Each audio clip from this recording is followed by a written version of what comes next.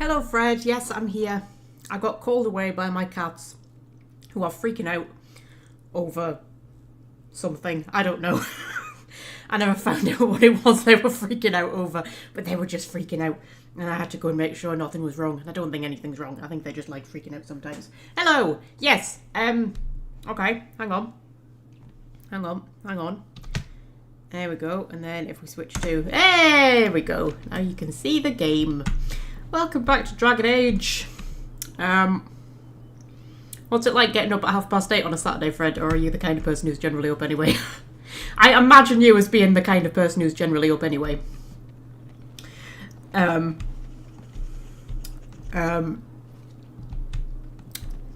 Yeah, sorry. Oh dear. I promise I'm more awake this time than I was last time. Definitely more awake. I'm just giving you a chance to reply, really. Sometimes I jump into these a bit too quickly, and then I'm like, I didn't like have an intro planned or anything. Also, I've left my team over there. They're all on hold. I think that's because I was making an album cover last time, wasn't I? Hey dear. But I'll tell you what was funny. I was thinking to myself, oh, Fred's gonna have to be up at 8:30 on a Saturday. I'm thinking, oh wait, I'm sure that won't be too bad for Fred. He seems like he's the kind who's probably up anyway, right? And I was thinking, oh, but what about Welsh friend? I mean, do you think she'll be up at 8:30 on a Saturday? Welsh friend, who is in Wales. Wales, famously 5-hour time difference from England, apparently, according to my brain. Hey dear, these 4 o'clock starts are messing with me a little bit. Okay, so I promise I am more awake than last time though. I've had 2 decent nights kip in a row.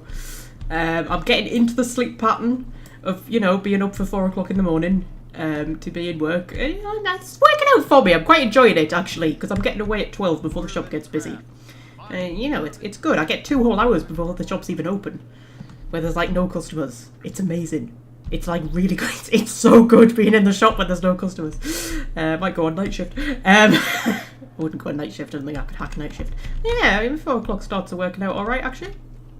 So this new time for the live streams I think is going to be permanent, at least for the foreseeable future. I might not do it forever, but for the foreseeable.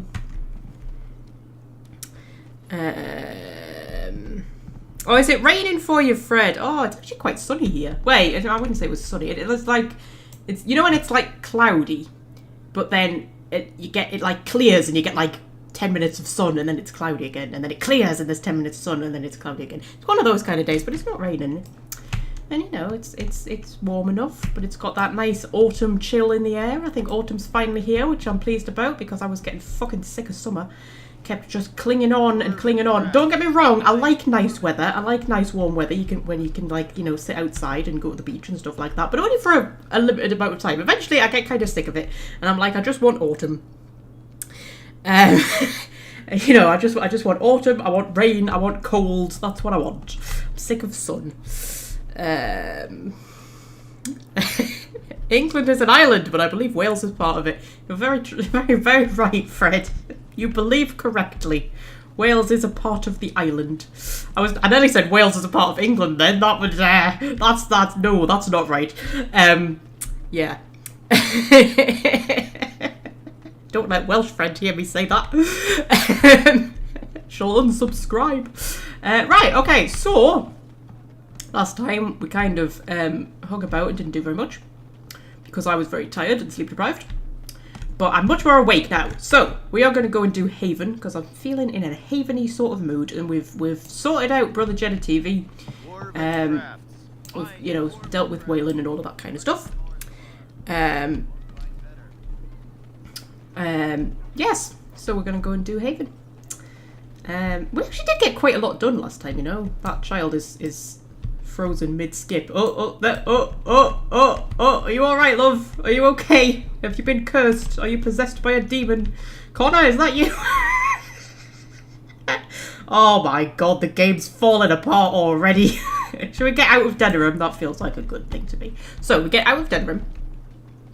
I don't think we need to do much in camp. I don't think our inventory needs sorting out or anything, but we'll have a little look-see around camp. You know, it'll give everybody a chance to actually turn up, since we're earlier than we normally are.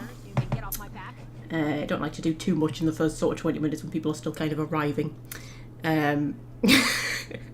Let's hope Welsh Friend isn't lurking. I mean, YouTube's telling me that nobody's watching, so, you know, you might not even be here, Fred. You might be a figment of my imagination. Who knows?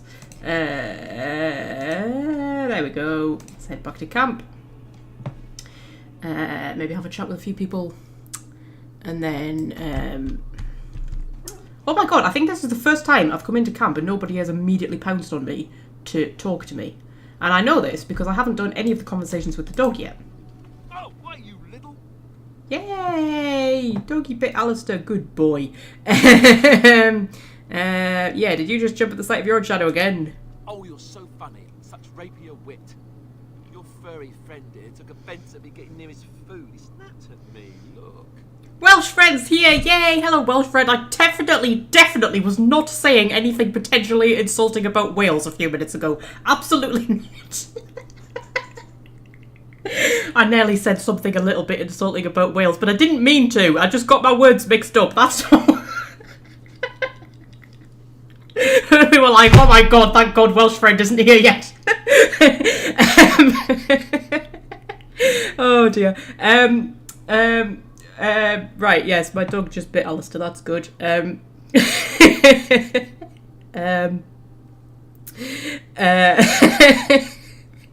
so sorry, Welsh Friend, I love you really.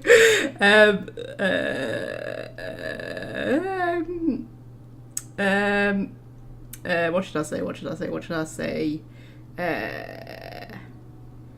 Yeah, let's say good boy. Good boy, doggy. Good boy for biting Alistair. Oh, the doggy doesn't like Alistair. Sometimes I forget that he's a war dog. Okay, also, I'm eating Maltesers, so if you hear any crunching, that's me eating Maltesers. I got a bit held up at work, so I didn't have time to, like, make any food when I got in before doing the live stream, so I was like, I'll just have a bag of Maltesers, you know? Who needs nutrition? Nobody needs nutrition. Maltesers are fine, man. Right, okay. I'll have a little look at my inventory. I don't think there's much needs sorting out, I don't think. There are a few things. Ooh, coarse cut gauntlets. 0.5 armor, which is a bit shit. 2% melee critical chance. I don't feel like they're that good, to be honest. I'm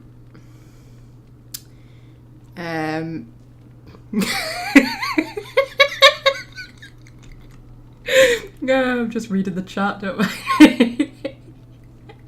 Yes, so I was thinking, just to clue you in, Welsh Friend, I was thinking to myself, oh, you know, we're doing the live stream a bit earlier because my shifts at work have changed, and I was thinking, oh, Fred's going to have to be up at 8:30 on a Saturday morning. I'm sure that's not a problem for Fred. Oh man, Welsh Friend's going to have to be up at 8:30 on a Saturday morning. I don't know if she's an early riser. Yeah. Welsh Friend who is in Wales. It's not 8:30 in the morning in Wales, I don't think. Right. Time zones are difficult, man. And then I may have accidentally nearly said that Wales was a part of England, which it's not. So, you know.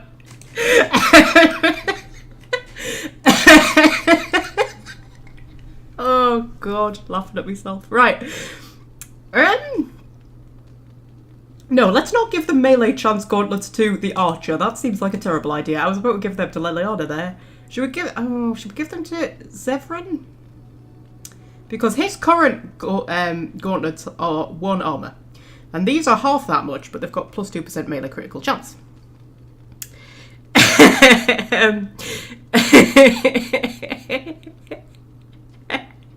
I know, I'm sorry, Welsh Friend. I didn't mean to offend you. I was like halfway through saying it, and then I was like, no, wait, that's not right.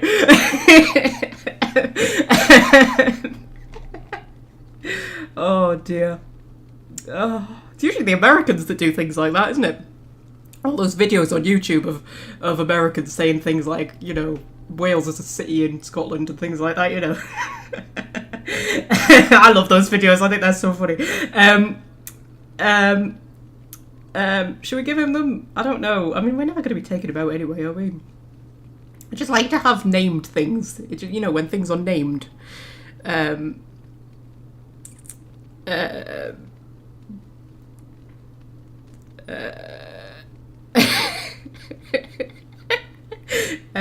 Right, okay. Should we give them... Oh, but then it ruins his armour thing, doesn't it? Because he's got a matching armour set. Yeah. I just always, you know, when your brain immediately goes, oh, it's got a name, so it must be good. But, you know, it's not necessarily. I think everybody's fine. I don't think we need to swap anybody's weapons out or anything. Some of those might be good. Plus electricity damage. Morrigan can have that. And plus willpower. Magister's amulet is better than that. I think anybody else needs willpower, do they? Eh, Sten can have willpower, why not? Why not? In his sexy dress.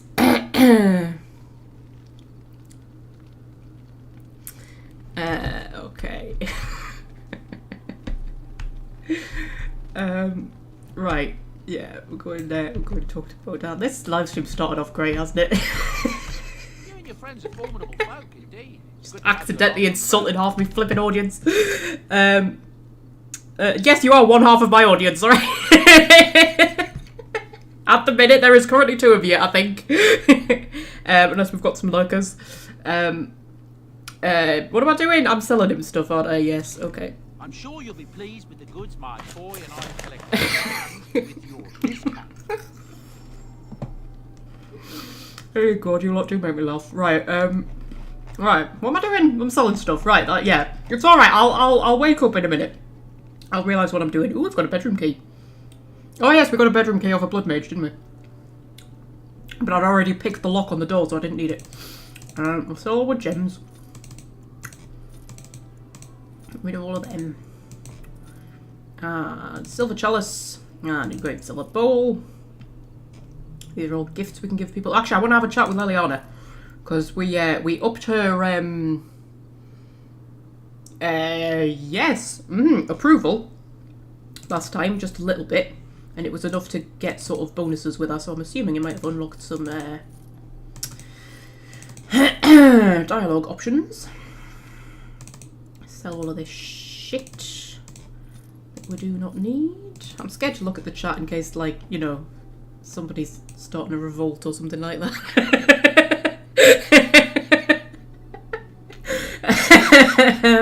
Oh, I want to see if he has any more bombs that we can buy, since I've now found out that bombs are actually quite good. Thanks, Fred. Thanks for that last time, teaching me about bombs. No, doesn't have any we can buy. I wonder if I can craft some. There's a thought. He doesn't have any elf fruit either. I know we ran out of elf fruit, didn't we? I've got 3. I need more than that. I think it's the elves that sell elf fruit. I can't think if anybody else sells elf fruit or not. Just need to have a quick drink. My throat's a bit iffy.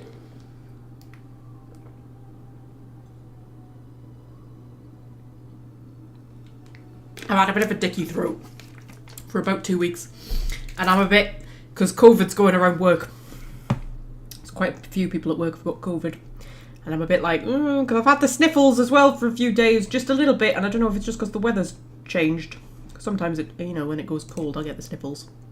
Not like a proper cold, just, you know, a bit sniffly. I'm just a bit, don't want to get COVID, not again. It was fucking horrible the last time. I mean, I didn't even have it bad and it was still horrible. Yeah, I think we'll keep all of that shit. Keep all of that shit? Yeah, we'll keep all of that shit. Right, I want to know if I can craft bombs. No, I can craft venom and deathroot extract. Where would sell bomb recipes? I don't know.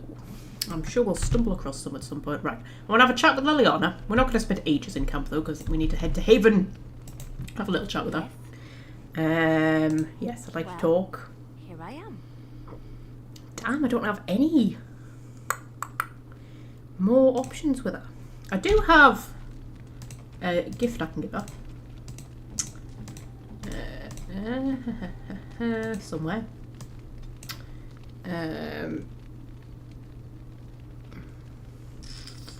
Yeah, that's yours, isn't it? Oh, how dear of you.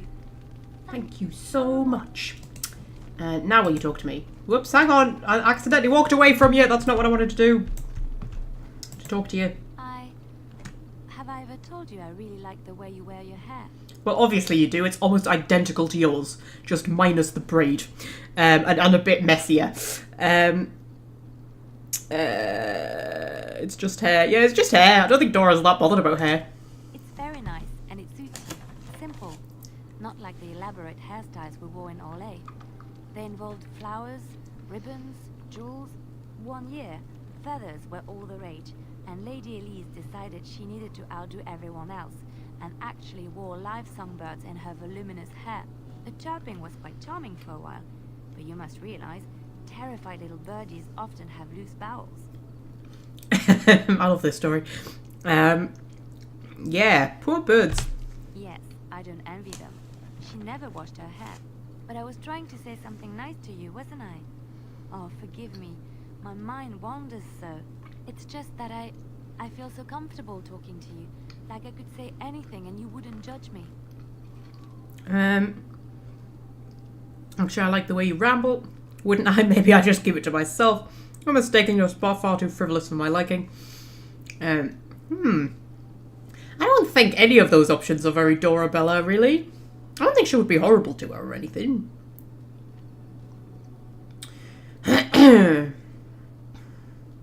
Let's just say we're friends. Because the trouble is, Leliana could get the wrong idea quite easily. It's very easy to accidentally end up in a romance with Leliana. I have done it before. Too many times.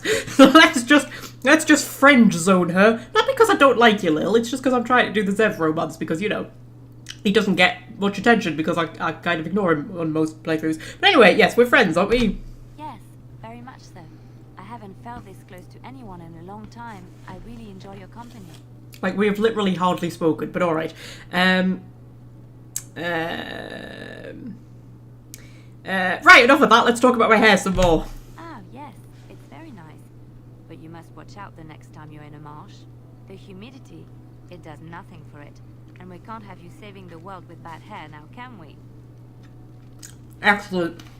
Great talk, Liliana. This is the kind of, you know, quality advice that I bring you along for. Right. Should we talk to anybody else or should we just go? And we'll just go. I'm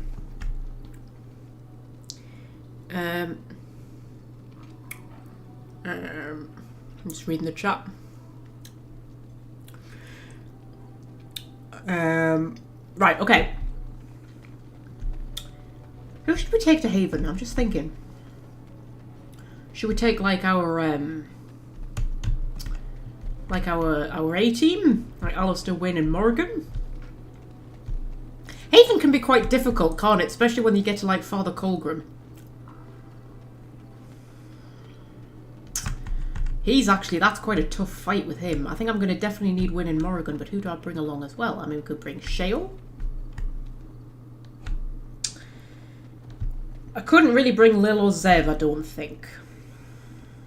Definitely not bringing Sten.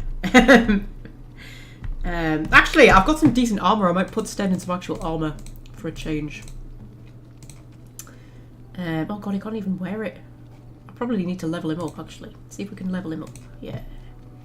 Give him... How much strength did he need? It's like 30 something. Let's put him up to like 36. That's probably enough. And then... Dexterity. God, his stats are so shit. Look at them. Jesus Christ. And then you can have some, I don't know, survival. Why not? And we'll just pop all of that in there. Like we're going to be using him proud. See if we can actually put him in some armour so he's not just standing there wearing a dress. Yeah.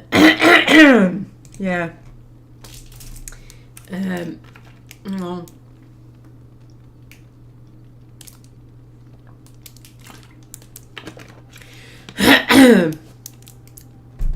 You really want Maltesers now, do you, Welsh friend? I'm going to be honest, when I glanced at the screen there and read that, I thought it said you really wanted a mattress. I was like, do you not own a mattress? Like, what do you want a mattress for? Yeah, we can put him in some heavy. Well, we can put him in the ceremonial armor, but then we're just gonna have to put him in like.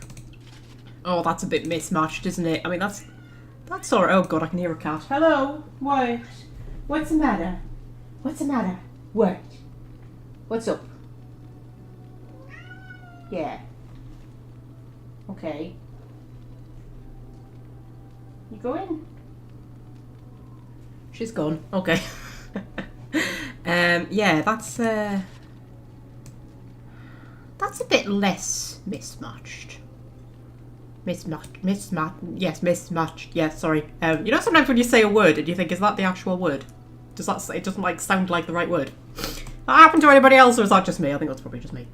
Yeah, we'll put him in that. That's all right.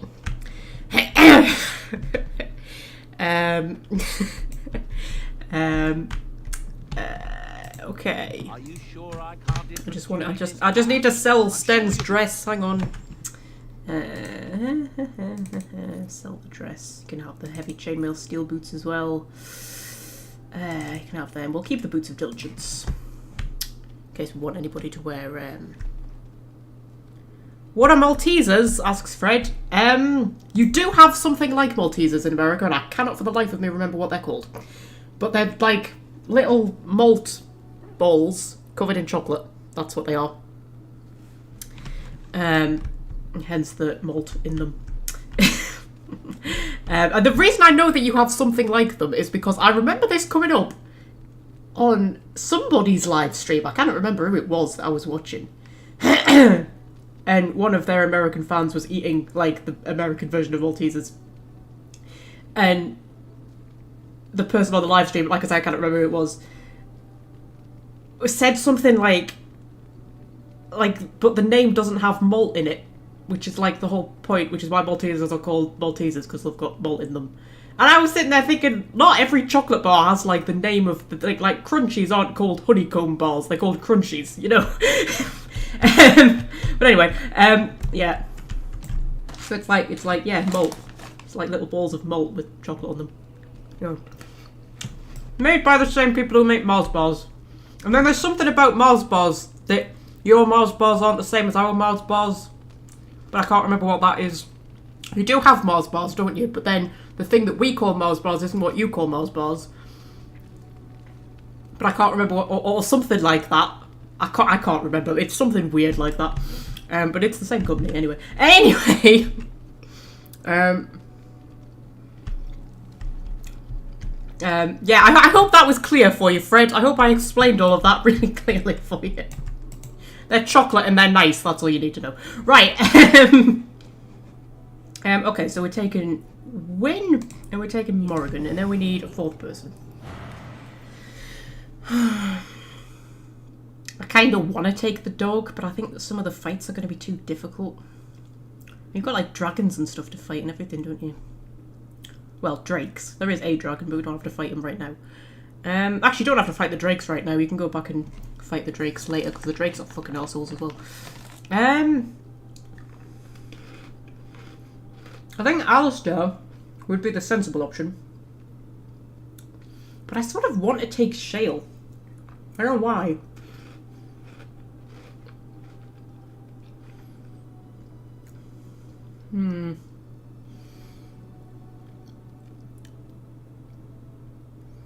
You have Mars bars that are nugget, milk chocolate and almonds. Yes, which are sort of like Snickers. I'm sure that's what it is. But then don't you have Snickers as well? I'm sure you have Snickers as well. Because our Mars bars are nugget, milk chocolate and caramel. And the ones with the nuts in are Snickers.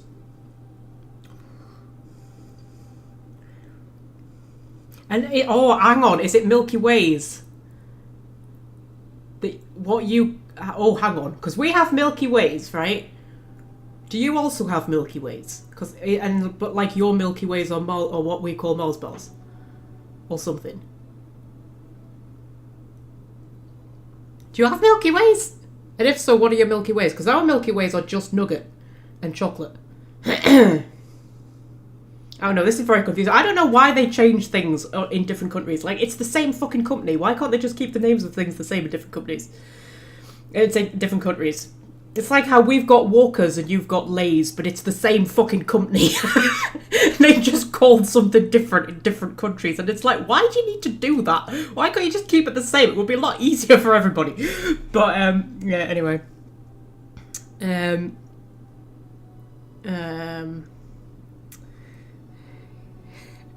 love how we're just talking about chocolate now. Every time you eat a Mars bar, you lose a filling. Yeah, Mars bars are quite chewy. I love a Mars bar though. I prefer Snickers to Mars bars, but I do like a Mars bar. Anyway, just talk about chocolate. I was actually hoping one of you would suggest like who I should bring with me to Haven, but no, you just keep talking about chocolate. It's fine.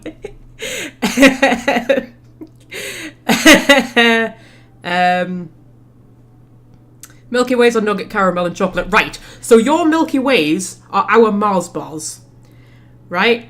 And then, yeah. So your Milky Ways are our Mars bars. Yeah. Yeah. And then our milk. I don't know if you have a version of our Milky Ways because our Milky Ways are just nugget. I'm not bringing Stead along. Common misconception. Hello, by the way. Thank you for popping in. I'm not bringing Stead. Don't be ridiculous. There's a lot of very hard fights. I'm not bringing Stead. I'm torn between Alistair and Shale. That's what I'm trying to choose between.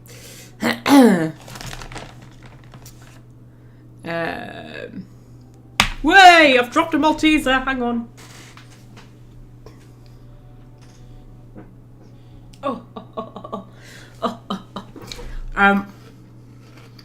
Whoppers don't have honeycomb. Maltesers don't have honeycomb either. I don't know what Welsh friend is talking about. They definitely not, unless they have honeycomb in Wales. But they're not honeycomb. They're just malt. That's what they are. You know what I mean?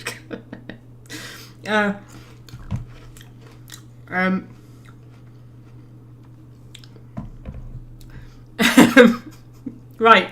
Stop talking about chocolate. Who are we taking to Haven with? Come on, Jesus.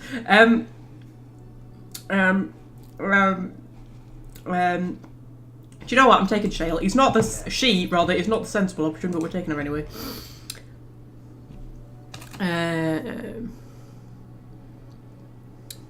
Just nugget and chocolate. Oh, 3 Musketeers bars. That's right. Yes, I have heard that as well. There we go. Hello, Putty. What's the matter? What's the matter? You come to break up the chocolate argument. Hey? Okay, bye. Right, where are we going? We're going to Haven. We're going to Haven. We're going to Haven. We're going to Haven. We are going to Haven. There it is.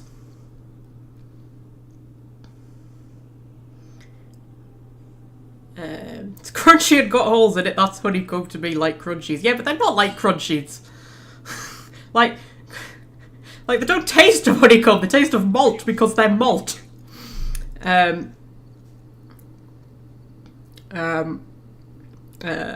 okay. Oh, what's happening? Yes. Let's listen to these people. I'm hungry. Stuff your face at camp. For now, watch the bloody road. Right. Should we leave and skillfully evade their clueless trap? Trouble when you do that is you lose all the loot and you lose all the experience points. So do you know what? We're going to rush them and spring our own ambush for a change. That's what we're going to do. There we go. Shale needs a level up. Hang on. Oh, cannot level up right now. Oh, sorry, Shale. You'll have to wait. Yeah, because you can just sneak away from these people and not fight them if you want to. But, you know, all of the delicious experience points. And the loot. Think of the loot, man.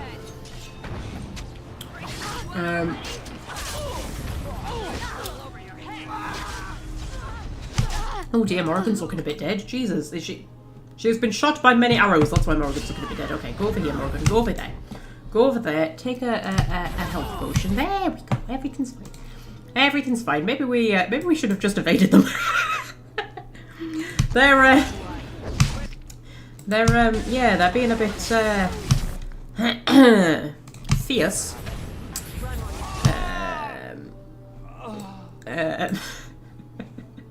Still just chocolate conversations going on in the chat. There we go. Ooh, there's bandit leader over there. Should we all go and attack the bandit leader? That seems like a good idea to me. Tell you what, we'll get Morgan to paralyze him. And then stick a bit of a hex on him. There we go. I believe I told everybody to go and attack him. Jesus Christ. What are you two doing? Get him down nice and quick. There we go.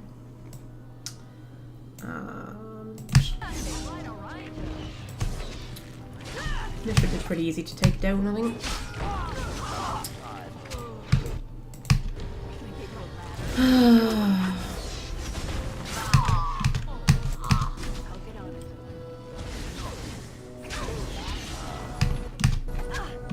And wind's leveled up, yay!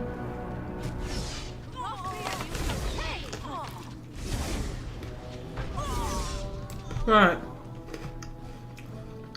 There's some more over here. Behind this barricade. They just haven't even noticed that all of their friends have been killed. As you do. Do you know what I love? Is that in the chat right now, there's still conversations going on about chocolate, and then poor Common Misconception is just constantly trying to bring the conversation back to Dragon Age. Everybody else is just like, ooh, Mars bars.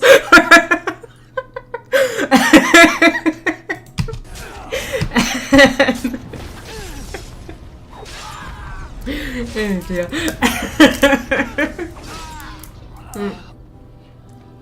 Hold on, I'm having a drink.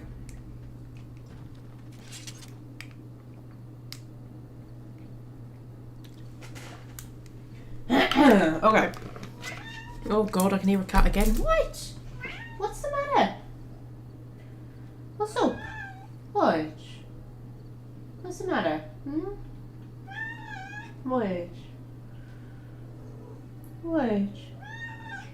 Meow. Meow. Meow.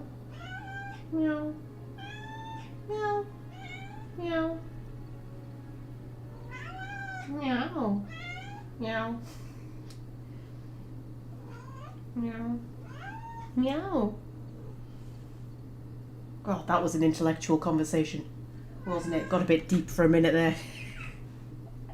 I read a thing about cats recently, which I thought was quite cute. I don't know if it's true, because it's just something I've read on the internet. But, you know when they... oh my god, what? What? What? Being very squeaky. When they, you know, they do that thing where they sort of chatter. They kind of go meow, meow, meow, meow. Sounds a bit like birds chirping. They do their chattering thing. Apparently, they're trying to mimic human speech, which I just thought was really cute. Because, like, you know when a cat meows and you meow back at them? They're basically doing that with us. You talk to them and they try to, like, talk back to it. No, that was very cute.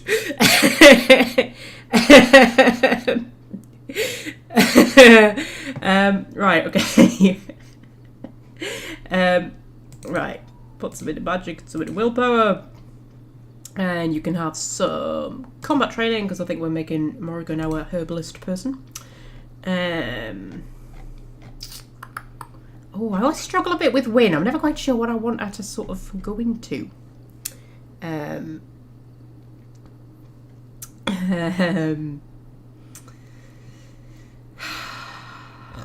We need to get her up towards Fireball, don't we? We'll go with that. And Shale, you can have some strength. Actually, I'll maybe give Shale some dexterity just so that she can hit things a bit better. Do that.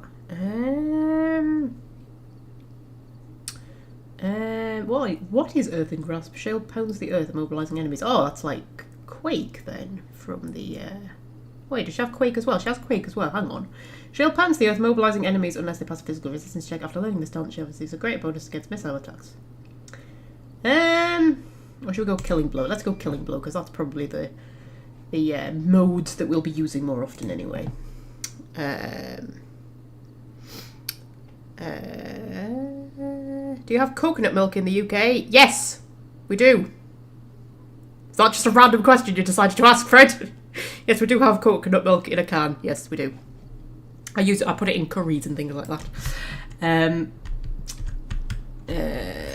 There's more people to kill. They've got their backs to us. Hello! Guys! Guys! Whee! Guys! There we go.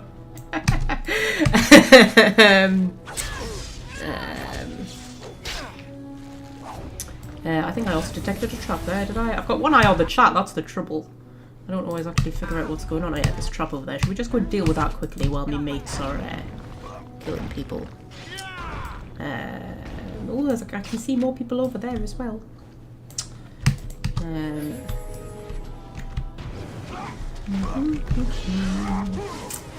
I keep looking at the chat because I'm really curious to know why Fred wanted to know if we have coconut milk. If that was just a random question that popped into his head, or if he had like a reason for asking. I know you asked me, I remember once you gave me a recipe for pumpkin pie, didn't you? That had like canned pumpkin, and I was like, we do not have canned pumpkin. I mean, you might be able to get it like in posh shops like Waitrose, but in your average supermarket, trust me, we do not have canned pumpkin. That is not a thing. In fact, actually, I once had an American ask me in the shop I work in if we had canned pumpkin, and I was like, nope. And I know because I looked for it specifically for that recipe, which I never ended up making because I couldn't find any canned pumpkin. Like I say, you probably can get hold of it somewhere, but like, you know, not in the bog standard shops that I shop in. You drink coconut milk straight from the can, do you? I've never tried that, but you know, I would probably quite enjoy that.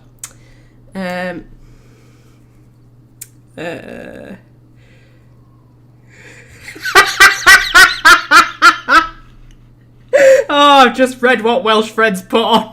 That's funny. I like that. Just destroy this barricade. Boop. There we go. I see a trap. Ooh, she sees a trap. Oh, that's a lot of traps. Okay, nobody move. There's traps. Nobody move. I don't want anybody accidentally triggering the traps, because then I'll lose the experience from disarming them. It's not so much that I'm worried about, you know, anybody dying or anything like that. I just don't want to lose the experience points. There we go. What I want to know with that story, Welsh friend, is why did the first guy hoot in the first place? Like, what would make you like the second guy was just hooting back at the first guy, right? But what made the first one go out and do that?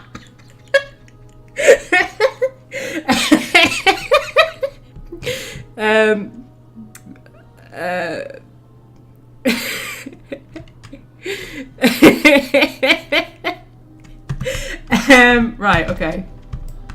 Okay, is your internet playing up common misconception? Is that what's going on with you? I sympathise. I've been there, I know the struggles.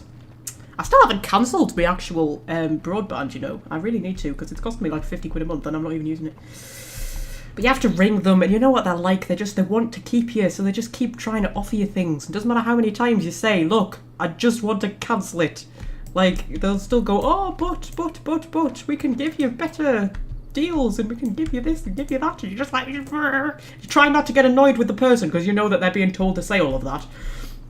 You know, it's not their fault, it's their arsehole bosses, but still, sometimes you just want to fucking cancel it, Jesus Christ. So I'm dreading the phone call, so I'm putting off. I was thinking I could maybe just cancel the direct debit, but I don't know if that would just get me into bother. It probably would.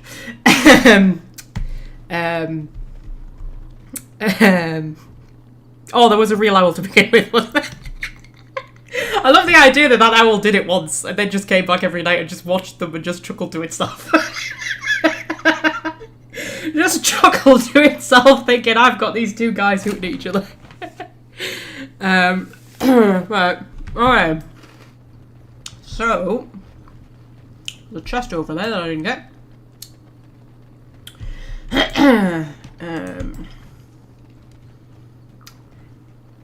And there's a dead bandit over there I need to loot.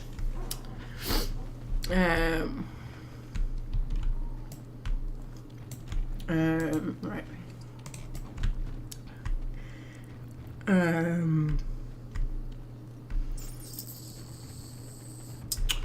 I'm just reading the chat. Deep into pumpkin season, are you?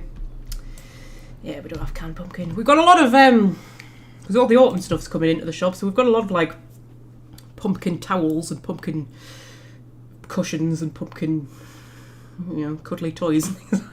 Lots of things in the shape of pumpkins and things with pumpkins on, pumpkin patterned stuff. And we've got those little mini pumpkins have come in, little tiny ones, but we haven't got the big pumpkins in yet.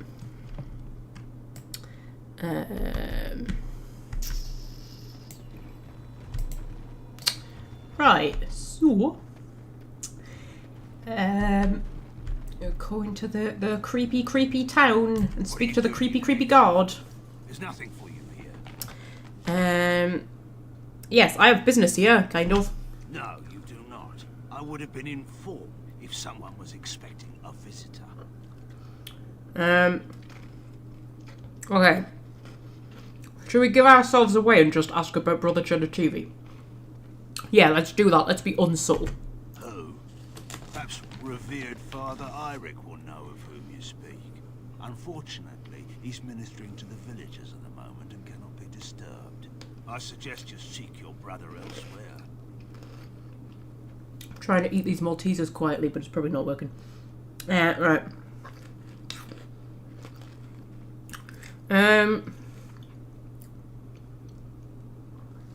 Why do you have a revered father? Priests are women? Which I don't feel like Dora would necessarily know that. She's not going to know that much about the Chantry, is she? Have you heard of the Urn of Sacred Ashes? Some questions about Haven. I would like to explore Haven for a while. Let's just go to the explore. We do not appreciate lowlanders looking about our home as though it was some sort of zoo. We are still on to bloody chocolate, aren't we, in the chat? Not that I'm complaining. You keep talking about chocolate. It's fine. Should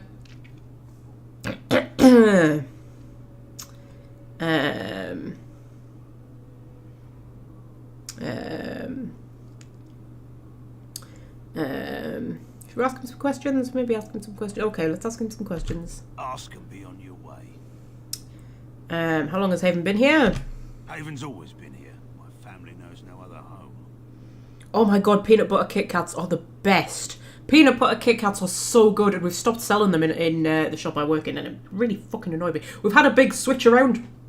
They do this every couple of years, where they like stop selling certain things and then bring other things in, because obviously they can't fit every product in the world in the shop, so they have to keep swapping around. So about every 2 years, like, they'll get rid of some stuff and they'll bring some stuff back. So there's like some stuff that we haven't had for about 2 years that's come back, and then there's other stuff that we've stopped doing. And one of the things that we've stopped doing is peanut butter Kit Kats, and I'm so annoyed because they've started doing the caramel ones, and I'm not a fan of the caramel ones.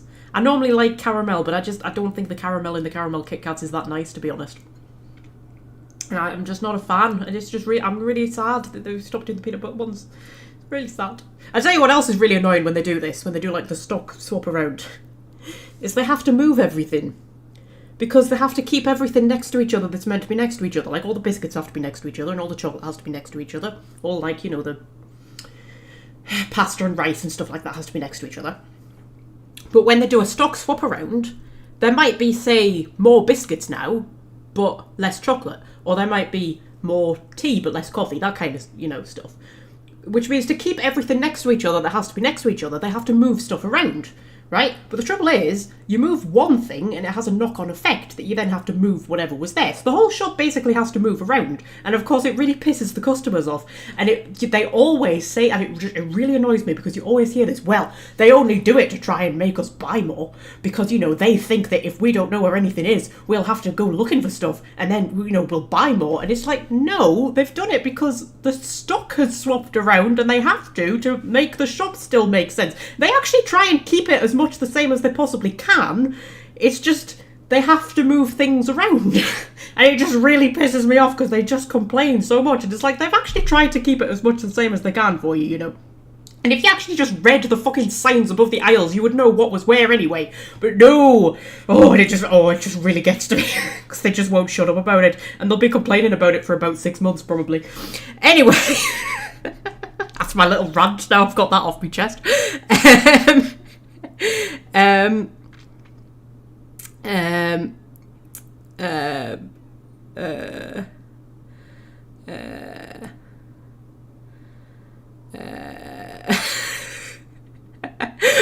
okay, okay. Okay.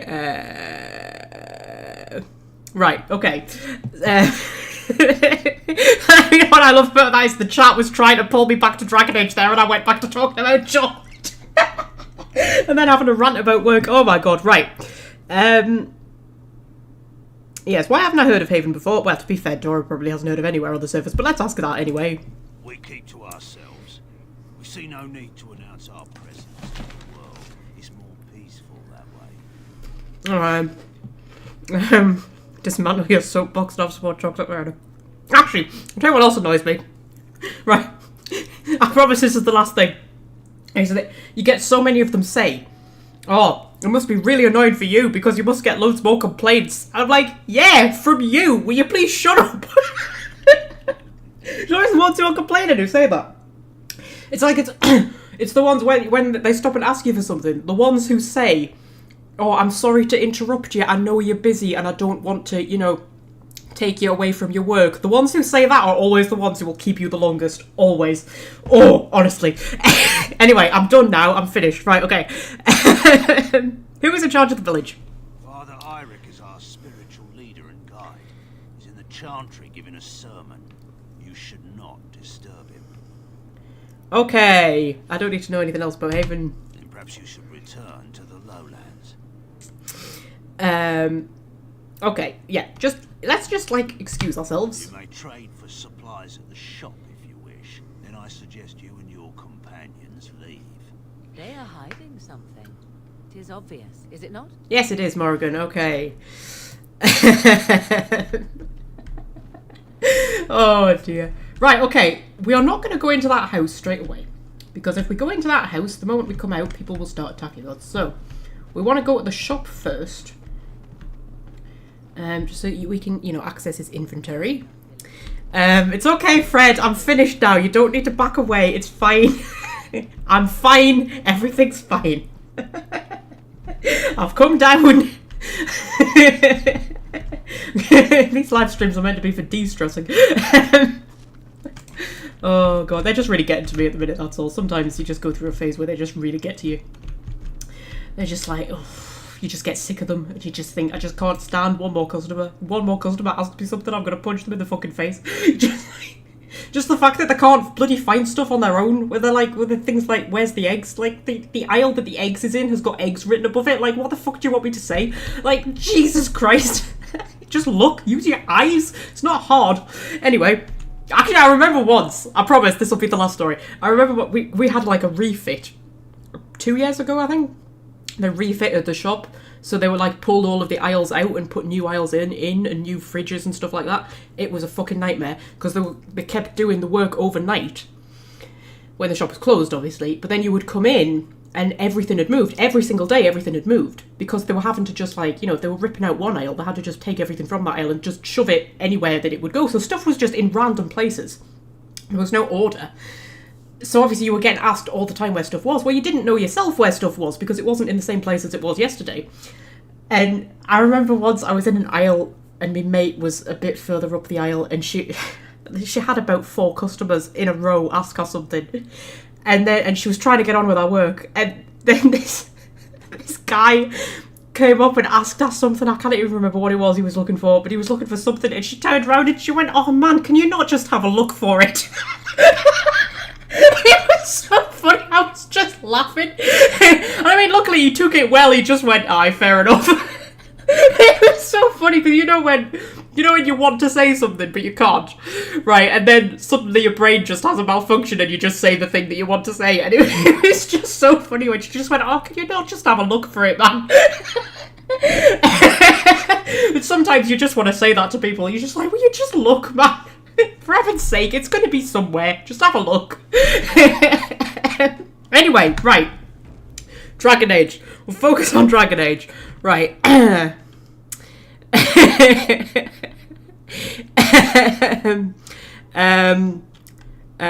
Okay. If there was one feature from Awakening that you could have in Origins, what would it be?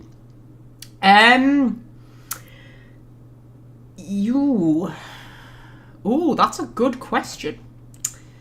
I like a lot of the abilities. Especially the mage abilities, like that one that I gave Anders when I was doing that Awakening playthrough, where he like, I can't even remember what it was now, but he sort of like he like shoots electricity from himself, and I think it like damages people around him or something like that. I can't quite remember.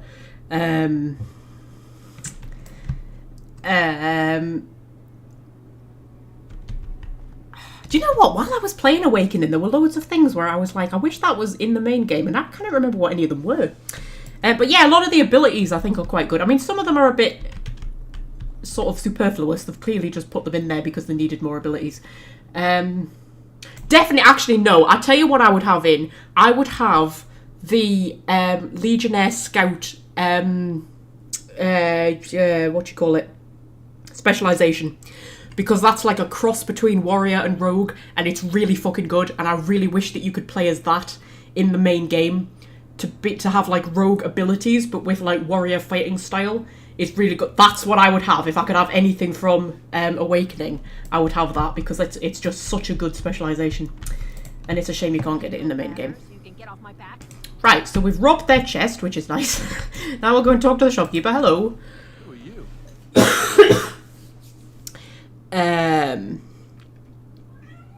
Oh, there's a cat again. Hello. You okay? You're being very squeaky today. You're also wet. Is it raining outside? Is it raining? Eh? Do I need to come and close the door? Eh? And she's gone again. Yes. You're not from Haven. Why does everybody tell me that like I don't already know it? We don't get very many visitors.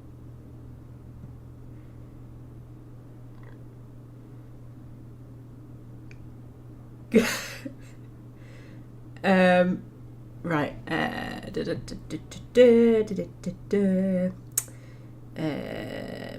Yeah, is this a shop I'd like to trade? I don't have much, but I suppose you can take a look. Okay.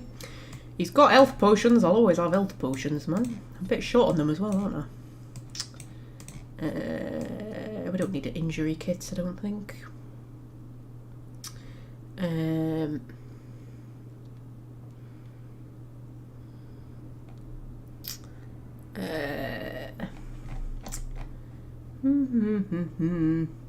Sorry, I've got half an eye on the chat, and I'm just like, not paying attention. That's my problem, not paying attention. We'll have the Lyrium potion recipe. We'll have the acid flask recipe as well, actually. That'll be useful.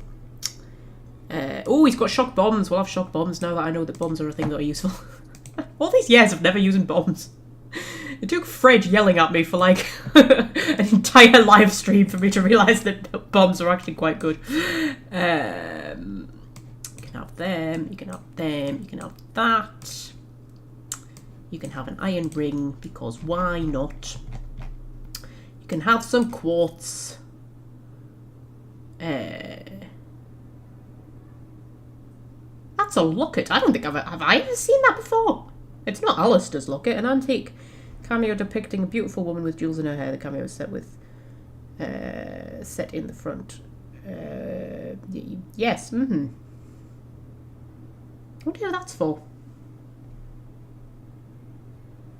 I have absolutely no recollection of that being the thing. It's not Alistair's, right? Because we gave Alistair his locket, didn't we? I don't know. Right.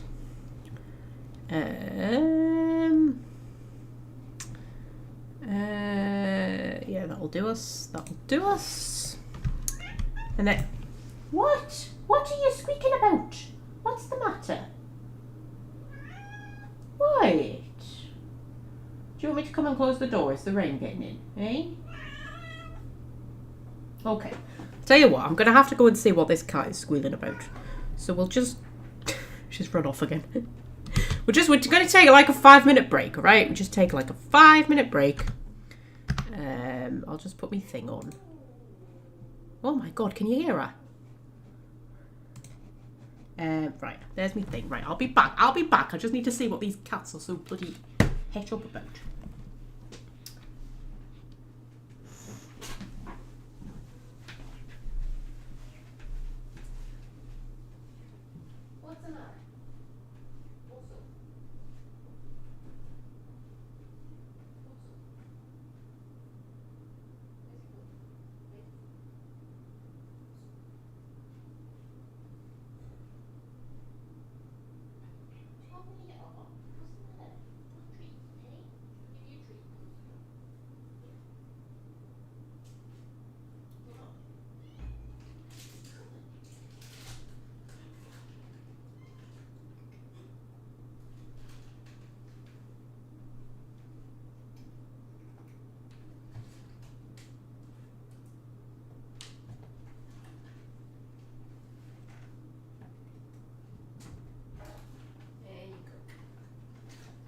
There you go.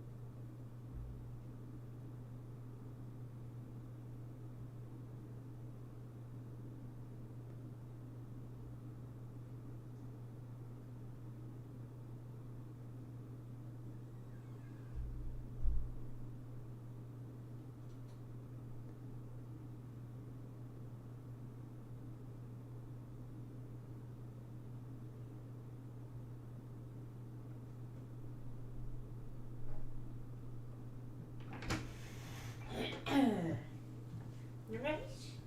You alright? I'll close the door.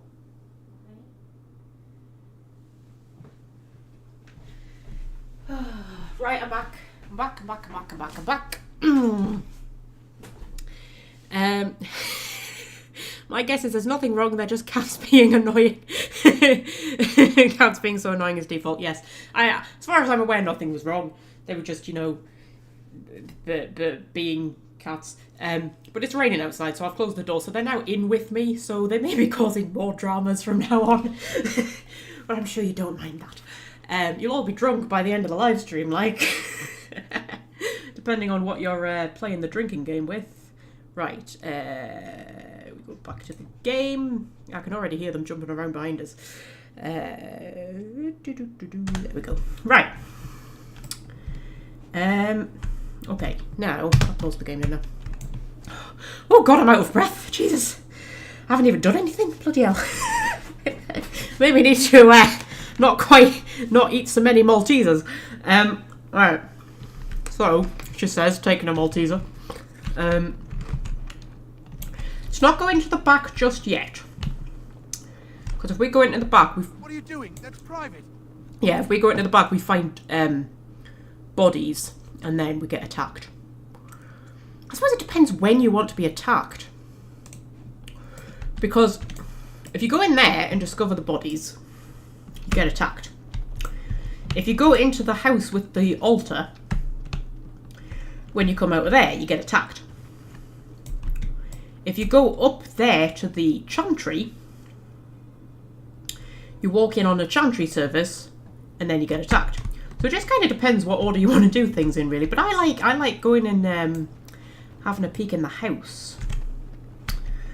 Got it. It's just what I like to do. In fact, to be honest, I think the first few times I played this, I didn't even realise there was a shop or anything, because I just went into that house straight away, and then came out and got attacked.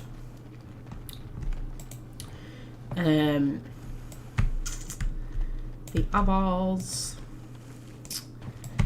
Yep. If we go down here. Can I get you a ladder so you can get off my back? Don't die, Magpie. I'll try not to. You know what? I'm kind of annoyed with myself because I was being so healthy for ages. I was like, I was having loads of like salads and stuff, just being really good generally. And then when I had my week off, I just ate loads of crap. And the stupid thing was, I didn't even want it. Like I went out and bought loads of crap because I was like, oh, I'm on holiday, so I just bought like chips and pizzas and things like that. But then when I was eating it, I was like, I wasn't even enjoying it. Because I'd weaned myself off all of that sort of shit. Except chocolate. I can't stop eating chocolate. That's the one thing I can't cut out. I was kind of annoyed with myself. for buying it all, because well, I bought it so I had to eat it, but I didn't even really want it. And now that I've gone back to work and everything, and I made myself a salad, and I was looking at it and I was like, I don't actually want that now. So I'm trying to kind of get back onto healthiness. But we're coming out of summer and into autumn. It's not really salad weather. I think we're more onto kind of, you know, soups and stews and things like that. Casseroles. Tell us where you've been. Oh yes, this is Where the you down, chasing rabbits round the town. the creepy child who recites nursery rhymes. Tell us where you've been. Come, Bonnie Lynn. We've a bed to put you in. It is soft, it is warm. It will shelter from the storm. Come, Bonnie Lynn. Oh god, the cats are running around. I swear to god, they're really restless today. I don't know why. Sometimes they are. They just have a day where they've just got like too much energy and don't know what to do with it. Probably means they'll sleep tonight though, so that's good. I have a question it may be able to answer, Elder Mage. Must it always be Elder Mage? I'm not a wizened old crone just yet. Would it prefer mage well past her prime don't mind the sagging bits? You have an odd way of requesting answers to your questions. I'm curious about the abominations of the tower. Is it possible for such a creature to become human again? Yes, it is simply very difficult. It requires travel into the Fade. And is the mage the same afterwards as the mage was before? No, I have never met such a person, but no, they are changed forever. I understand. Thank you for the answer, wise one. I love the conversations between Shale and Wynne. I think they have some of the best banter. Right. I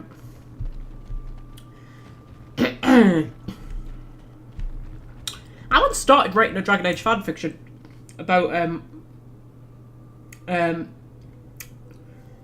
what you call it, Vigil's Keep, like after Awakening, and how they would like rebuild Amaranthine and stuff like that, because Amaranthine got destroyed in my canon playthrough. And Wynne and I brought Wynne and Shale in. Like they went to Vigil's Keep to help with the rebuilding of Awakening, and one of my favourite things was writing conversations between Wynne and Shale, because they're such a good pairing. Right, let's have a nip in here. All right.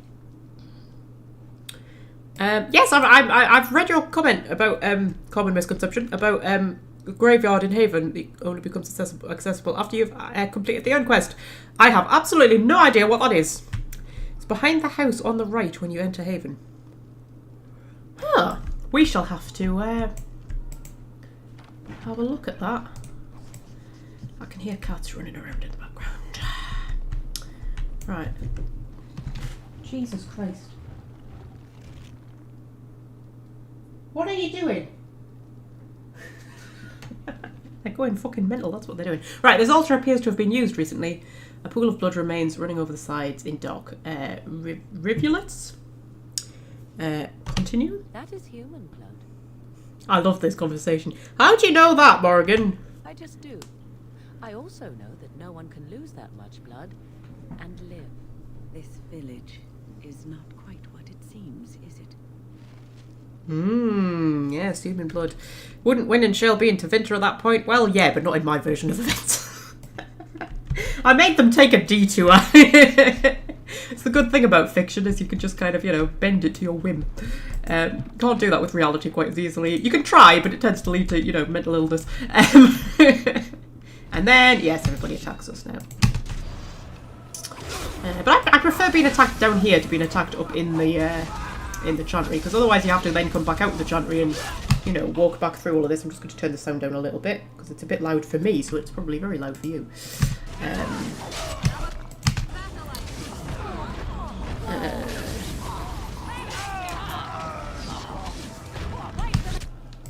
I've just seen Fred putting a little plug in for our co-authored Mass Effect fan fiction that we did. Yes, we did that. Although I think saying we co-authored it is a bit generous to me, because it's Fred's story, and I just like wrote a few chapters and let him use some of my characters. It's a joint sequel to to my fan fiction and his fan fiction. We both had Mass Effect fan fictions, and we co-wrote a sequel to it. But like I say, it was Fred's story. He did most of the work. I can't even remember how many chapters I wrote. It was like 3 or 4, something like that. And then I let you use some of my characters. And that was kind of it. That was my contribution. I think it was it's definitely more Fred's story than mine. These cats are driving me mad. Will you just calm down? Jesus Christ, it sounds like I've got a bloody herd of elephants in me flipping flat. Right.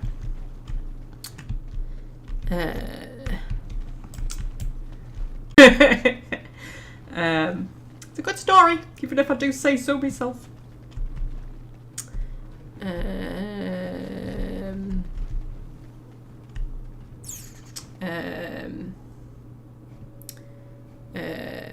Was it buffering for a bit there? Was it buffering?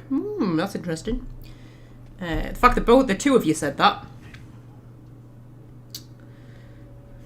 Because usually like one of you says that and I'm just like, it might just be you, but two of you said it. That's weird. I don't know if it just dropped for a second or something like that. What am I doing? I'm just wandering around aimlessly. Just like in real life. I was wandering around the shop floor today.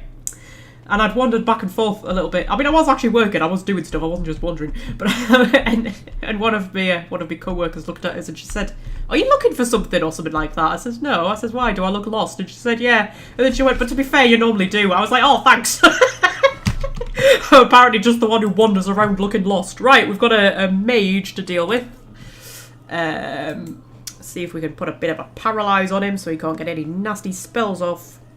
I need to move my paralyze over there a bit because I keep losing it. Go on, Morrigan. Paralyze, love. Did you get him? Oh, she got him. Okay, and then do a bit of a, I don't know, lightning. Should be able to get him down nice and quick. And then, oh dear, Dora's being a bit ganged up on by Reavers there. We'll just see if we can't get a bit of a cone of cold off. I'm not going to hit anybody else there, am I? I don't think I am. There we go. I was buffering in real life. I do that a lot.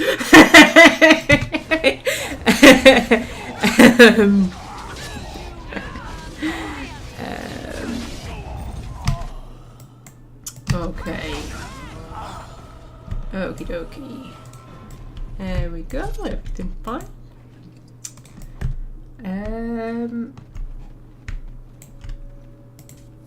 Get you a ladder so you can get off my back. Right, okay. I'll nip into the shop. Go and find these dead bodies.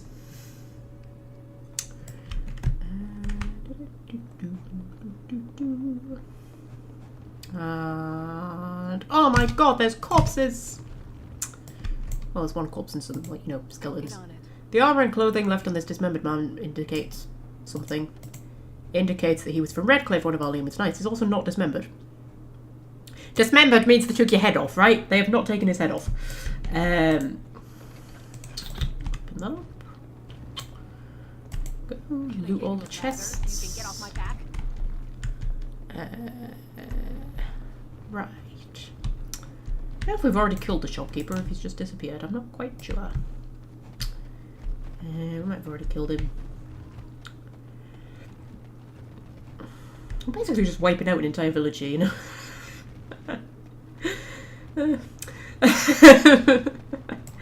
It feels wrong somehow, but at the same time it's obviously kind of fine. Somebody's attacking us. Oh, it's a cult, it's running out. He doesn't even have any weapons, man. He's very dedicated to his cause. Yeah. Get you a ladder so you can get off my back.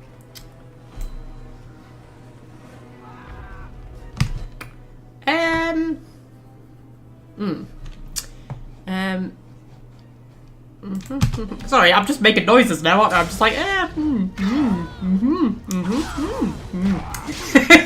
the language of magpie.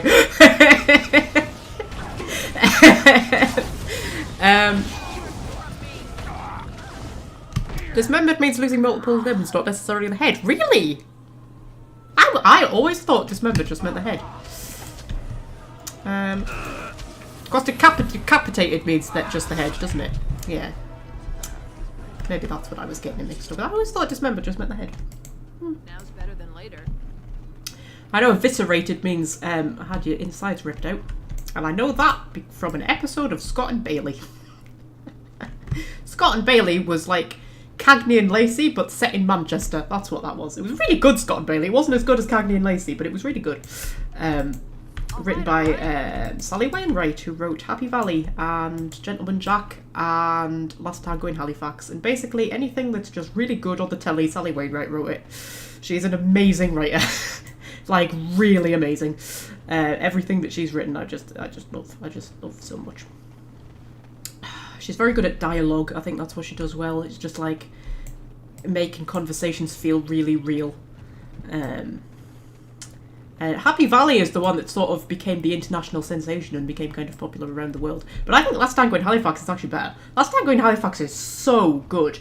And when I watch episodes of Last Tango in Halifax, because it's sort of about a very dysfunctional family, or two dysfunctional families that kind of come together. And it's always so funny because when I watch it, I'm like, that is exactly what my family is like. I feel like I'm related to every single person in Last Tango in Halifax. It's like looking into, like, the conversations I have, it's like looking into a conversation being had, like, within my family. It's so real. The dialogue is just so real and so... I don't know. I think trouble is, when we watch a lot of TV and films and stuff like that, most of, like, the dialogue isn't very realistic. Especially in stuff like action films and things like that. So we kind of forget what realistic dialogue sounds like. Because we're so used to scripted dialogue. We forget, like, how people actually talk. Until you encounter a show with writing that is so good that the dialogue sounds really organic. And really, you know, just really real. And you're like, wow. But yeah. Sorry, that was a random tangent. There's been a lot of tangents, even by my standards, for this live stream, hasn't there? We are blessed beyond measure. We are chosen by the holy and beloved to be her guardians. This sacred duty is given to us alone. Rejoice, my brethren, and prepare your hearts to receive her. Lift up your voices and despair not, for she will raise her faithful servants to glory when her... Ah, welcome. I heard we had a visitor wandering about the village. I trust you've enjoyed your time in Haven so far? Oh yes, I got to stab lots of people. Not well past pretending this village is normal. You killed the Knights of Redcliffe, I saw the bodies, I found bloodstained altars and knives, what's going on? Your people aren't very welcoming. Yeah, let's just say that. Just like, I've not had the warmest welcome, love. I'm not going to give you the best rating on TripAdvisor, I'll be honest. What sort of welcome do you expect when you break into our homes uninvited? You see, this is why we do not like visitors. They are not like us. They will do us harm if we let them. Okay. I'm sorry, I was just exploring. Wouldn't have come to this if you'd been more helpful. What have you done to Brother Charity? But yeah, let's ask that. We don't owe you any explanations for our actions. We have a sacred duty. Failure to protect her would be a greater sin. All will be forgiven. Okay, now they're going to attack us. And you are a mage. Yeah, so not only is the head of the chantry a man, but he's also a mage. Like, they do things very differently here, don't they? I think we'll put a bit of a paralyze on him. And a bit of a... No, we don't need a misdirection hex. We need a vulnerability hex. That's what we need. And then we're going to hit him with everything that we have got. Hopefully he'll go down.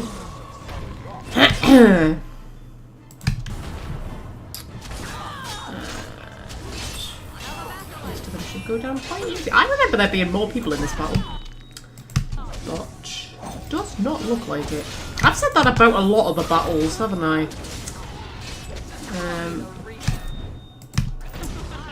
There we go. I don't think changing the difficulty ever changes the amount of enemies, does it? I'm sure it doesn't. I think it just changes, like, the difficulty of them. Look Look in here. Inscribed chest. Ring of Faith. Small silver bar. We'll give that to Zevran later.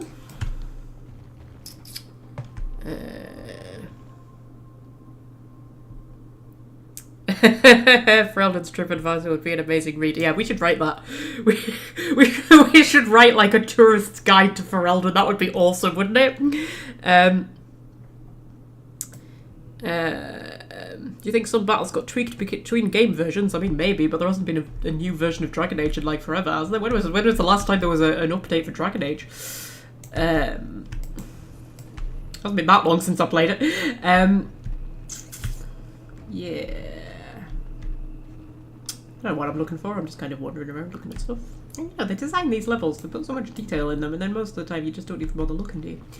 Anyway, we'll go and talk to this brick wall, shall we? Hello, brick wall. Yeah, I moved it with the power of my mind. Hello, Brother Jenna TV. Who are you? They sent you to finish it.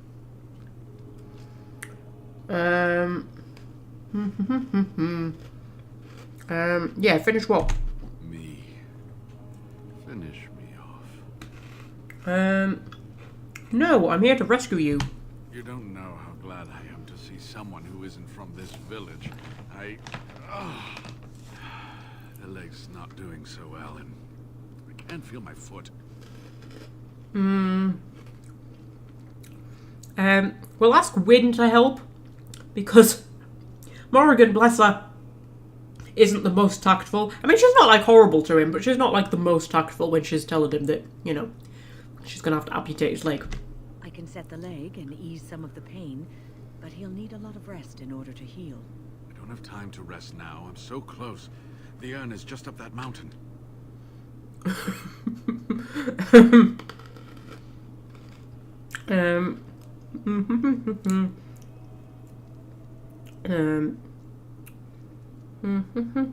Yeah, how'd you know? My research led me to Haven, and I have heard the villagers talking. I know the urn is here. Haven lies in the shadow of the mountain that holds the urn. There is an old temple there built to protect it. The door is always locked, but I know what that key is. Eirik wears a medallion that opens the temple door. I've seen what he does with it. Yes, this medallion that I took off his corpse. Yes, that is your key. Take me to the mountainside, and I will show you.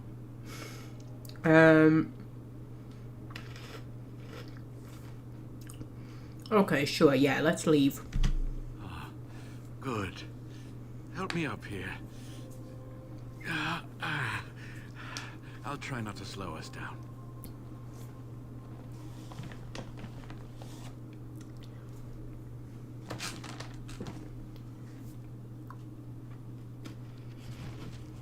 Okay. Sorry. Eating Maltesers. I've still got quite a lot of Maltesers left, you know. I bought the share size bag. But I'm not going to share it with anybody. I'm going to have them all to myself. Alright. Maltesers are one of the few things that you buy a share size bag and it's actually like share size. Like normally you buy a share size, it says share size and there's like, you know, 3 in it or something like that. You know, it's actually like a really small packet, it just says share size. But the Maltesers, when you buy the share size one, it's actually pretty fucking big. Okay, Here, open this door. Give me the medallion, and let's see if I remember. Yes, you see, it can be manipulated, just like this. And there, a key to open the way. So you brought enough for all of us. I mean, if you can make it to buy a house before the end of the live stream, Welsh friend, you can have some Maltesers if you want. I'm like at the opposite end of the country to you, but you know.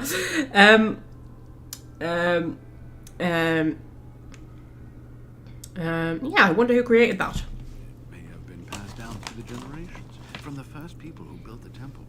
Now, where does this go?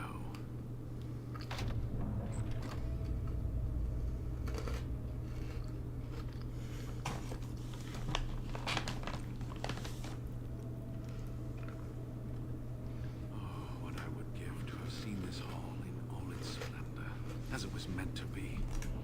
Still, sweep away the ice and the snow, and traces of beauty remain.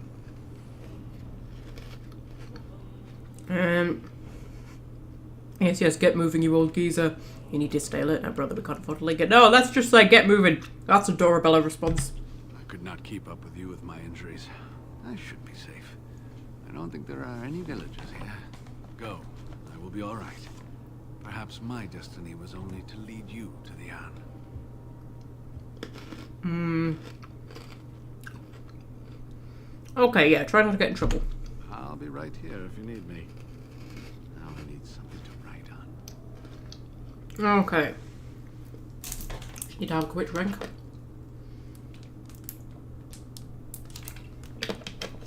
Right. So,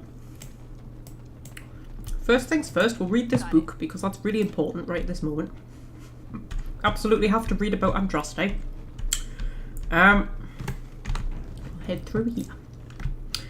Is this the bit where we get attacked by a Bronto, I think it is? Or is that a bit further in? That might be a bit further in. We'll take a sealed letter off an adventurer. Oh, hello! There's some cultists. There's some quite difficult fights in this bit, actually. We need to be alert. Mind you, I've said that throughout the whole course of this playthrough, haven't I? I've been like, oh, this is going to be a difficult fight, and then it's not. And then this is going to be a difficult fight, and then it's not.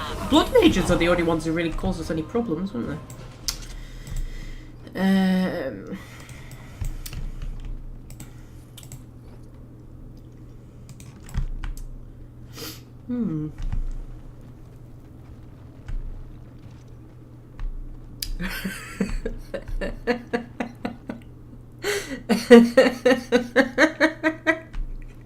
Hey god, you lot crack me up, you know, in the chat. I really like that we've just got a nice gang. We've got little in-jokes and everything. Oh man, warms me heart. Warms my heart. Ooh, I'm getting our swords out for something. There's people up there. Is this the bit where we can't get through the end of it yet, or something like that? It's one of the corridors you can't get down yet, isn't it? Because it's locked off at the end. I can't remember if it's this one. It's a locked door. That's a door we can get through. There's probably things that want to kill us in here, is there? No, it's just an empty library.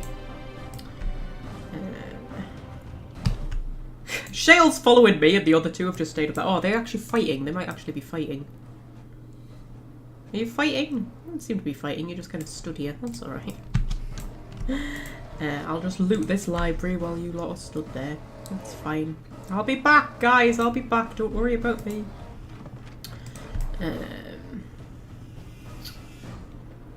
Everything. There's a scroll pile. We'll loot the scroll pile. Some ancient scrolls that we'll give to that nun, sister, whatever, in Denerim.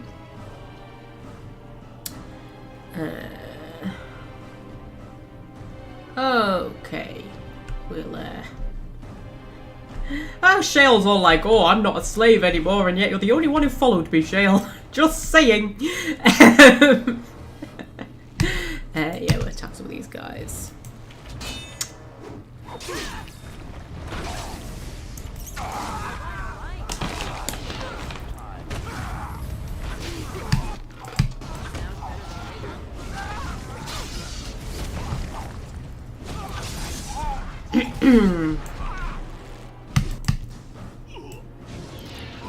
Too busy eating Maltesers to talk. Right.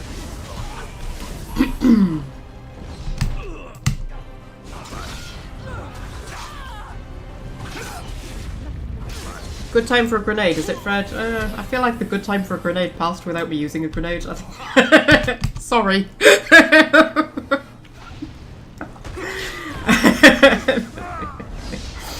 I promise I'll remember to use them. I promise I will. Oh, actually, I got the recipe for the acid flask, didn't I?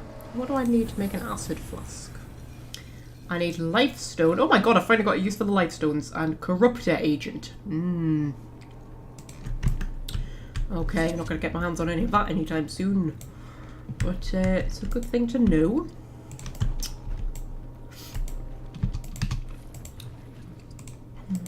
Now's better than later.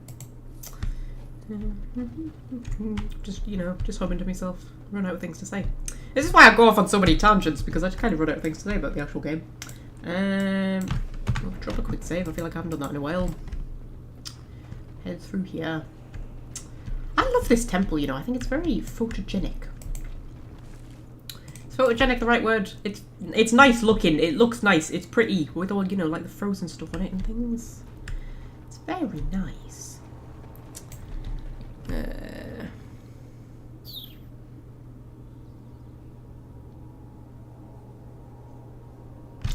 Sorry, I'm just reading the chat. There's the Bronto. I knew you would turn up eventually. You don't see many Brontos. Can I get you a ladder so you can get off my back? Wow, he just proper decked Dora right in the face there. Jesus. Let's give him some hexes, because the paralyze didn't work on him. Which is rare. Paralyze usually works on most things. Somebody's knocked him out, and we'll see if we can give him a bit of a winter's grasp. He resisted that. Give him some lightning. There we go. He's been paralysed by... I think he was paralysed by Dora's sword, actually. And there we go. Get rid of these guys. I know that some of these have, like, traps in them and things like that, and ambushes set up and stuff, so we just want to be a bit careful. Can't quite remember exactly.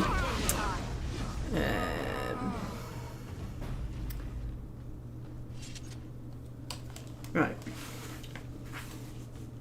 Sorry, I was just scratching my ear. Does anybody else get itchy ears when they wear headphones for too long? Is that a thing, or is that just me?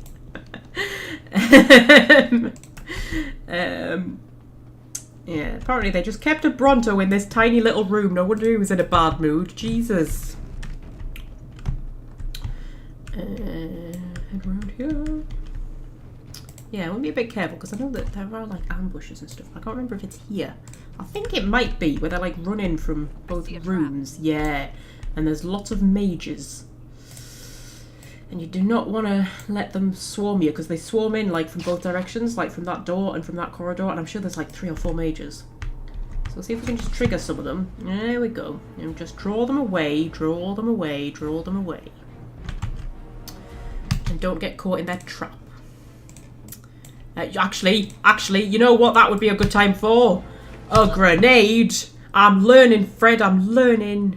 Although we've only got... How many have we got?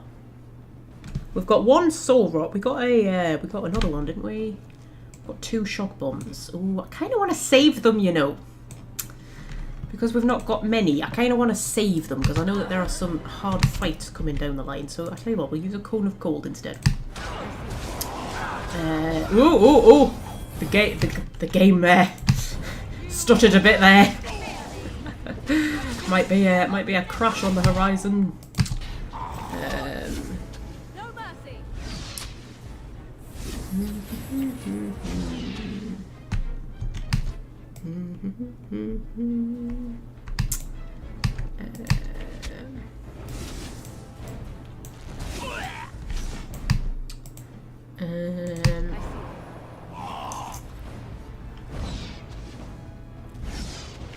Is the Armour of Diligence the best heavy armour in the game?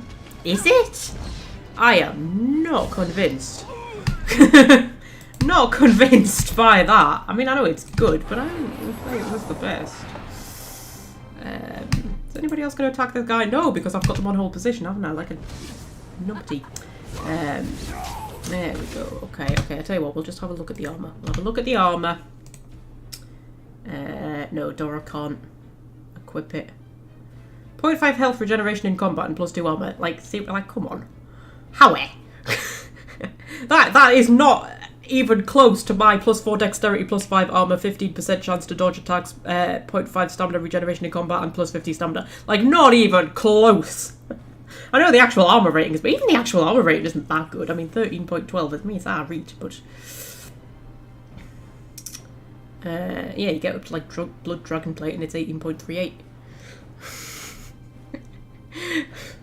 Wait, really? Are you thinking of the right armor, Fred? I don't see that the Armour of Diligence is that good. Really?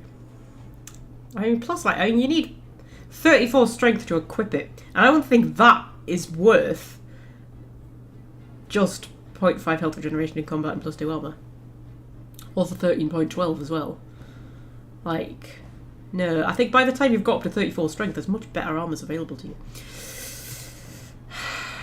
We're disagreeing on that one, Fred. We're disagreeing. Ooh, we've got plus fire damage. We'll give that to Win because she's got fire abilities. I don't actually have I used them. Actually, you know what she should have? She should have... The full set of Diligence Armor is great. Oh, I see. I see. Oh, plus 6 defense, plus 2 armor. And then there'll be gloves to get as well. Is there a helmet? I can't remember if there's a helmet. I still think the Blood Dragon plate is better though. That gives you like loads of extra health and stuff. What am I doing? What am I doing? What am I doing? What am I doing? I was doing something. What was I doing? What was I doing? I was doing something, right? Was I doing something? Oh, I know what I was doing. I was setting Win's tactics. Oh, we don't have a spare slot, man. I wanted to have the fire weapons on all the time. I'll tell you what, we'll take the heroic aura one off. We'll do self any flaming weapons. There we go. So our weapons can be on fire. Yay! Drop a quick save. No, I can't drop a quick save. We're in combat, man. I was wondering why that wasn't working. No, I don't want you to run in too far.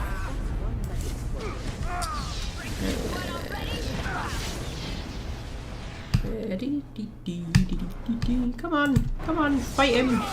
There we go. Right.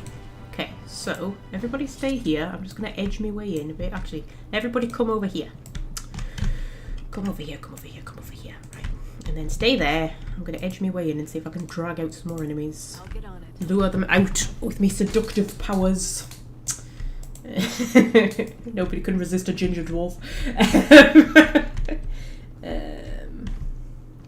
Because I feel like... Oh no, this isn't the one I'm thinking of.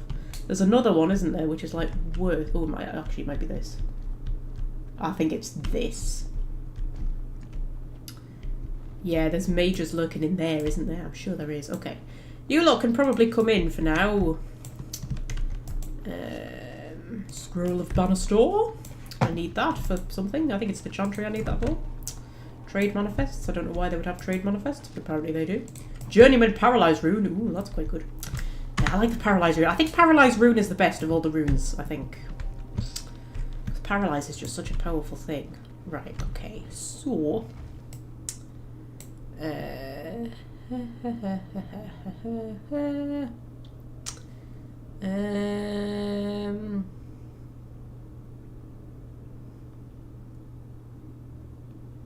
Oh, okay. The full set of Diligence Armor probably is. Yeah, that is quite good. That is quite good, I'll grant you, Fred. I'm really bad for just like looking at the main armor and forgetting about boots and gloves and stuff when it's full armor sets. And if I look at the main armor and it's not very good, I'm just like, yeah. And I'm really bad at like not looking at the other stuff. Put hold position on. We're gonna sneak in.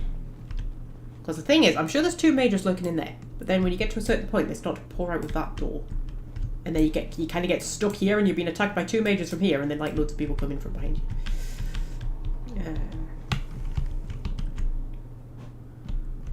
Okay, I just don't want to trigger that door opening.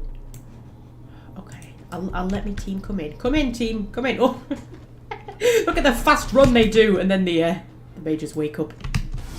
That was very cute, Morrigan doing a little fast run. That was adorable. Can you heal Dora, please? Because she's been Winter's Grasp. She didn't resist it because she's an idiot. And then if you can Stone Fist him, and then I'll get Morrigan to paralyze him. I like to try and keep the mages incapacitated so that they can't be, you know, casting spells. Because mage spells are so powerful that like one spell can do loads of damage. So you just want to try and, you know, keep them stunned, or oh god, everybody else has come in, stunned, or like knock them out or something, you know, just to try and stop them from casting things.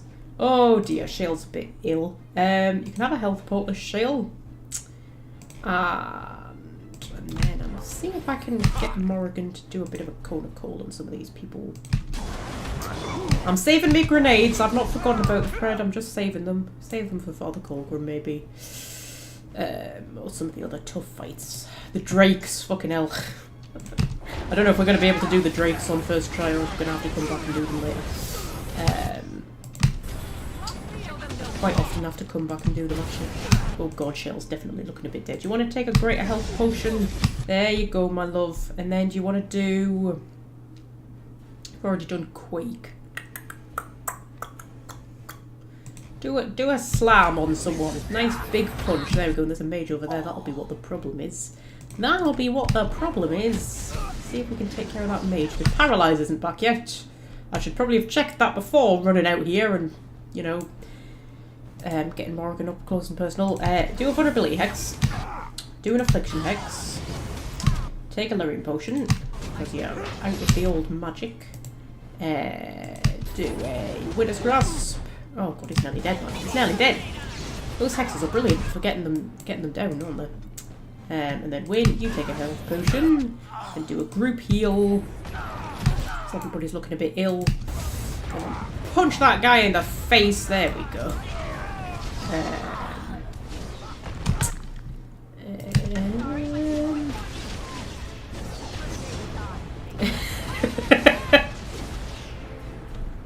Just seeing Fred. Sorry, I didn't mean to dominate the chat. It's alright, Fred. At least I know that somebody will always be talking.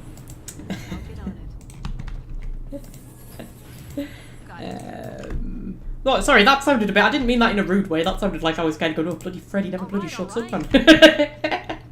It's not what I meant at all. Okay. So... Alright, alright. Okay. That was fairly, Oh, there we go, there's one Reaver. I feel like that Reaver's always there. I'm sure that's a thing that happens every single time. There's always just a Reaver left standing there. Sometimes feel sorry for the NPCs, don't you? Now's better than later. Doomed to die in every single playthrough. Oh, there's one in the, the Shadowbroker DLC for Mass Effect 2. When you're going through the Shadowbroker's ship. Like, right before you get to the room with the Shadowbroker in, there's a guard, and he's stood, like, with his back to you at the end of a long corridor, and he's just on his own, and it's just him, and there's nobody else. And I feel so sorry for him, because he never manages to get a hit in on me at all. I always just either, like, snipe him, or just, like, shoot him in the back of the head, whatever class I'm playing as. He always just gets taken out straight away. He just never even gets a chance to put up a fight.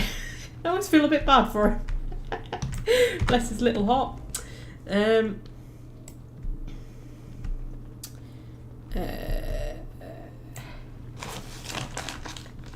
Oh, Fred! We Yanks have a reputation of being obnoxious. I don't think you're obnoxious. I don't. Actually, do you know what? We went through around like the Platinum Jubilee and the Coronation. There was quite a lot of American tourists around. I don't know what they were doing up here. We're at the opposite end of the country to where the royal events were actually taking place. But I don't know if it was related to the royal events, but it coincided with both royal events that we had a lot of American tourists around. And quite a lot of them were coming in the shop. And I tell you what, the one thing I noticed about them, because there were quite a lot, you know, I was getting maybe 2 or 3 a day coming up and asking me like where stuff was and things. I tell you something, they were the most polite customers. I swear to God, much more polite than the locals.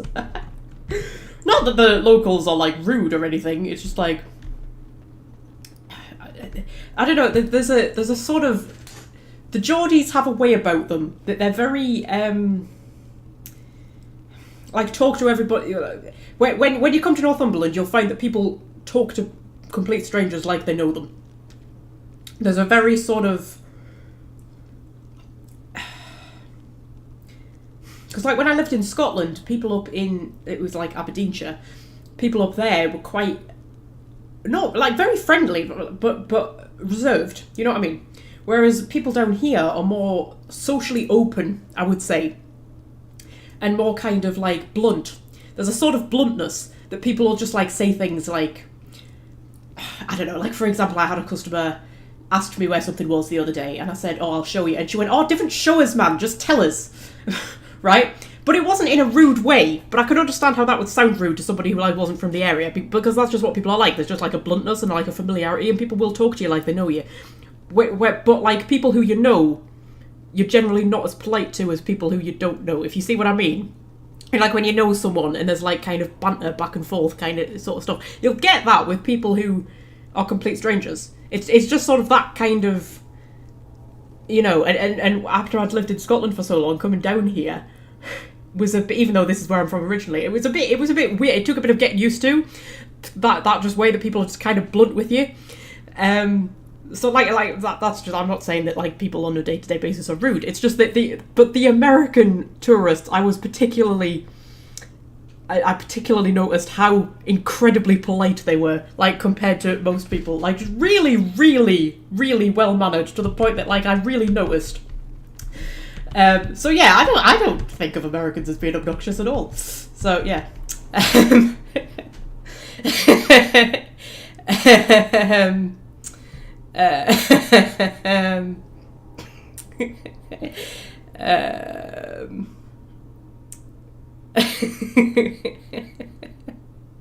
So yeah, I don't think of Americans as being obnoxious. I don't know that's the way they're portrayed in, like, you know, popular media. And you watch the YouTube videos and things like that, but you know, that's not really a representation of the world, is it? Right. Alright, so head in here. Are we not meant to have picked up a key for that door? Have we picked up a key for that door? We might have picked up a key for that door. I'm sure at some point you pick up a key for that door, the one that was locked. I can't remember what's in that room. Oh, there we go. There's more cultists waiting for us. Better than later.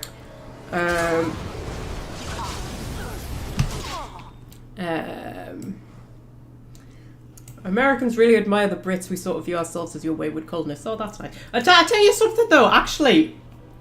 When you encounter an American in Britain, which you don't very often, at least not in like bits of Britain I'm in, maybe if you're in London or something like that, but like for example when I was a meter reader back up in Scotland, I used to read gas meters and electric meters, which was an interesting job because obviously every house has an electric meter and most houses have a gas meter, so you're in like, and I mean I would like go across the entire county, so I've read meters in literal manor houses, I'm not joking, actual manor houses, proper Downton Abbey style. I've also read meters in crack dens, again, no exaggeration, actual literal crack dens. So I mean you're everywhere, you're in proper posh massive houses, you're in council estates, you're in student flats, like, you know, you meet everybody, honestly, from such a wide demographic, you meet everybody. And whatever nationality of person answers the door, you do not bat an eyelid unless it's an American, because it's so rare, right?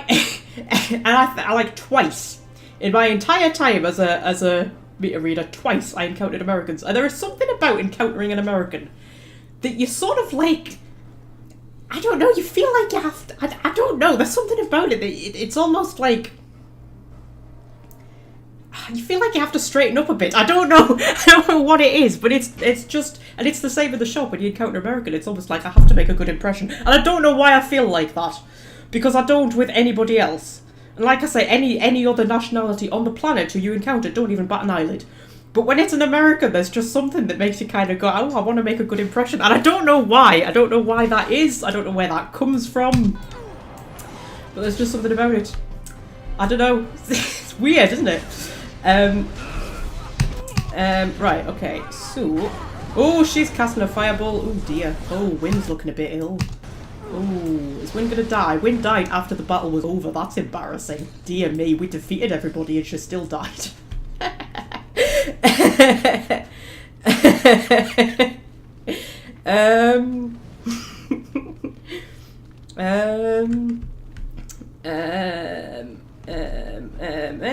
Right, okay. So, I hope I've picked up a key to this room, otherwise I've just come back down here for absolutely no reason. I'm not really paying attention like I normally do. I'm pretty busy talking about things, you know, like Americans and whatnot. We have not picked up a key for that door. Where's the key for that door? Somebody has it on them, don't they? Am I remembering this right? I can't remember. Oh dear. Wynn's already dead. Yeah, that's true. Living on borrowed time, really, isn't she? Maybe it's somebody through here who has the key. Oh, I can't get through there either.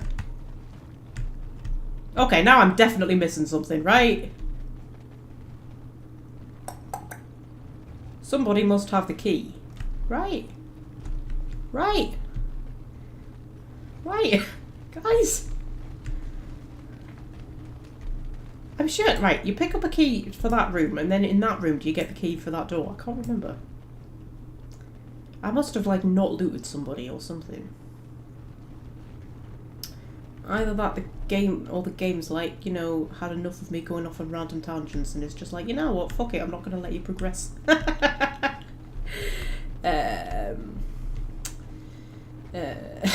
Anybody know where the key is? Somebody's got a key, right? I'm sure somebody has a key. We'll go have a look through here.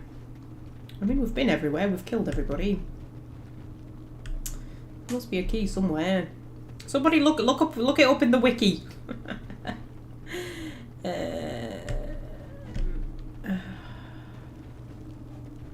No chests I've missed or anything. Unless the body fell through the snow and became unlootable. Oh, there's a thought. I can't even remember who it is who has the key on them.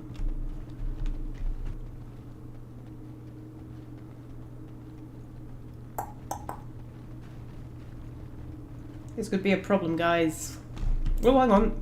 It's an ornate chest. It's got a key in it. There we go. Jesus Christ, I was panicking for a minute there. Bloody hell. Like, no, Dragon Age, you've forsaken me. Look, I love when you like Dora run through the snow. Look, she almost buries her.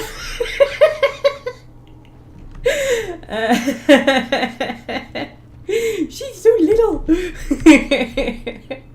I believe that's for this room down here.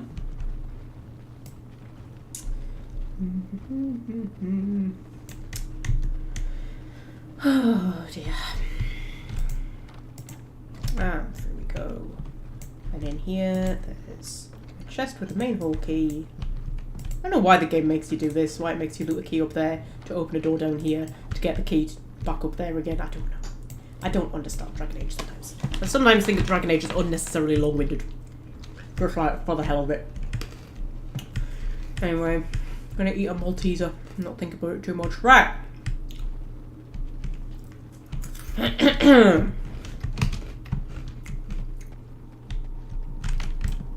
What are these weird three-headed things? I've always wondered. Like, there's no weird three-headed beasts like that in the game, is there? Or is it one of those ones that you only occasionally fight? I'm not sure. What would I say to a Dragon Age Origins remaster?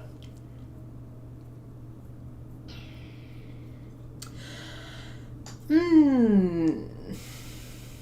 mean, I'd play it if they made one.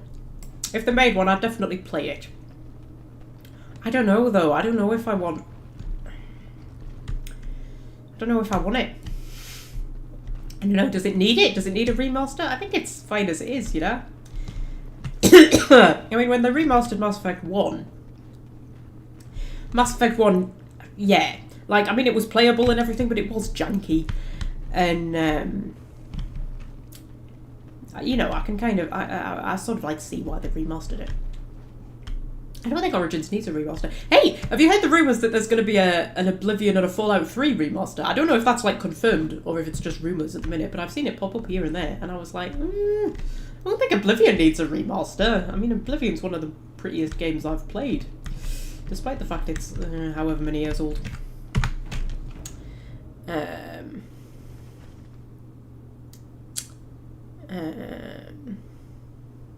Yeah, bug fixes, I suppose. But you know what? I like a lot of the bugs in Origins. I think that gives it character.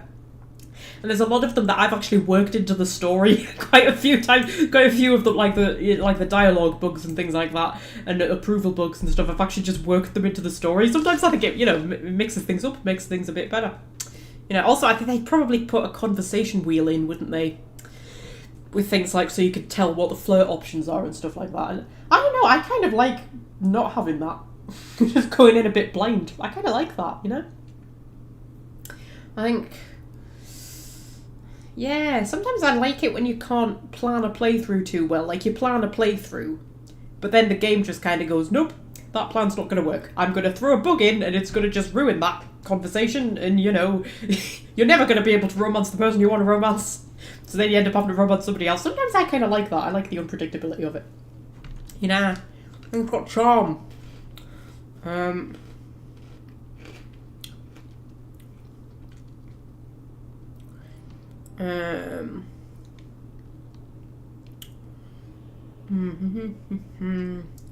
Further remastered Morrowind over Oblivion. Yeah! Morrowind needs a remaster. I mean, it's not bad, but it's a challenging game to play, let's say that much. I've never got that far into it. And the Fallout 3 remaster is confirmed, yeah. See, I don't know about Fallout 3 because I've not played it. But I don't think Oblivion needs a remaster. I don't think that's... I mean, I suppose, apart from making the characters look better, because the characters are ugly, I'll be fair. Like, the faces and stuff are ugly. Apart from the Khajiit are gorgeous, obviously. Actually, the Khajiit in Oblivion are much better than the Khajiit in Skyrim. God, what did they do to the Khajiit in Skyrim? Like, oh, dear me. And the Argonians as well, actually. But apart from, like, making the faces prettier, I don't think they actually... You know, what else does it need? I mean, the combat's fine, the gameplay's fine, like, the scenery and everything's fine. It's... I don't know, it's got such a nice feel about it, Oblivion. I'm just worried they would spoil it a bit.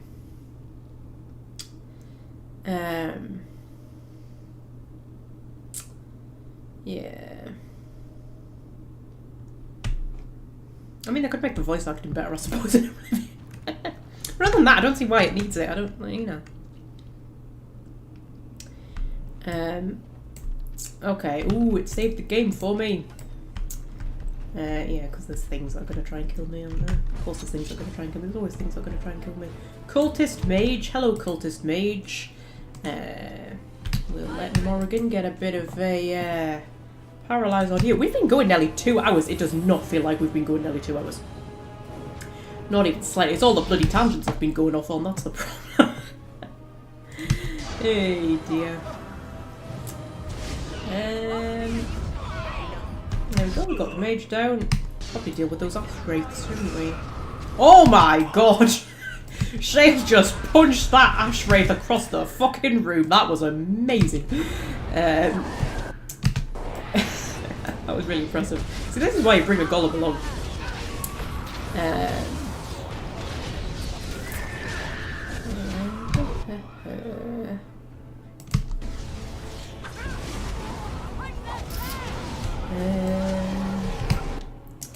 Yeah, is there any games that you really do want a remaster for? Like a game that you really like, but it's just not aged well or something, and you just really, really, really want a remaster?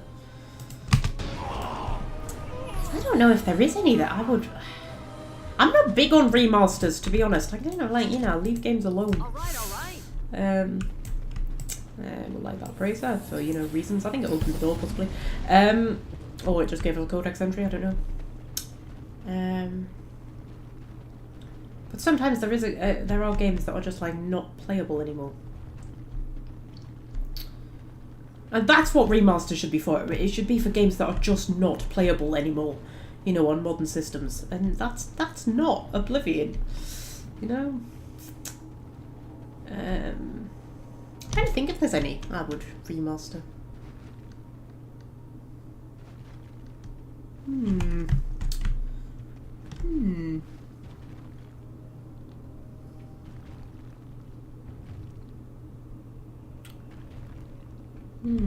Yeah. Sorry.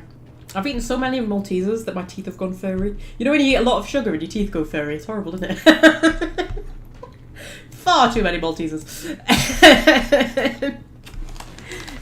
Oh, hang on. I know this fight. Everybody, stay where you are. There's traps in here.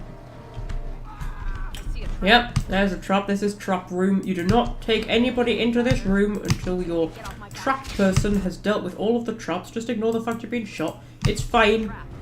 Win will heal me. Everybody else stay out here, because this room can absolutely demolish you if you don't disarm the traps before you come in. There's just so many of them. Just been slowed by somebody. That's, you know, unfortunate. Look at these traps. Is there any more? Is that all of them? That's all of them. Marvellous. Everybody in! Come on! Because there's only 4 archers, so they're actually really easy to take out, so long as you disarm the traps. If you don't disarm the traps, this room just kills you.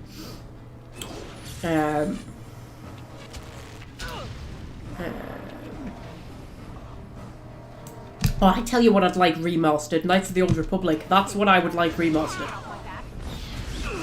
I think that could definitely do with a remaster. And then Knights of the Old Republic 2. Lots of people really like Knights of the Old Republic 2. And I just could never get into it. It was not for me. I mean, it wasn't made by BioWare. It was made by, I can't remember who made it now. But it had a very different feel to it from the first one, because it didn't feel like a BioWare game, because it wasn't a BioWare game. But I just could not get away with it at all. I just thought it was... But then I read, like, reviews for it on Steam recently, and everybody's talking about, oh, it's such an amazing game, it's such a brilliant sequel, and all that kind of stuff, and I'm like, really? I thought it was shit. I just couldn't get into it at all. I just thought the characters weren't good, the story wasn't good, the pacing wasn't good, just everything about it was just, like, not good at all. But, you know. Dexterity and cunning. Quite high on the old dexterity. We might want to start mixing it up a bit soon. Right.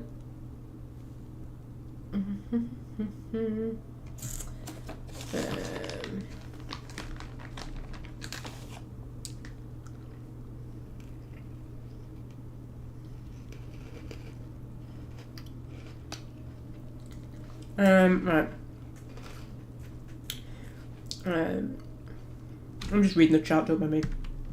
I'm glad we're finally talking about video games rather than, like, you know, chocolate and supermarkets and things.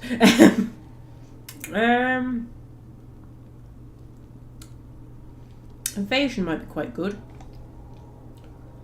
Or we could go... Cripple? Dual weapon sweep. Upset balance. The duelist executes a quick move that throws the opponent off balance, posing penalties for movement, speed, and defense. And I start passes physical resistance check.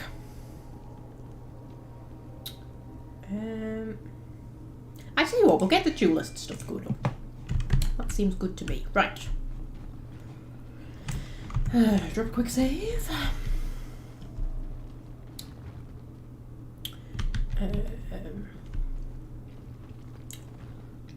What candy bar do you think Alistair would like? I think he'd be a star bar kind of a guy. I think Alistair would like a star bar. Ooh, there's an ash wraith. I knew you were somewhere. No, that's the wrong person. I want Morrigan. I want a cone of cold. Sometimes you can freeze them in mid-air and it looks really cool. Can you please get him without getting win? Thank you. And then put a hex on him.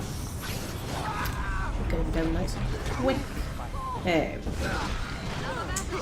And then we've just got all of these people to take care of.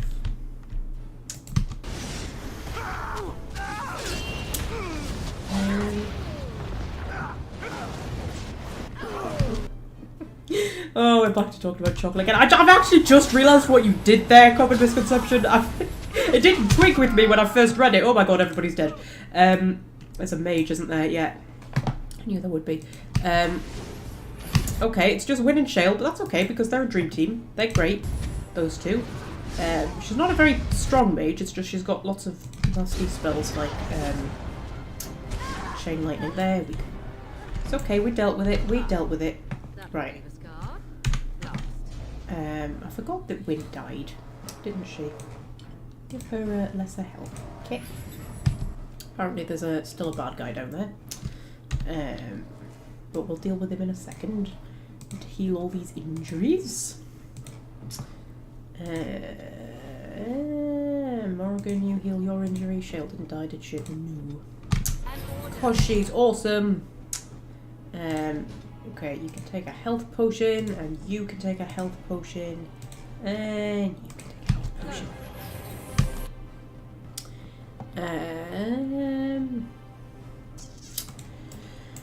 Then we'll go and take care of this archer.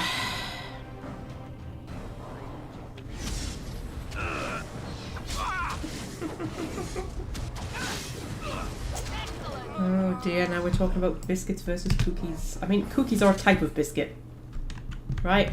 Don't care what anybody says. Cookies are a type of biscuit. And jelly versus jam. Hey dear. Told you my story. I told the story in a video ages and ages ago, but I can't remember if I told the story in a live stream about my my peanut butter and jelly sandwich thing that Fred thought was adorable. So when I was little, right, and when I used to watch like American TV shows, particularly kids TV shows, they would always talk about peanut butter and jelly sandwiches, right? Now, what we call jelly is what Americans call jelly is what we call jam, obviously, and what we call jelly is, I still don't know what Americans call it actually, but you know, like the wobbly stuff, you know, the jelly, like the wobbly stuff, you put it in moulds and mould it into the shape of, like, you know, rabbits and things like that, and it's like strawberry flavoured or raspberry flavoured, and you know, the wobbly stuff you have it at your kids' parties, that's jelly, right? And when I was little, I used to watch these American TV shows. They would talk about peanut butter and jelly sandwiches, and I would think it was like jelly, like what we call jelly. And I spent an embarrassingly large portion of my life genuinely wondering how you get jelly to stay in a sandwich. Like, honestly, I would be sitting there being like, how do you put jelly in a sandwich? Like, what do? Do you slice it? Like, what? Or do you just, like, dollop it on? Like, wouldn't it make the bread soggy?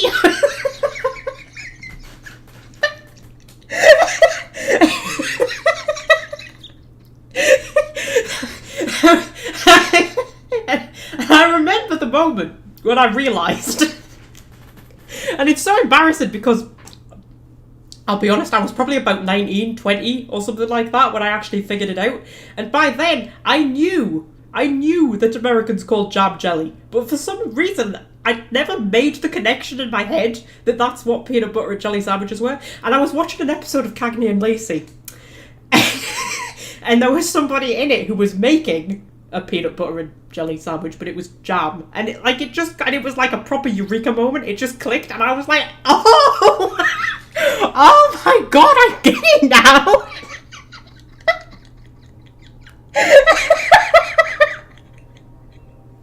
And I have never felt so stupid in all of my life, and that is saying something. So that's my jelly versus jam story.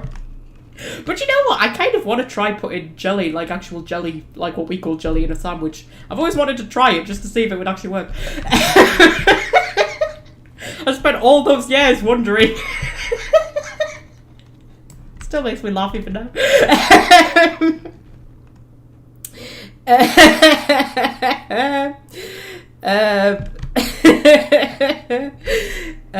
Yeah, so there we go. If you ever do something stupid and you know, you feel a bit silly, just remember that and you'll be like, well, at least I'm not as silly as Magpie. Right, okay, so there's a mage. Oh, let's see if we can take care of her. Do a bit of paralyze. Oh dear.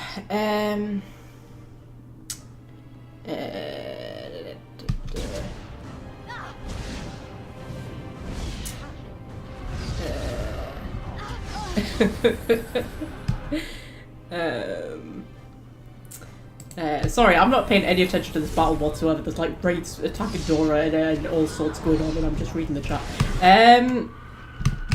Okay, see if we can get Code of Cold off on them. There we go.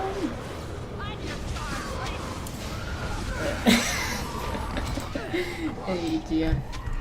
The stupid thing is, like, I used to, well, I still do actually eat peanut butter and jam sandwiches quite a lot. And it still never clicked in my brain that that's what they meant when they said peanut butter and jelly. It never clicked even... I mean, I fucking ate the things myself. Like, Jesus Christ. It's an excellent sandwich combination, mind. I have to say, it's up there. It's one of my favourite sandwiches. Excellent sandwich combination. Chocolate spread and jam is quite good as well. Oh, it's this room. It's this room where just like lots of the chests randomly have wraiths in.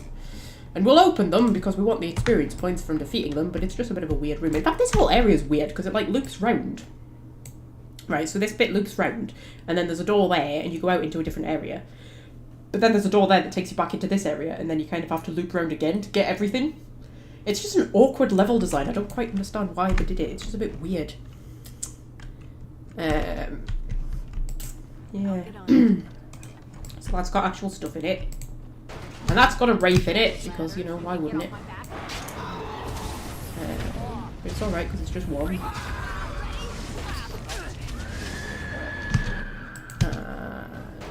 And this one's got 2 in it.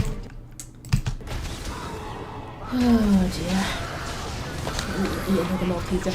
I'm still not finished though. There are a lot of Maltesers in this packet. I've actually still got quite a lot left. There we go. Then, drop a quick save. Open this one. And it's the, yeah, the king of ash wraiths. And there's another one behind here. I love the ash wraiths. I love how they've just got like a weird mouth cut down the side of them. I think they're very cool. And we're all on fire, which is, you know, a bit unfortunate. Wynn, could you do a bit of a group heal, please? There we go.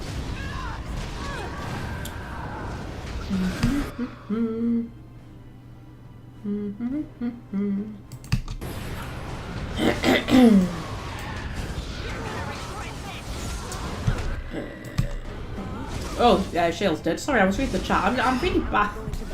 I just keep reading the chat and like, you know, forgetting that I'm actually playing a video game.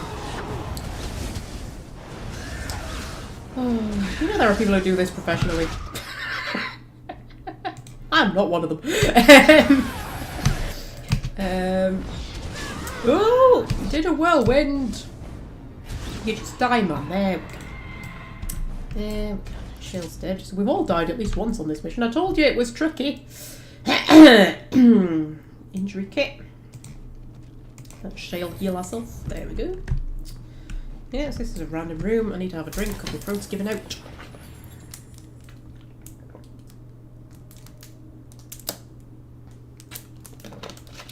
Right. Alright. So. Yeah. So. You've got a very big hammer, or whatever that is. Is that a skull? That looks like... What, a skull? No, it looked like a skull for a minute there. I think it's like a dragon head or something. We'll do a bit of dirty fighting. I don't actually often play as Dora during the combat. I prefer to play as a mage. Or switch to Morrigan or something. I think it's more fun. Where's Wynn? Is she hiding at the back? She's hiding at the back.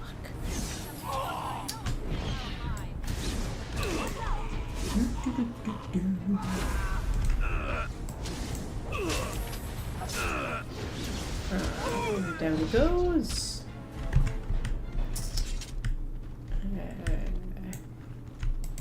Mafarath, Andraste's earthly husband, and her betrayer.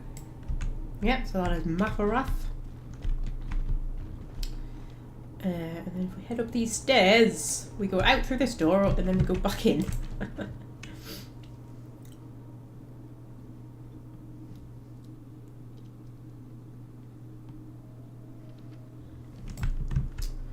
Yeah, we go out through here, and then we're in a new area, but we've missed stuff in the old area, so we want to go back in.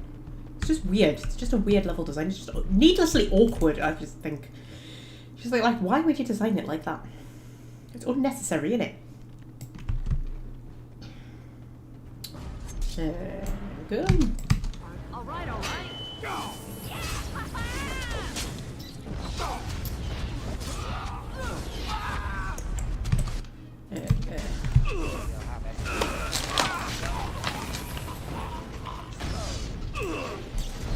Sorry, I've kind of run out of things to say from just, you know, eating Maltesers. Oh shit, trap! Let's disarm the trap.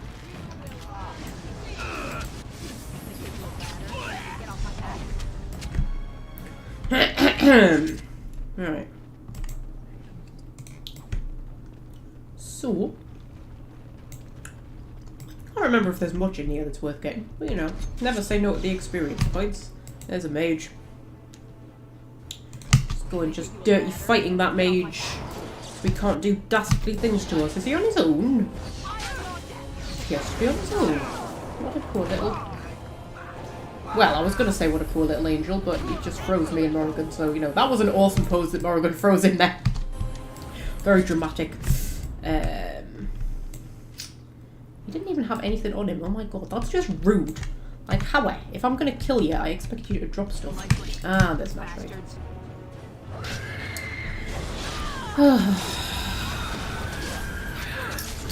Right.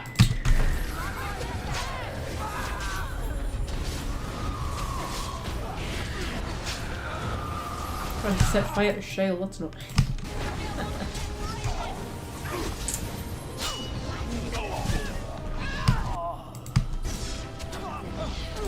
Oh god, there's another mage over there, I didn't even notice. Shows how rubbish he is. I didn't even notice him, and then shells just punched him to death. There we go. Hey, dear.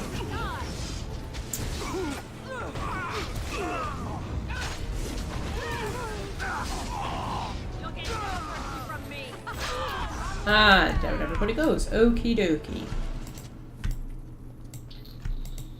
So be it. Sorry, I've gone quiet. I feel like I've just talked myself out. There's been a lot of tangents this live stream, hasn't there? More than usual. Even by my standards, there's been a lot. I've kind of tried to, you know, rein in the tangents a little bit. I feel like I do too many of them. You know, sometimes the live streams aren't that much about Dragon Age. I think it's when I do a video, when I kind of go off on too many tangents, I just kind of edit most of them out.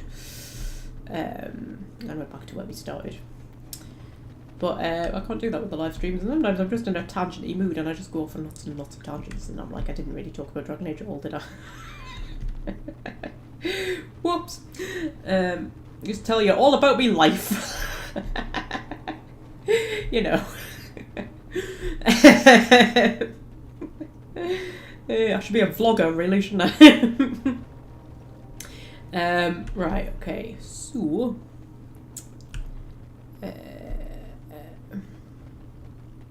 Oh, Welsh friend's back. You and Fred both disappeared at the same time, man. Me and Common Misconception were just left here. On our own. Come on, guys. Right. Oh, Fred's back as well now. Yay, the gang's back together again. Right. I can see bad guys over there. I can't remember much about this room. I'm going to leave my team at the entrance just in case. Oh, cultist overseer. That sounds bad. But he's not a mage, so you know. Could be worse. And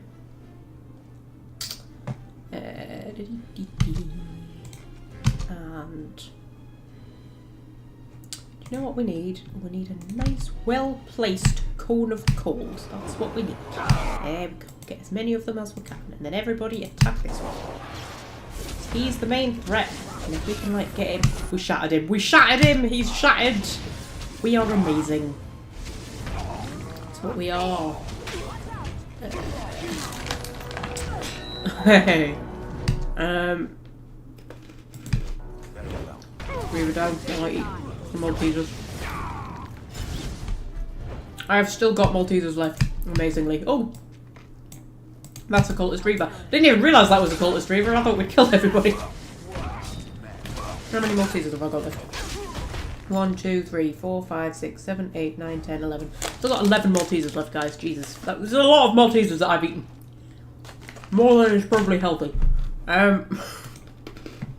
Okay. Magic, willpower.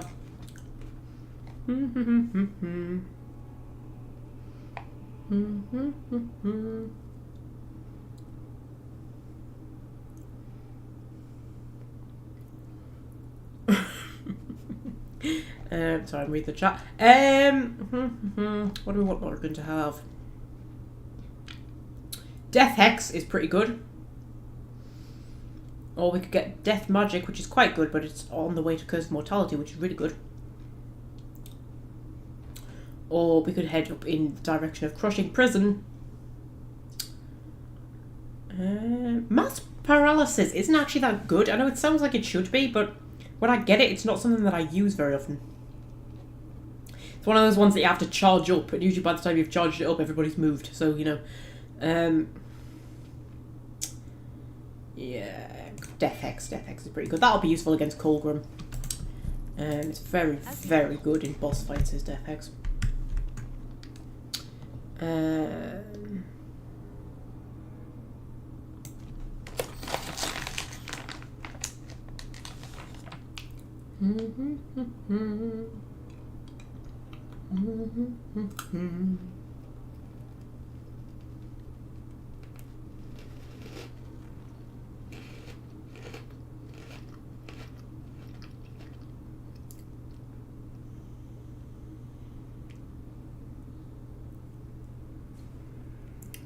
Sorry, I'm reading the chat. There's just like conversations going on, and I'm not sure I entirely understand most of them. I was watching one of my live streams back the other day, and the amount of times I just kind of stop, just kind of go quiet, and I was watching myself going, Magpie, what the fuck are you doing? Talk. And I was thinking, I'm probably reading the chat. That's probably what I'm doing. That's probably what I'm doing. Right. Nothing in here that needs looting? No. Excellent. Oh, I remember this room as well. This room's a bit of a bitch as far as I can recall. Leave everybody outside. Yeah. 2 mages waiting to ambush me. They've hexed me. What hex did you put on me? Vulnerability. That's not so bad. Okay. Put a bit of a paralyze on you. Need to move your death hex to be with the rest of your hexes. And then if we could do a cone of cold. There we go. There we go. Shattered one of them. And we've shattered the other one. Oh, shattered's amazing, isn't it? They do shatter out of the later games, and I'm pretty furious. I mean, you can shatter people in Dragon Age 2, I think, but you don't actually shatter them like you do in Dragon Age Origins. You just kind of do more damage to them. It doesn't necessarily kill them. It's really annoying, because there's nothing more satisfying than just shattering an enemy, isn't there? Oh, hello! There's some people through there. Don't know why that surprised me, to be honest. There's been people everywhere else. Do a nice coat of cold. There we go. As many of them down as we can.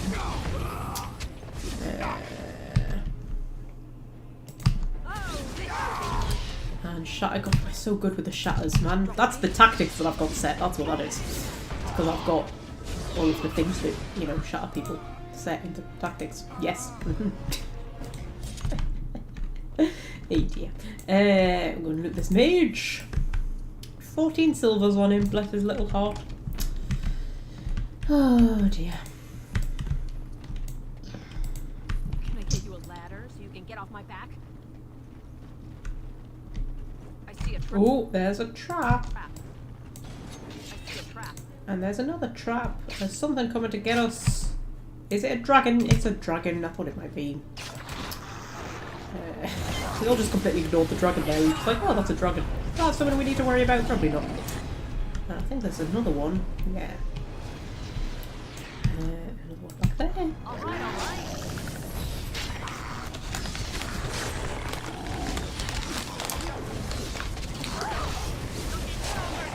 Keep me Maltesers. I'm nearly finished them. I'm gonna cram the last 3 in me gob. All in a oneer. Whoops, I've dropped one. Hang on, I've got it. I've rescued it. Go. No. There we go. Finish me Maltesers. Right. It's trapped. More itty bitty baby dragons.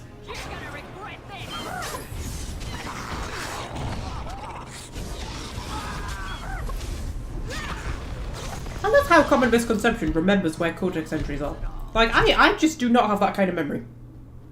I could not remember where specific codex entries are, or, you know. The other thing I'm bad at remembering is, like... Oh, there's a dragon. Like... What, you know, vulnerabilities and stuff that enemies have. And, like, stats for weapons and armor and stuff like that. I just can never remember that stuff. But I'm good at, like, story stuff. So, like, remembering, you know, conversations with characters and different outcomes to quests and stuff like that. That's the stuff that I kind of focus on more. That's the stuff I'll probably focus on more if I ever get around to making all of these tutorial videos that I want to do. It's probably more going to be, like, story stuff than, you know, combat-based.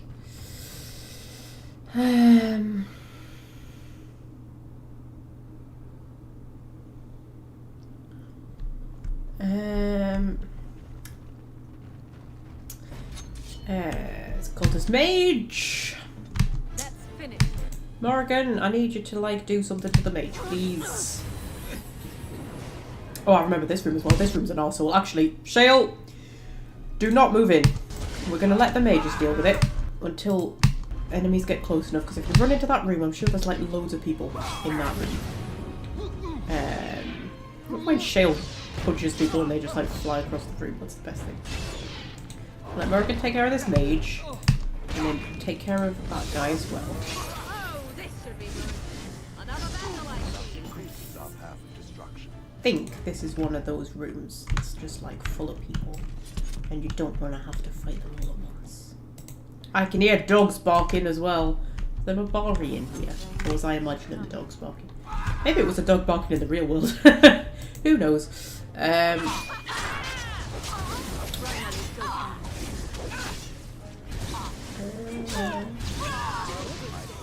could have been worse. Okay. All that muscle still has no chance. Did you hear what Dora just said there? She just said, how sad, all that muscle, and it still has no chance. Honestly, the violent voice is the best fucking voice in the game. And you know those people who say that they wish the warden was voiced because it would give her more personality? I swear, the warden voices have more personality in them than any of the full voiced characters. So there is more personality in that violent voice than there is in, like, Hawk's voice, or certainly the Inquisitor's voice. I mean, Hawk does have a lot of personality, but the Inquisitor doesn't. I'm a big advocate for non-voiced protagonists, you know. If it's done right. Can I get you a ladder? I mean, not the way it's done in, like, sort of Bethesda games. Like Oblivion and stuff like that. But that's because, you know, games like Oblivion aren't trying to make your character really have lots of personality, you know. But I think the Warden, like, with the voiced lines that they have, but then also with the dialogue options that are available to you, I think the Warden has so much more personality than either Hawk or the Inquisitor. Maybe that's just me. I don't know. People over there. Come on, people. Come on. Come on. Fetch. Oh, even the mage's running towards us. Right.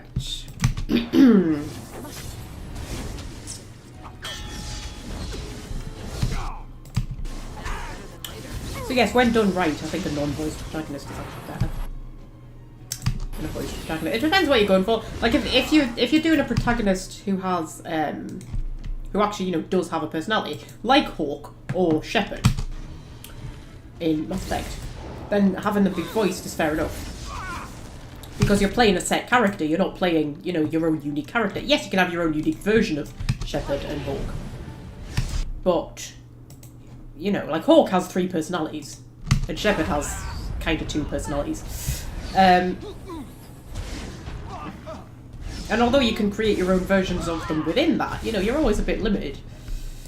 It's when they try to make a character, like, you know, completely malleable, so you can completely make them your own, but give them a voice. Because what they often try to do is they sort of, like, keep the voice quite sort of plain, so it's like a blank slate, you know, and you can project your own personality onto it. But it doesn't work because so much of a person's personality comes through in their voice. And if the voice is really like boring and like monotone and just doesn't have much emotion behind it, then they just come across as really boring. And that's what happens with a lot of voiced protagonists, is that they just come across as really boring and just like honestly.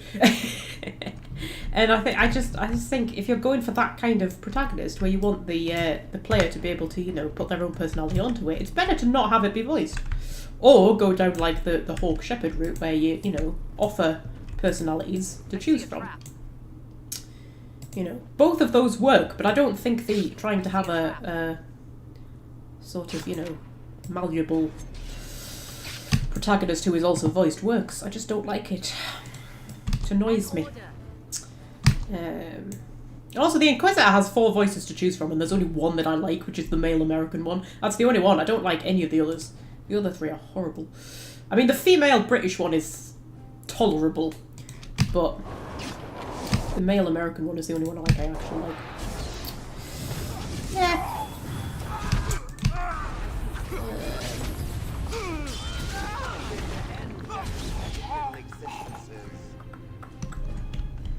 Okay, so...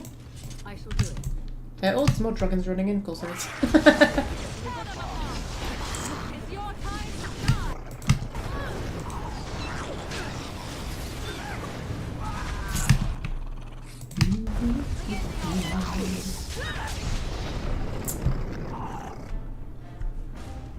Okay.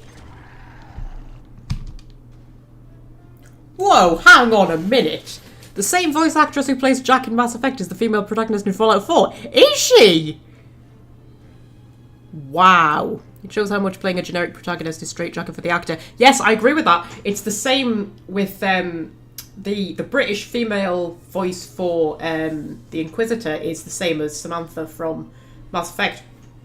And it does, because I have nothing against Samantha in Mass Effect, like her voice. I generally don't like posh voices. It annoys me. Posh voices just irritate me, and her voice is quite posh. But when she's playing Samantha, it doesn't bother me. I think she's fine as Samantha. But as the Inquisitor, just makes... I just want to, like, punch someone. I just want to be like, oh, will you just shut up? Do you know what I mean? I mean, it's not as bad as the male British one in Inquisition. Oh my god, he is so posh. And it makes me want to punch things when I hear him talk. I'm just like, will you just shut up? Just shut your stupid posh little mouth. Hawk's quite posh as well. It doesn't make sense for Hawk to be posh. I mean, it kind of makes sense for the Inquisitor, because if you're playing as a... Because that voice is meant to be used for the humans and the elves, isn't it? So it doesn't make sense if you're playing an elf, but if you're playing as a human, then you're playing as a noble.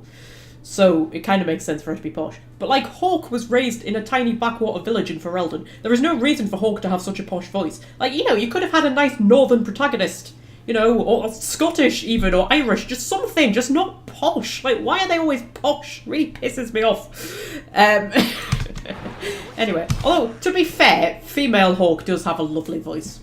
Same voice actress who played Ciri in The Witcher 3 as well. She does have a lovely voice, so I kind of let Hawk get away with it. Male Hawk doesn't. I think he has a horrible voice. Yeah.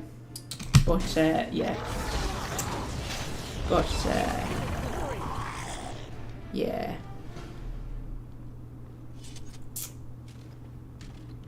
Yeah, but I did not know that the female protagonist in Fallout 4 was Jack. I think it's fascinating sometimes when you find out what, you know, different roles actors have played. We're just chasing this dragon ling around the room. Like how Jennifer Hale voices Krem in Inquisition. I can never get over that. Because I can't remember her name, but the one who voices Liara in Mass Effect, I cannot remember her name. I'm sure Fred will tell me. She voices Harding in Inquisition. And you don't immediately notice that when Harding is talking. But once you know that it's her, you can hear her voice in Harding's voice. Once you know it, you can kind of go, oh yeah, I can hear Liara's voice in that. But with Jennifer Hale voicing Krem, like when I found out it was her that voiced him, And I went and listened back, and I listened back, and there is nothing in his voice that makes me go, oh yeah, that's Jennifer Hale. Absolutely nothing. So it blows my mind, honestly.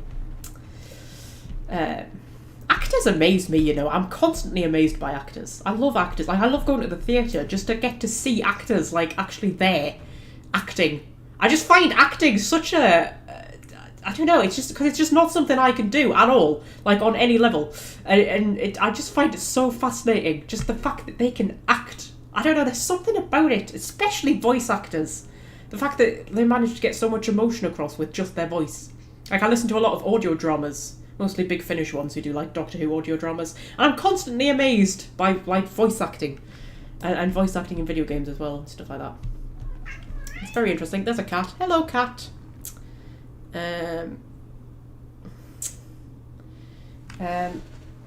What have you got in your tail? You've got something in your tail. Hang on, stand still. Stand still. Oi, oi, oi, oi, oi, come here. You've got something in your tail. Come here. Come here. Better not be anything horrible. Better not be catched. Eh? She's not going to let me get whatever she's got in that tail. What's up? Eh? What's up? What? You're being very clingy tonight. Okay.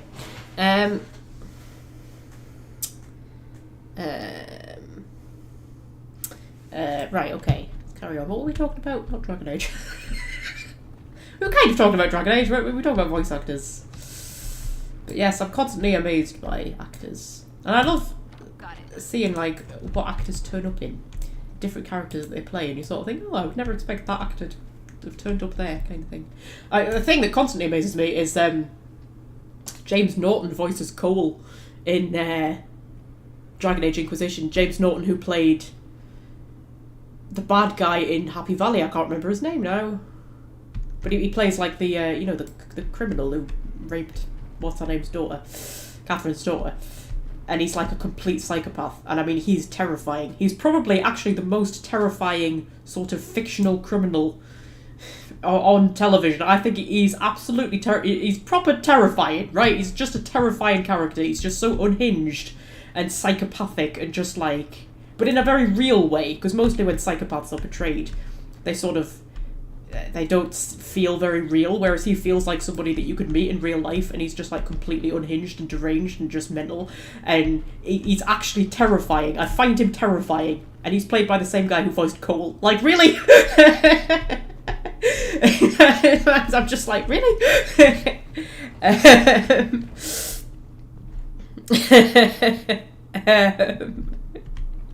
Is it cat shit? The suspense is killing me, says Welshfred. I don't know, I didn't find out. She wouldn't let me get it out of her, whatever it was. I could just feel it, I couldn't see it. It's like something that's buried in her tail. I don't know. Be something she's picked up from outside. Where are we going? I'm completely lost here. I'm not paying attention to the game. We're going off on so many tangents. Oh my god. Pull yourself together, Magpie. Pay attention to what you're doing.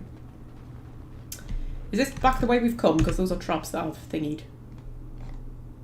Yes, I've just come back the way we've come.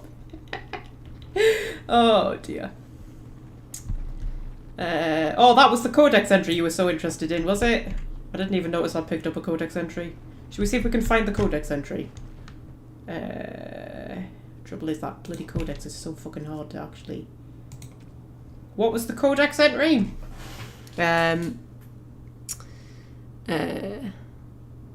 The actress that plays Ashley Williams is also the elf second to Zathrian. Is she? Wow. I think maybe I knew that. Did I know that? I might have known that. What would the codex entry be under? Honestly, this codex system is so shit, isn't it? It's terrible. If you don't actually click on it when it turns up. It's going to be in items. Frostback Mountains, right, would it be... I don't know, culture and history, maybe?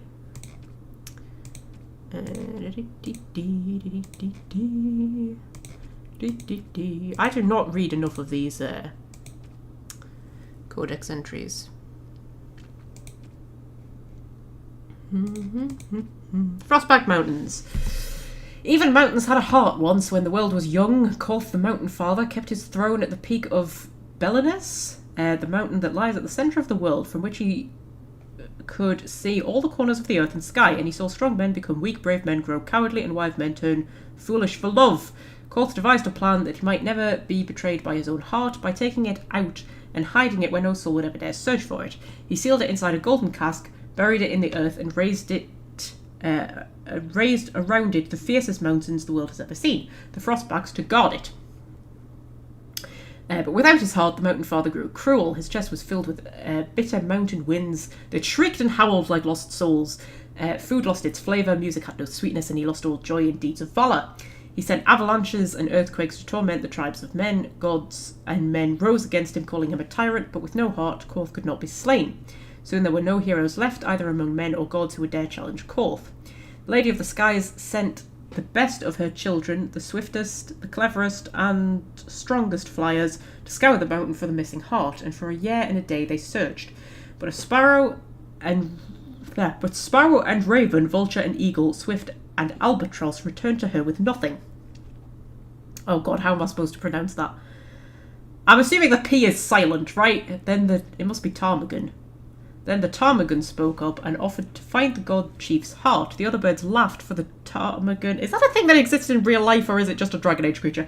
Is a tiny bird too humble to soar, which spends half its time hopping along the ground. The lady would not give the little creature her blessing, for the mountains were too fierce even for eagles, but the Ptarmigan set out anyway. The little bird travelled deep into the Frostbacks. When she could not fly, she crawled, she hugged the ground and weathered the worst mountain winds, and so made her lonely way even, to the valley where the heart beat.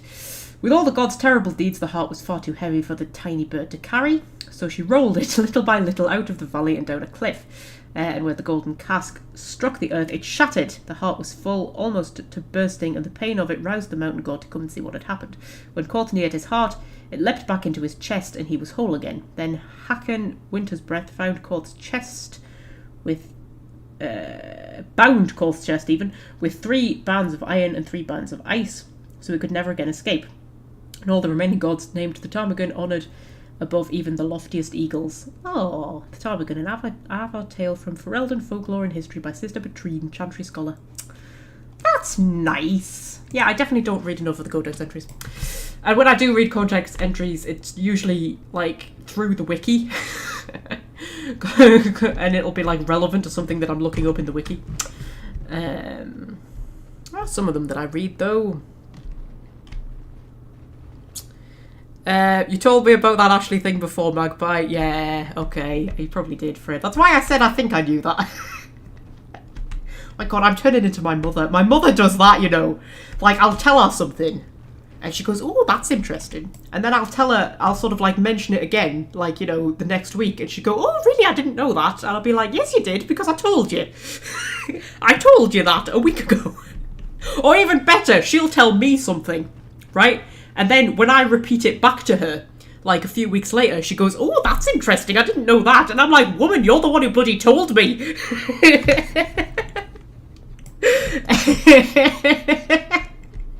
So yeah, I'm turning into my mother.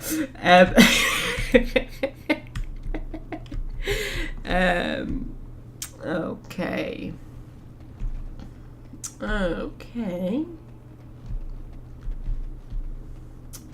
Oh, there's people. Yeah, okay. We'll put everybody on hold position. Oh, there's a cat. Hello. You're being very squeaky tonight, eh? Even by your standards. You're normally squeaky. You're being super squeaky tonight, though. Ah, now she's chasing things that aren't there. You ever find that cats sometimes just like pounce at something that isn't there? Because she does that all the time. Right. See if we can draw some of them in. Come on. Come on. There's a good cultist. Oh, she's launching fire at me. No, not fire. Blue stuff. I don't know why I said fire. Turn hold position off. We'll get this Reaver if we can. Oh, she's launching lightning. That's not good. I'm scared she might have chain lightning, and that could, like, kill us all. So, put a paralyze on. Yeah, she was about to do something nasty there. we got the paralyze on nice and quick. There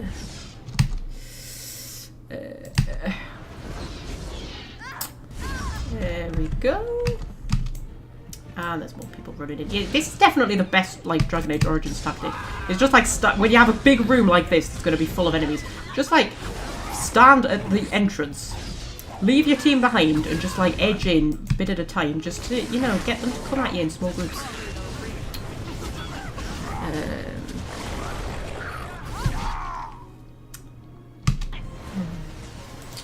I shall do it.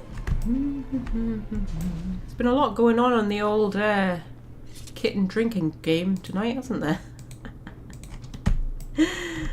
What's everybody drinking tonight? Because I hope you're not drinking alcohol. You'll be sloshed by now. Oh god, there's another fucking cat on top of my bloody computer, and she's knocking the stuff off the top of my computer that I put on the top of my computer specifically to stop her from jumping on top of my computer. Will you get off me computer? Hey, hey, no, off. Okay. Now she's on the windowsill. You can stay on the windowsill. Stay off me bloody computer. It was very expensive and you're quite heavy. Right, we have a single Reaver. Oh, we've got a mage as well. Well. Lardy flipping door. There we go. Put a paralyze on him. Oh god, Morrigan's a bit ill. I've left everybody on hold position. That's why it is. She's fighting them on her own. You know what? Have a health poultice. Another battle.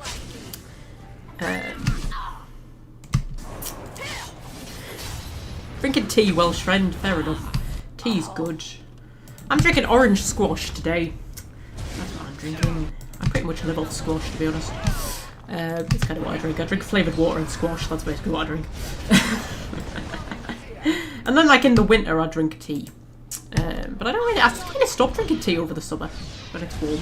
I know some people say that drinking warm drinks keep you cool, but I'm not convinced by that. I'm not sure, but a lot of people say, oh, drinking tea on a hot day really cools you down, and I'm like, does it? I'm not convinced, because when I drink tea on a cold day, it warms me up. So I just don't fancy tea when it's warm, you know. But I do start drinking tea once it gets cooler.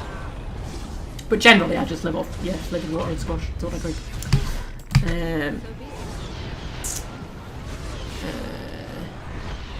And Fred's drinking coffee, and we're clearly giving him a caffeine overdose. All this kitten drama. It's too much caffeine. Should be drinking decaf, man.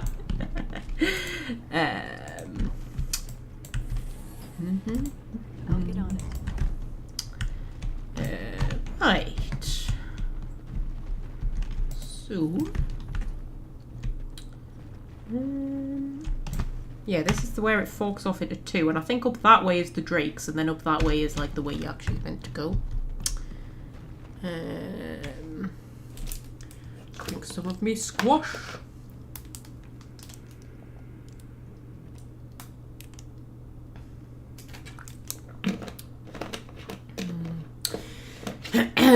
Okay. So. Fred's just said he enjoys ice cream on cold days. Did you mean to say cold days? Or did you mean to say warm days? Or do you actually genuinely enjoy ice cream on cold days? I'm interested. I need to know. Yeah, is this where the drakes are?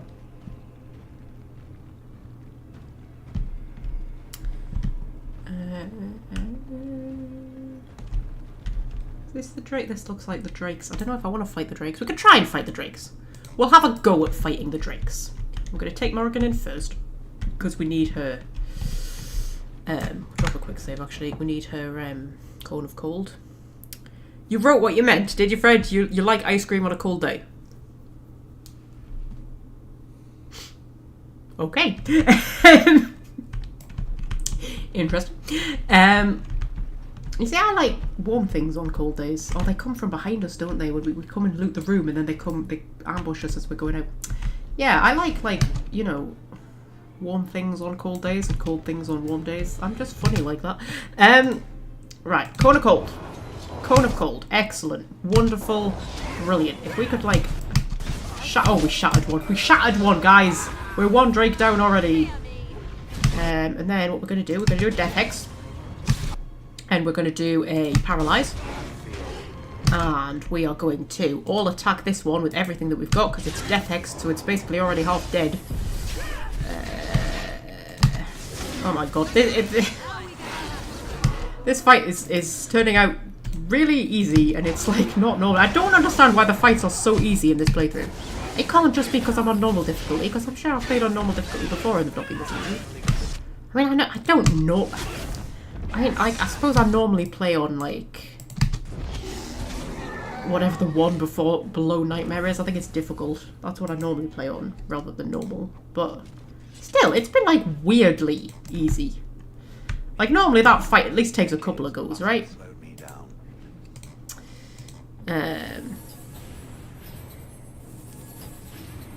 No, I never get ice cream on a cold day, Fred. I feel like you're playing with me. Are you just, like, messing with me or something? Are you making a joke that's gone over my head? I feel like I'm missing something. Is this one of those jokes I'm missing?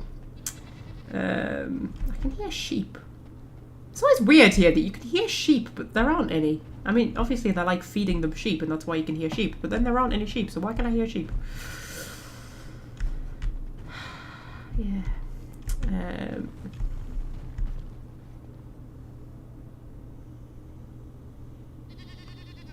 They do it in Norway, they have to. It's always cold in Scandinavia. Okay. I still feel like I'm missing a joke or something. Mind you, I feel like that quite a lot. You know Liara in Mass Effect? You know how she just like completely misses jokes and they go completely over her head? That is me, honestly. That is so much. I just miss jokes all the time. I do it at work all the time, and honestly, they love doing it to me, like making jokes, because they just know that it'll go right over my head, and I always like, you know, act like they're being serious. I'm just so easy to wind up, because I just miss jokes. So, but then it's made me constantly think that maybe people are always joking. So like, I'm just like really paranoid now. So sometimes people will say something serious and I laugh. And then they're like, no, I'm not joking, that was actually serious. I'm just really bad at judging. I'm not good at social cues.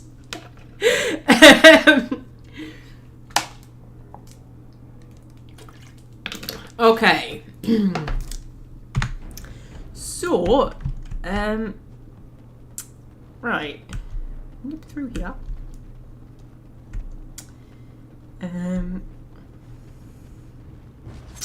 Oh, there's a mage. And there's a cat. Oh god, she's seen something out the window. She's behind the blind, so I can just see the silhouette of her. But she's seen something through the window, probably a bird or something.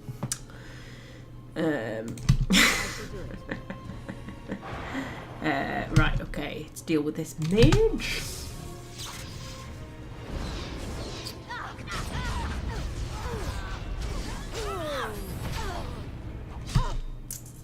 And yes, we've got some assassins that have come in. I thought they probably would. Wynn's slightly dying, but it's alright. She can heal herself. And Morrigan, you're going to do a bit of a death hex on that one. Just to get that down nice and quick. Yeah, I'll do a paralyze as well, because I'm afraid she's going to kill Wynn.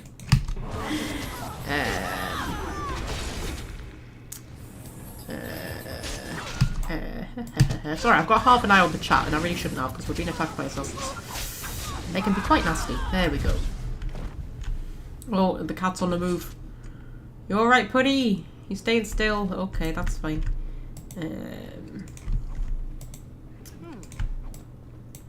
Yeah. So, now, this is a bit where it breaks off into two.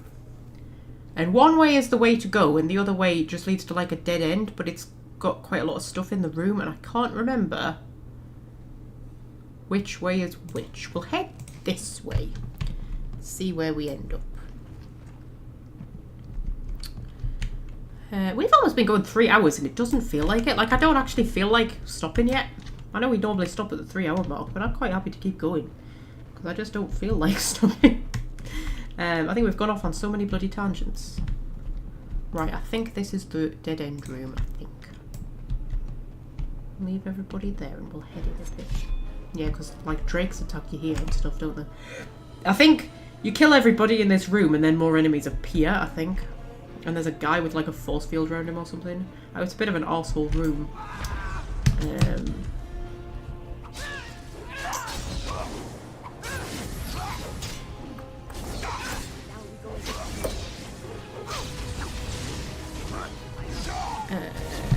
Sorry, I'm reading the chat and just completely ignoring the battle going on.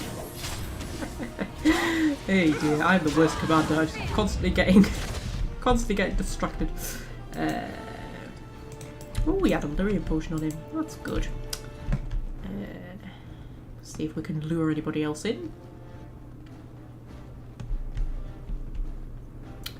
Come on! Come on! Come on! Follow me! Yeah, that twat face up there, he's got the shield around him. We'll ignore him for now because there's no we can do with him.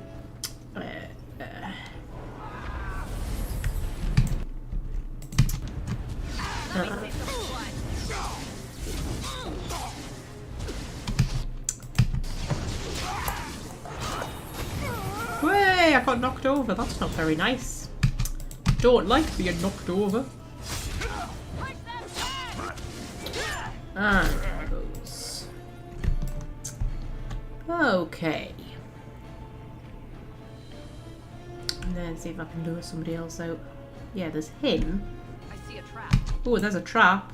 Let's go and take care of that trap. I see a trap. So no. And then I think, yeah, then there's dragons. So, well, there's dragonlings. I'm sure there's drakes turn up as well at some point. I'm sure he just like summons dragons and then eventually you can attack him or something like that. I know it's a bit of an arsehole room if you just like run in. But so long as you keep doing it like this, it's fine. Let's see if we can get a bit of a coat of cold.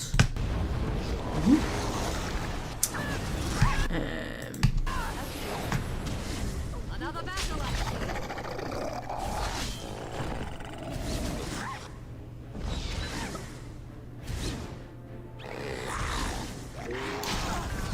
Sorry, I was reading the chat there.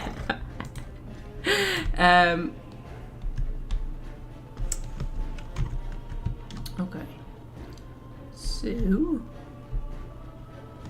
hello, Mr. Beige person. You want to summon a drake or something?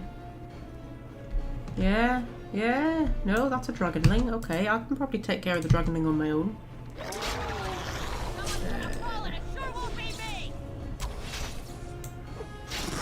Look at him up there, just flipping, making hand gestures. There we go. Gonna let me actually like fight you at some point? You let me fight you? No, anti-magic ward. Okay. At some point you'll let me fight him. Oh, there's a way up here. How interesting. I'm just wandering off on my own now. That's probably not a good idea. It's probably a very bad idea actually, yeah, because there's like people up here. That was a terrible idea. What did I do that for? What did you tell me to do that for, Fred? Jesus. Okay,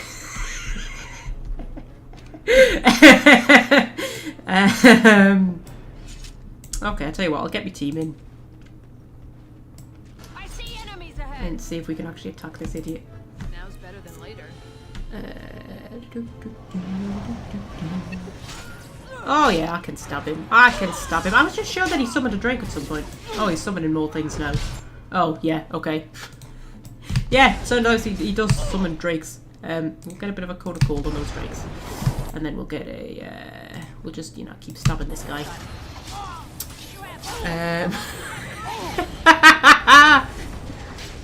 Yeah, common misconceptions ganging up on Fred with me. Should we just blame all of my bad decisions on Fred? Every time I do something stupid, you just be like, damn it, Fred! What did you tell me to do that for?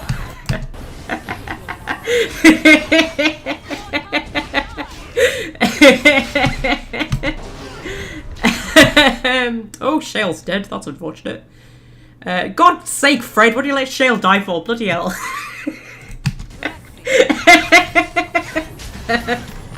Oh, I think Morrigan's going to be dead as well. Jesus, Fred, you're probably messing this up, aren't you? Okay, let's let Win take a Lyrium potion. We're in a bit of trouble here. We should be alright. Put a bit of a thing, and then... Oh, dear. Been stunned, that's bad. I think we need to get Morrigan back, I think. take another living potion. Boop. And revive. Which one's which? That's Morgan, I think. Revive Morgan, get Morgan back.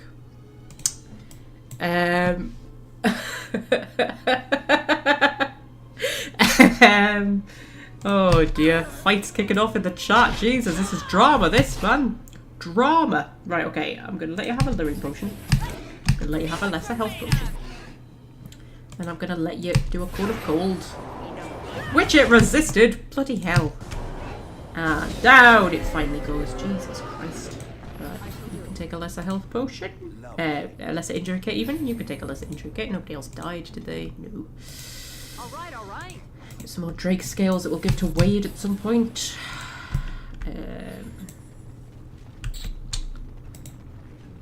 And ooh, firebomb. Got more bombs. Yay.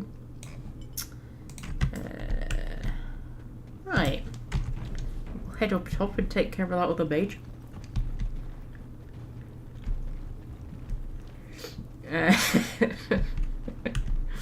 Oh dear.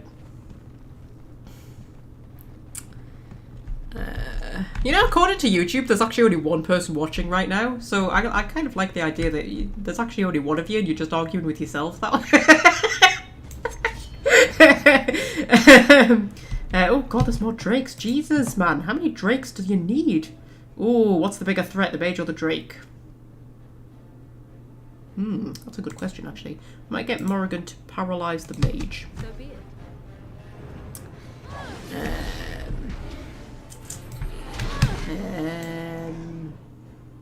Paralyzing the mage apparently didn't work. Well, that's unfortunate.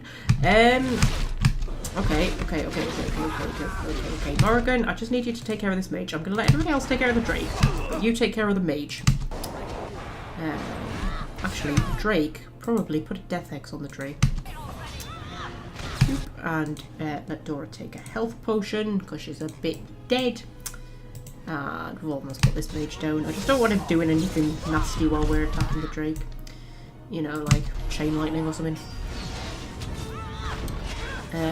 Misdirection Hex would probably be useful, and Vulnerability Hex, and Cone of Cold since you've decided to start attacking me. And I've managed to freeze Dorabella there. Wonderful. She's not going to be happy.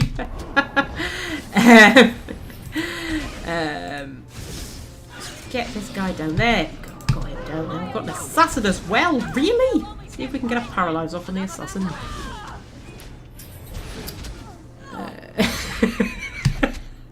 Two of you have blindfolds on, yeah, okay. That's good. I mean, we've got 4 likes, so there has at least been another person at some point. Because I haven't liked it. I haven't liked my own live stream. I haven't stooped that low. I used to like my own videos when I first started. But I don't know. Do you know one of my favourite things is that I can heart my own comments. You know, and you can like heart a comment as the channel, I don't know, creator person. When you comment on one of my videos, I can heart it, right? But if I like reply to your comment or put a comment on my own video, you know, as me, I can heart my own comment. I think that's quite cute. I can just heart my own comment. I never have, but that's quite funny, I always think. We'll give Shale lots of constitution. And what do we want? Let's have bravery, I think. That'll do us. A lot of dragon eggs up here.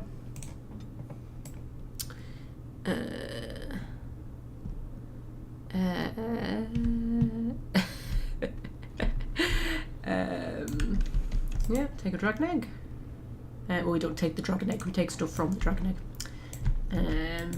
Cultist mage. I'll get on it. Drake scales and health potions. Yay. Okay. Oh, we've got 5 likes now. Oh my god. Do you think when I said we've got 4 likes, there was a lurker who was like, oh my god, I haven't liked, I'd better like. There's been at least 5 people, man. YouTube's saying there's only 1, but it's also saying we've got 20 views. 20 views, but only 1 current watcher. That's what it's saying, which is it's obviously wrong about, because, you know, there's more of you in the chat Unless you're somehow in the chat without watching. Oh my god, that's a lot of blood. That is a lot of blood. Jesus. How the bodies disappear, but the blood stays. Right. Oh, it's gone up to 2 current viewers.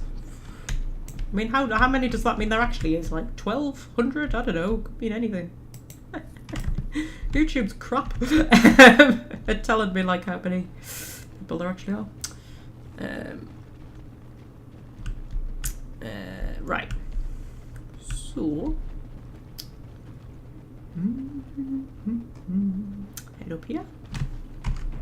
We must be close to Colgrim by now. I'm thinking maybe we do the Colgrim fight and then call it a day there. Because I don't feel like I want to stop yet. I know we're at the 3-hour mark, but I'm just not. I'm probably on a chocolate high. That's what it'll be. It'll be all the Maltesers have given me energy, and I don't feel like I'm running out of steam like I normally do. I'm gonna have another drink though, because my voice is in danger of giving out.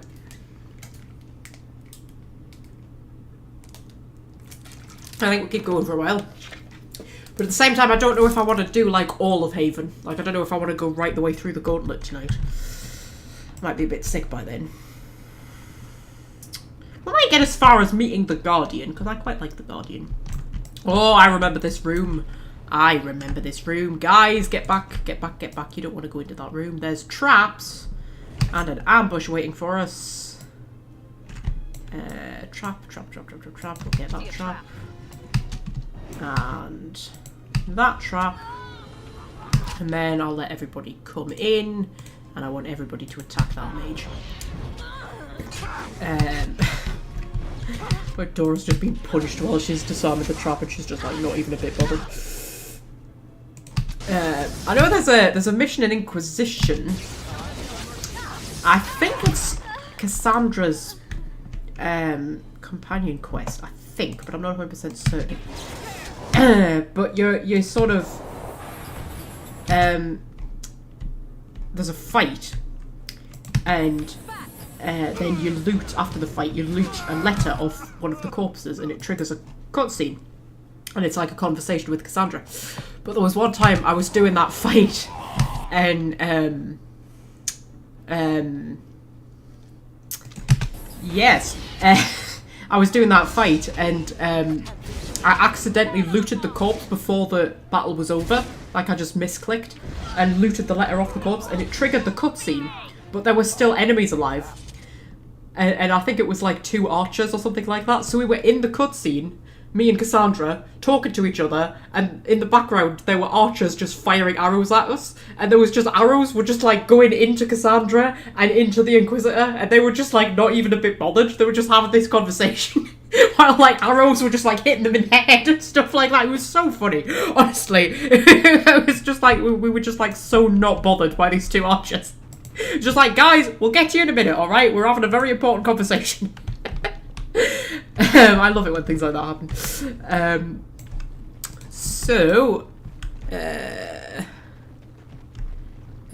Chocolate makes Magpie happy. Yes, it does. All right. Hey, dear. There's a guy at work always buys chocolate when, sometimes you have a day at work where everybody's just miserable. And sometimes there's not even necessarily a reason for it. It's just like everybody's just got no motivation for whatever reason. Can I get you a ladder? And whenever it's like that, he always buys chocolate. And I'm always like the first one to go and get the chocolate. He was like, yeah, I know the key to your heart. I was like, yep. Give me chocolate and I'm your friend for life. And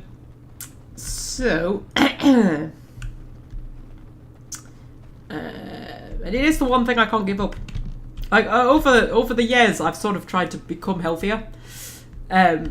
So I've kind of like gradually given things up bit by bit. Like I stopped drinking fizzy drinks. I haven't drunk fizzy drinks in years. And I stopped having stuff like, I don't know, stuff that's high in fat like butter. And I cut out butter. I cut down on mayo. I can't cut mayo out, but I cut down on mayo. Stuff like bacon and sausages and stuff like that. I have it occasionally, but not very often.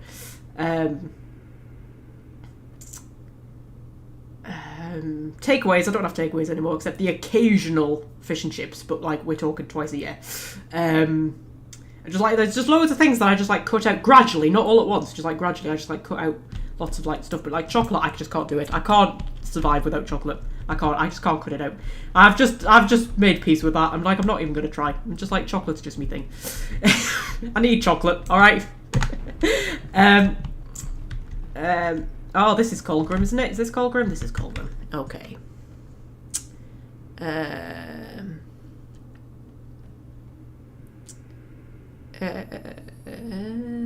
just reading the chat.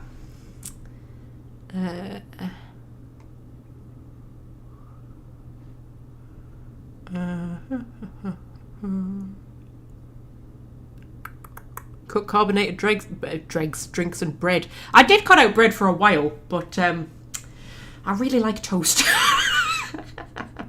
And I've managed to stop putting butter on my toast, but yeah, I did cut out bread for a while, but oh my god, there's nothing better than a good sandwich. And sometimes I'll cut it out for a little bit. I remember once I'd cut it out and I'd gone quite a while without having bread. I was quite proud of myself. And then I went to my mate's house and it was about tea time, but she'd already had her tea and she was like, oh, do you want something to eat? And I was like, yeah, I'll have something to eat. And she says, what do you want? And she was, oh, you know, I could do this, I could do that. She said, I could just make it like a sandwich. I said, I'd make us a sandwich. And she made me this ham sandwich. It was ham salad sandwich in malted bread and it was the best thing ever. And I was like, I have to go back to eating bread. But I try not to eat a lot of bread, but yeah. I need bread. Bread's just, it's just so nice, isn't it, bread? Hello, Colgrim. You will go no further. Of course, the annoying thing about this fight is because it starts with a cutscene. Did I save the game? Can't remember if I saved the game. Because it starts with a cutscene, you can't use the trick of filtering the enemies in one at a time, so you have to take them all on at once. Yes. I do not wish to talk, fight, coward. You stand aside if you want to live. Who are you? Oh, is that so? Yes. Oh, is that so? You have defiled our temple. You have spilled the blood of the faithful and slaughtered our young. No more. You will tell me now, intruder, why you have done all this. Why have you come here? You don't count toast. Yeah, fair enough. But sandwiches, man. Sandwiches are just so nice. Oh, especially like proper full sandwiches. I love like cheese. Red Leicester cheese with smoked ham, cucumber, lettuce, tomato, and mayo. Oh. Just like proper full. Really full. Or chicken and stuffing. Chicken and stuffing is the best in a sandwich. Also, why are shop-bought sandwiches so much nicer than sandwiches that you make at home? I don't understand that. You know, like the ready-made sandwiches and the meal deals that you get in supermarkets, they're always so much nicer than the sandwiches you get at home. Even the really simple ones that are just like tuna. They're just like a million times better than a sandwich you would make at home. Why are we talking about sandwiches? Okay. I've come to make sure you never hurt anybody again. I've come for the Urn of Sacred Ashes. Tell me your name and I'll tell you why I'm here. An old temple must hold riches. Yes, that's kind of a Dorabella response, to be honest. Yeah, I'm just a tomb robber. No, I've come from the Urn of Sacred Ashes. You did this all for an ancient relic. Know this, stranger. The prophet Andraste has overcome death itself, and has returned to her faithful in a form more radiant than you can imagine. Not even the Tevinter Imperium could hope to slay her now. What hope do you have? Ploughman sandwiches, yeah. Ploughman sandwiches are good. Cheese and pickle is a good sandwich. That's a good winter sandwich. When summer's over and I'm not taking salads to work because I just don't have the stomach for salads when it's wintry, I kind of switch to cheese and pickle sandwiches. Cheese, pickle, and cheese, tomato, and pickle. Actually, it's pretty good. Ah, man, sandwiches are so nice. Especially like a cheese-topped bun. Oh my god. It's like, I mean, that's definitely not good for your bread with cheese on top, but like a cheese-topped bun with cheese and tomato and pickle and then like smoked ham as well. Oh my god. Oh my god. Sandwiches are just the best. Anyway. Okay, not even the definitive period could hope to slay her now. What hope do you have? Right, okay. You're mad. Andraste is dead. I wish to see this reference in Andraste. What's happened to the ashes? Will you accept an apology? Will you accept an apology? This is heresy. I cannot let this continue. Yeah, what happened to the ashes? They are still within this temple. But why do we need ashes when we serve the risen Andraste in all her glory? Okay, you're mad. Andraste is dead. You know nothing! Andraste revealed herself to us! We are her chosen! To arms, my brethren! Andraste will grant us victory! Oh, okay. I didn't realise that he attacked you automatically then. We didn't even get the offer, did we? About tainting the ashes, which we wouldn't have done anyway, but you know. Okay, so need a nice cone of cold. Oh, somebody froze Dora. That's no fun. It wasn't Morrigan because she got frozen before the cone went off. Oh, how many mages have we got? We've got 2 mages. We need to take out the mages before anything else. Get rid of them, nice and quick, and then we'll focus on Colburn. Yeah, get those mages down as quick as we possibly can. This is a bit scary. Okay. I'll tell you what, we'll put a misdirection hex on Colburn, which he resisted. Well, that was like half of my entire plan, man. You weren't meant to resist that. Everybody, like, attack this mage over here.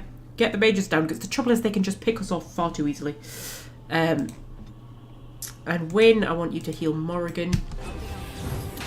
And Morrigan's been stunned. Wonderful. Brilliant. That's exactly what I wanted. Everybody attack that mage. Just get them down. Morrigan's dead. That's unfortunate. Don't go after Wynne. She's the only one who could resurrect Morrigan. Okay, that mage is down. Okay, wonderful. Brilliant. Excellent. Wonderful. Brilliant. Excellent. That's exactly what I wanted. Now, everybody attack. Okay, attack the Reaver. I feel like we need to get rid of everybody before we get rid of Colgrim. Right. I need to revive Morrigan. Quickly. And then I need a group heal. Quickly. Quick. And then Morrigan, you can take some lyrium potions. Because you need your magic back. Right. So, everybody attack that Reaver. Just get him down. He should go down nice and easy. And then everybody... Has the other one already gone down? No, he's there. What a dick. Right. I was kind of hoping he was already dead. Then down. Morrigan, I'm going to let you use a lesser injury kit. I'm going to let Dora use a health potion. In fact, you can use a proper one rather than a lesser one. And everybody just attack that Reaver, and then there's only Colgrim left. Okay, now we can get the big guns out. Do a death hex. Do a vulnerability hex. An affliction hex is basically just a vulnerability hex, which also affects other people around them, isn't it? As far as I can remember. Do a paralyze. He's coming after me. He resisted me paralyzed. None of these are good things. Do a cone of cold, but don't catch any of your friends in it. Oh dear. We need a better angle. There we go. Cone of cold. Excellent. And then take another lyrium potion, and then just hit him. Just hit him with everything. Use a grenade. Good advice, Fred. This is why I keep you around. Should we use a shock bomb? Use a shock bomb. There we go. There we go. Oh, that did a lot of damage to him. Yeah, grenades are good. Yeah, we learned that last time, didn't we? Hey dear. And down he goes. Oh, we did it in a one. We did it in a one, guys. Jesus. Go us.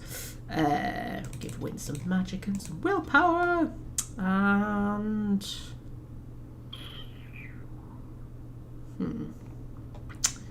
I don't find Life Ward that useful.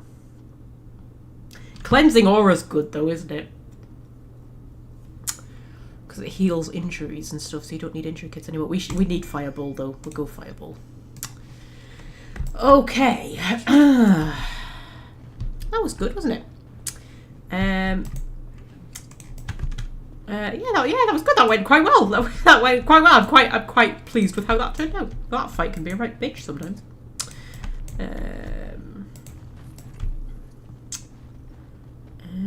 And we've got Colgrim's Horn, so we can go and summon the dragon if we want. But I don't think I want to summon the dragon right now. I think we might come back and do the dragon near the end of the game. I can't be arsed with the dragon fight.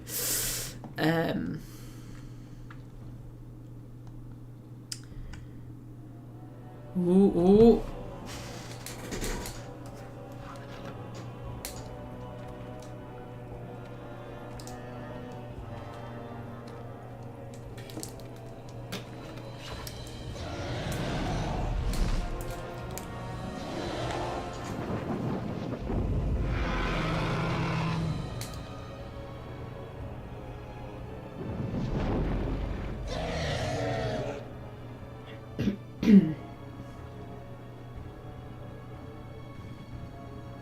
How freaked out were you the first time you played this when you saw that cutscene? Did you just like edge down here so slowly, absolutely convinced that a dragon was about to attack you?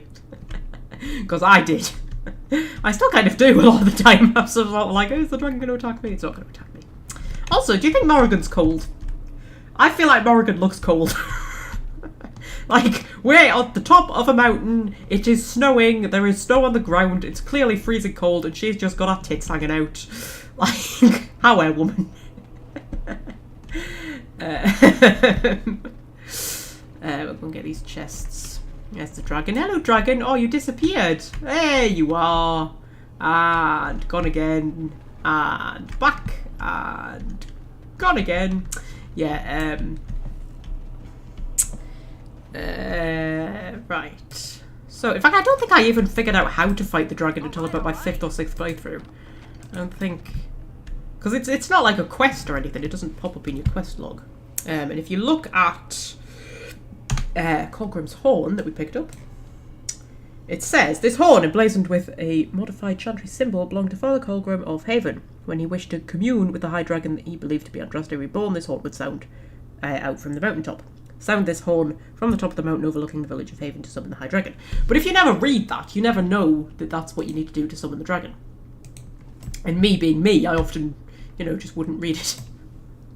Yeah, for my first 3 playthroughs, I didn't even know that you could fight the dragon. And I was always like, why do they bother having that cutscene with the dragon if you can't fight the dragon? But yeah, you can fight the dragon. But we'll not do it right now. We might come back and do it at a later date. I just don't feel like it right at the moment. Yeah.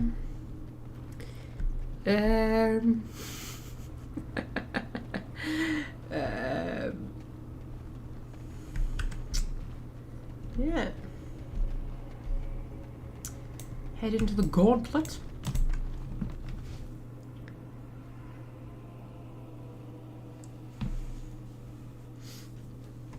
Maybe we will do the whole gauntlet. I really just don't feel like stopping yet.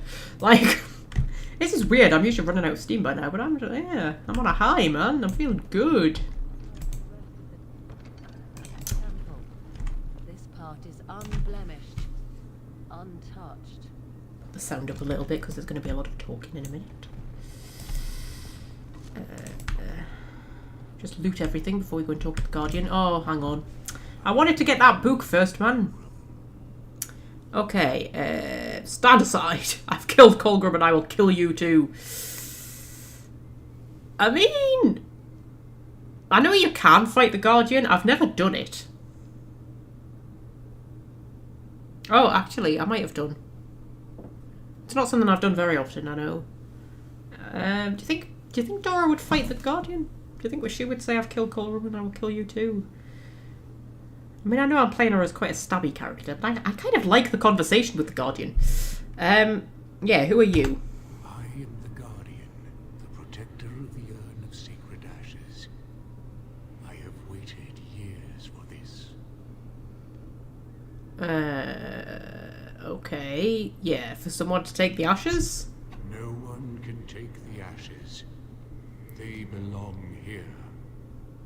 It has been my duty, my life, to protect the urn and prepare the way for the faithful who come to revere Andraste. For years beyond counting have I been here, and shall I remain until my task is done and the Imperium has crumbled into the sea. Okay. Yeah, wow, that sounds terribly dull. There is joy to be found in my duty. Okay. Who are the men who've taken over the rest of the temple? When my brethren and I carried Andraste from Tevinter to this sanctuary, we vowed to forever revere her memory and guard her. I have watched generations of my brethren take up the mantle of their fathers.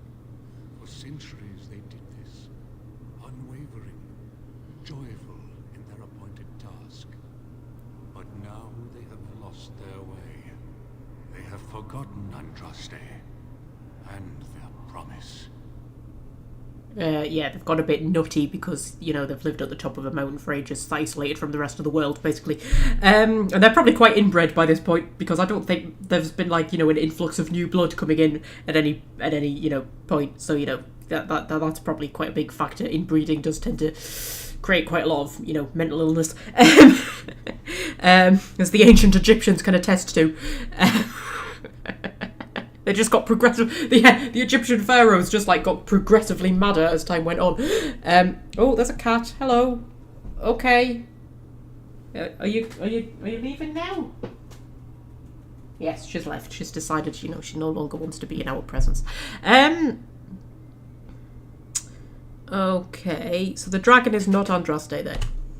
No, our Andraste has gone to the Maker's side. She will not return.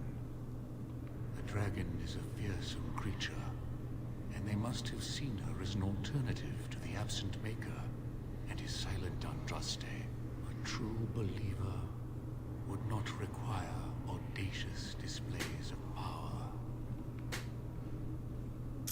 How did this belief spread to the rest of the disciples? It began with an ancestor of the one known as Colgrim. He saw himself as a new prophet, preaching the rebirth. Some disagreed with him. I heard their cries of pain and loss, which were quickly silenced.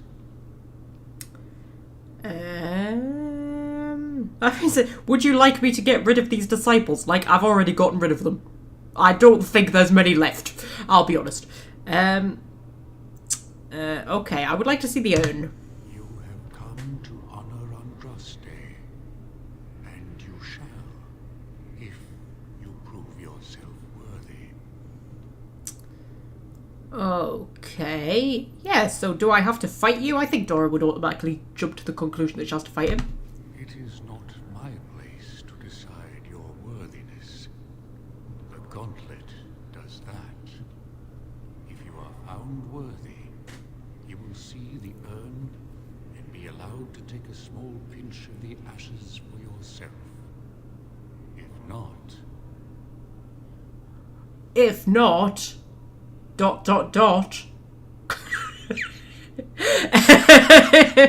Suspense! Alright, let's get this over then. What's the gauntlet? Sons of planet can't be avoided. I demand you take me to the urn. Yeah, what's the gauntlet? The gauntlet tells the true pilgrims from the false. You will undergo 4 tests of faith, and we shall see how your soul fares. Okay. I don't know if you can hear, but in the background the cat's playing with a cat toy and it's got a little bell in it. So if you can hear tinkling, that's what it is. Take me to the owner, I will cut you down. I'm afraid. Do you know what? I don't think Dora would say that, actually. I think she'd be like, alright, yeah, sure, let's do the gauntlet. Why not? I don't think she'd immediately be like, let's stab this guy in the head. Which I know that that's how she normally thinks. But I feel like she'd be like, yeah, let's do the gauntlet. I'm up for a challenge. Let's get this over with. I can actually see it on my screen. I don't know why, because the internet is fine. Yeah, the internet's fine. It keeps like dropping and then coming back. Hang on, I'm going to test what the internet speed is.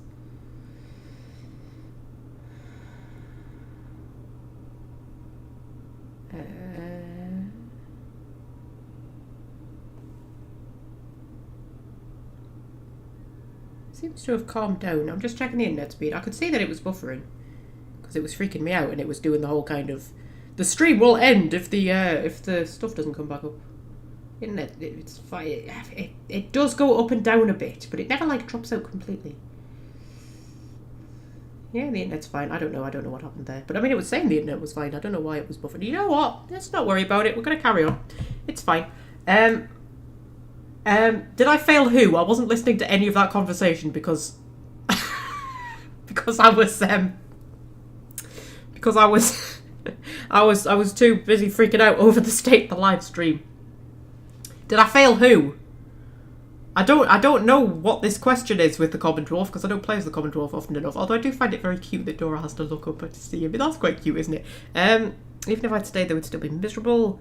Yes, I should have done more to get them out of there. Is this her family we're talking about?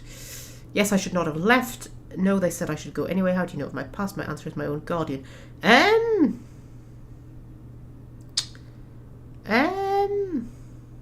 Yeah, I'm guessing this is like my mother and sister, maybe.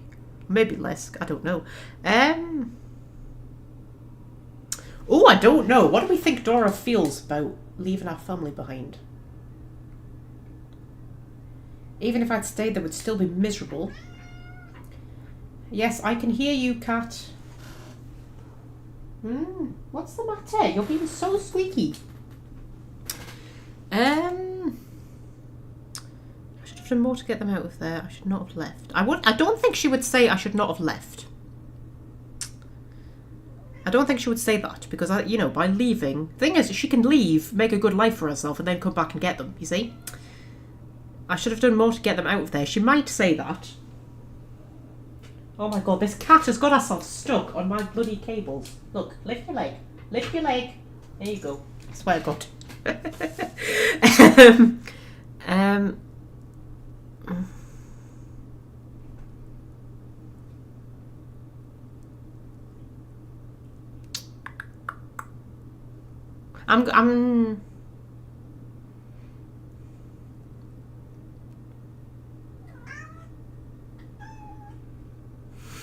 I don't know. I really don't know what Dora would say. I think she probably would feel a bit guilty for leaving them, actually. Although I don't know if she would say it out loud. That's the thing. I don't think she'd feel guilty about leaving, but I think she'd feel guilty about leaving them behind, even though knowing that there was nothing she could have done. I think she would just feel bad knowing that they're still there, but maybe guilty is the wrong word. But you know how you can feel guilt for something that even when you know that there was nothing that you could have done, or there's nothing you could do to change the situation, you still feel guilt. She might feel guilty for having gotten out and now having a better life, even though she knows that, like, you know, staying wouldn't have helped.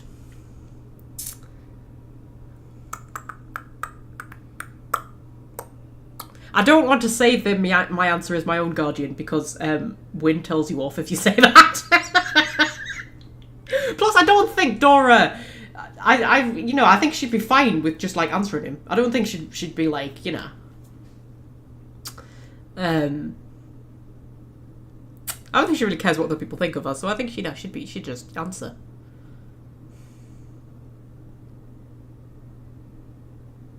I'm gonna... even if I'd stayed, they would still be miserable. I should have done more to get them out of there.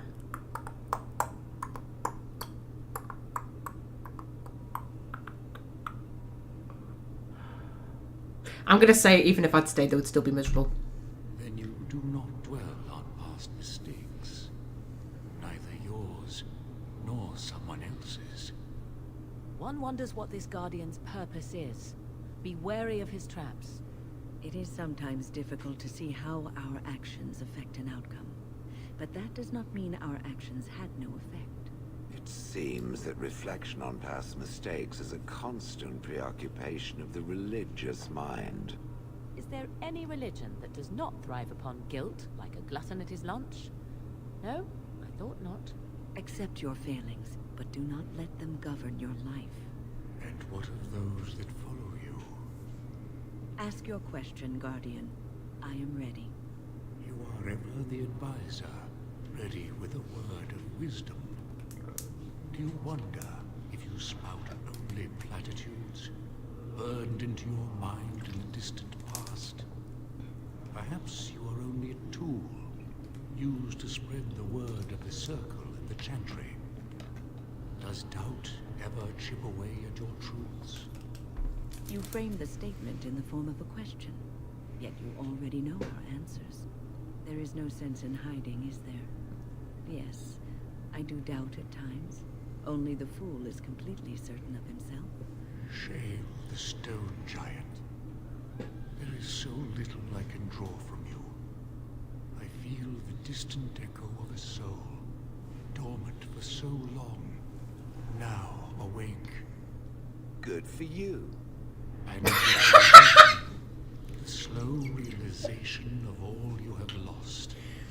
Ah, Shale, your entire existence is a test of your will and knowledge. You have my respect. And you, Morrigan, Flemeth's daughter, what? Begone, spirit.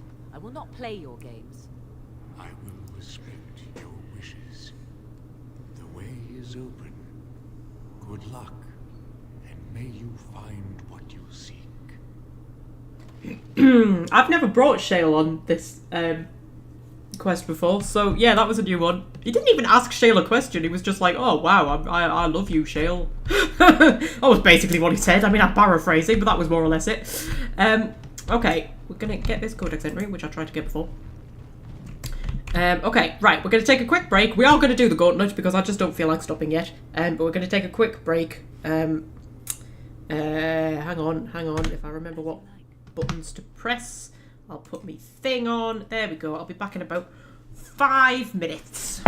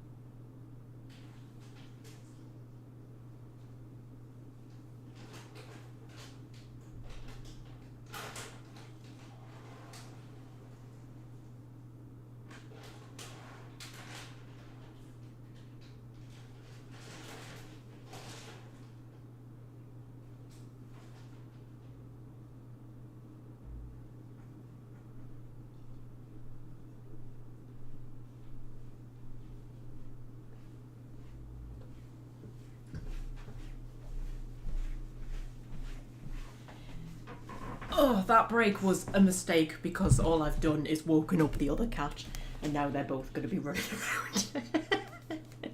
Also, YouTube is now telling me that I have 0 viewers. Have you all abandoned me? I'm guessing you haven't all abandoned me. I'm guessing it's just YouTube being YouTube. I had to feed the cats because their bowl was like less than a quarter of the way full and there was clearly a real danger that, you know, they might starve to death before the end of the live stream. You know what cats are like. Like, excuse me, this has got down to the halfway point. I need more food. Like, you can just eat what's there, you know. No, I need more. What am I doing? I'm going back to the game. That's what I'm doing. There we are. Right, so we embark on the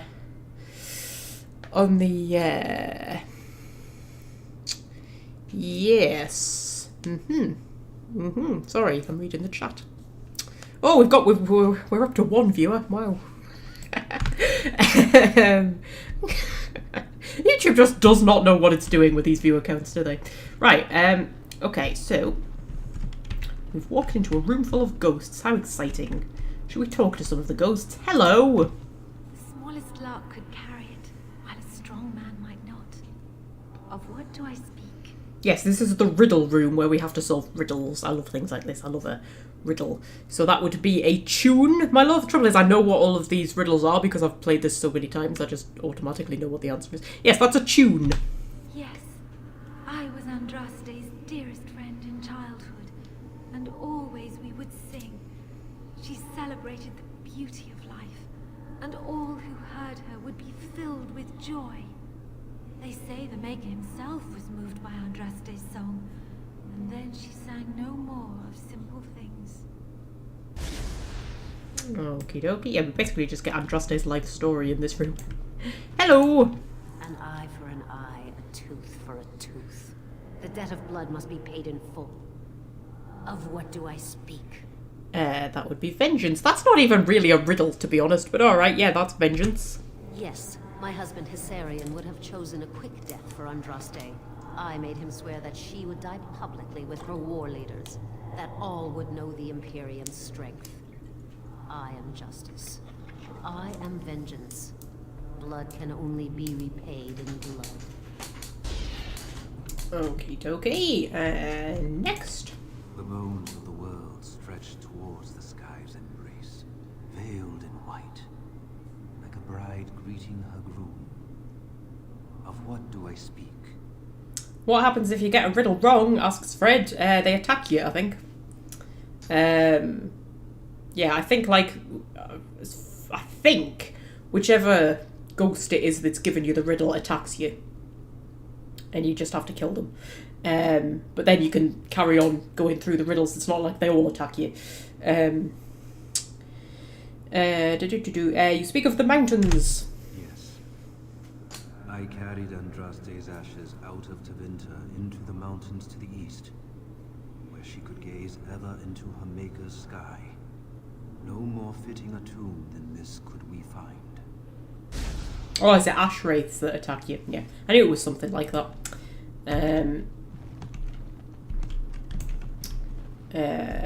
Hello, my dear. No man has seen it, but all men know it. Lighter than air, sharper than any sword. Comes from nothing, but will fell the strongest armies. Of what do I speak? Hunger, my dear. Women. That should be the answer. The answer should be women, but no, hunger. Yes. Hunger was the weapon used against the wicked men of the Tevinter Imperium. The Maker kindled the sun's flame, scorching the land.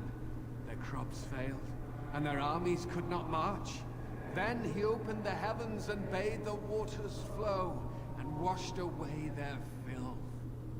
I am Kefir, disciple of Andraste and commander of her armies. I saw these things done and knew the Makers smiled on us. Okay, you notice that he is wearing the chantry robes. Just makes you think the design of those robes hasn't changed in like however many thousands of years it's been. She wields the broken sword and separates true kings from tyrants. Of what do I speak? Mercy, isn't it? I think it's Mercy. Yes, I could not bear the sight of Andraste's suffering, and Mercy bade me end her life. I am the penitent sinner, who shows compassion as he hopes compassion will be shown to him.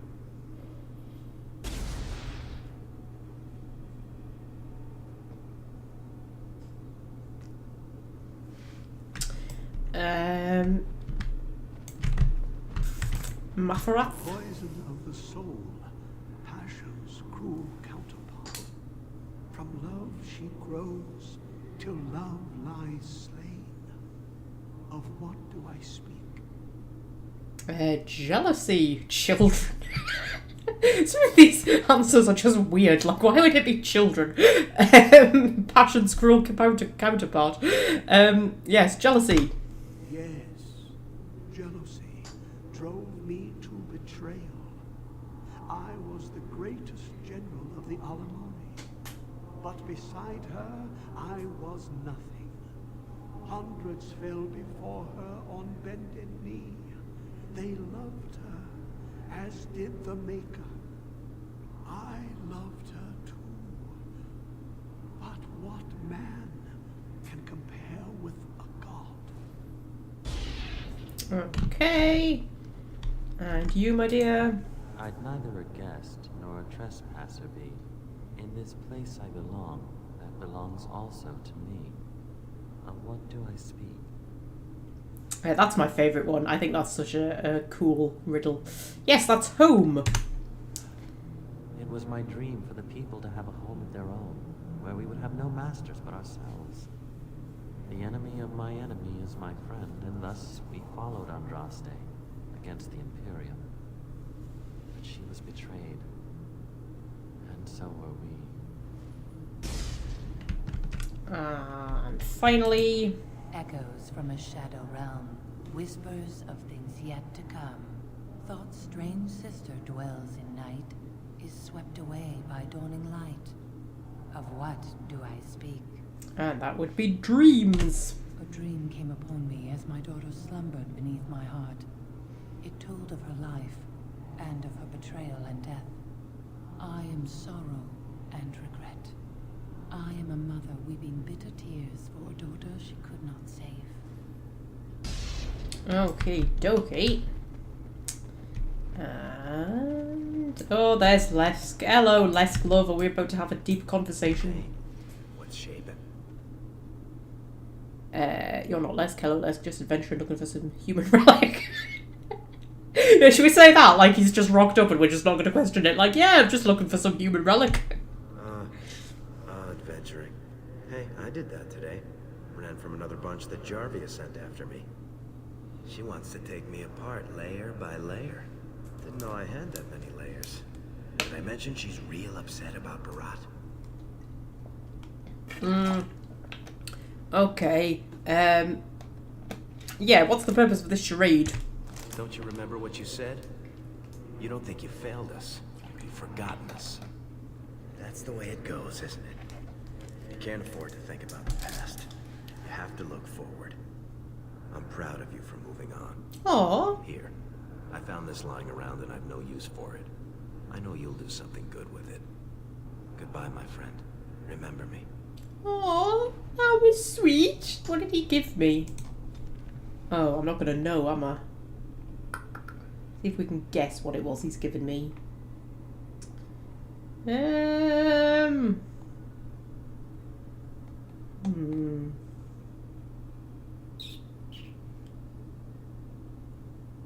Oh, ancient elven gloves. Did I was that the ancient elven gloves? Or is he giving me them? I don't know. I don't know. Oh, reflection. Is it going to be reflect? I bet it's reflection. +1 constitution, +15 to healing effects received. Oh, that's quite good, but it's not as good as +2 constitution, I don't think. And... we've picked up quite a lot of good stuff while doing this, actually. Yeah, I think the ancient elven gauntlets were in the shop, weren't they? I think they were in one of the chests in the shop that I looted. Right, let's go and fight ourselves, as you do. You know, yes, that's us. That's Dorabella and Morrigan and Winner. Shale's only got a white name. Shale doesn't have a yellow name like the rest of us. Aw. Oh, that's sad. Okay, who's the biggest threat? Win or Morrigan? I'm gonna go... oh, Win can heal the party. Trouble is, they're not leveled up the same as us, so we're not actually... we can't be 100% sure what sort of abilities they... I don't think they're leveled up the same as us. I'm sure I've seen them using abilities that like I haven't given them. Okay, let's go for Win, just because she can heal people. Put a paralyze on her. And then just like put a vulnerability hex on her. I want to save me death hex for Morrigan. Because it takes a while to recharge the old death hex. Get her down nice and quick. There we go. And then where's Morrigan? Morrigan, I want you to put a death hex on Morrigan. There we go. Oh, Dora's a bit dead. Okay. And then I wish we had another paralyzed, but we don't. Because Morrigan's doing something. I think she might be about to turn into a spider. She normally does that. Does fake Morrigan. Put a bit of a cone of cold on her. She resisted the cold. Oh, she's gone flying swarm. Oh dear, that's not good.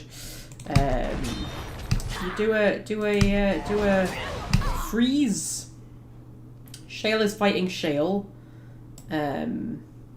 Fake Shale is doing better than real Shale. That's not great. Do a group heal quickly while I think of what to do.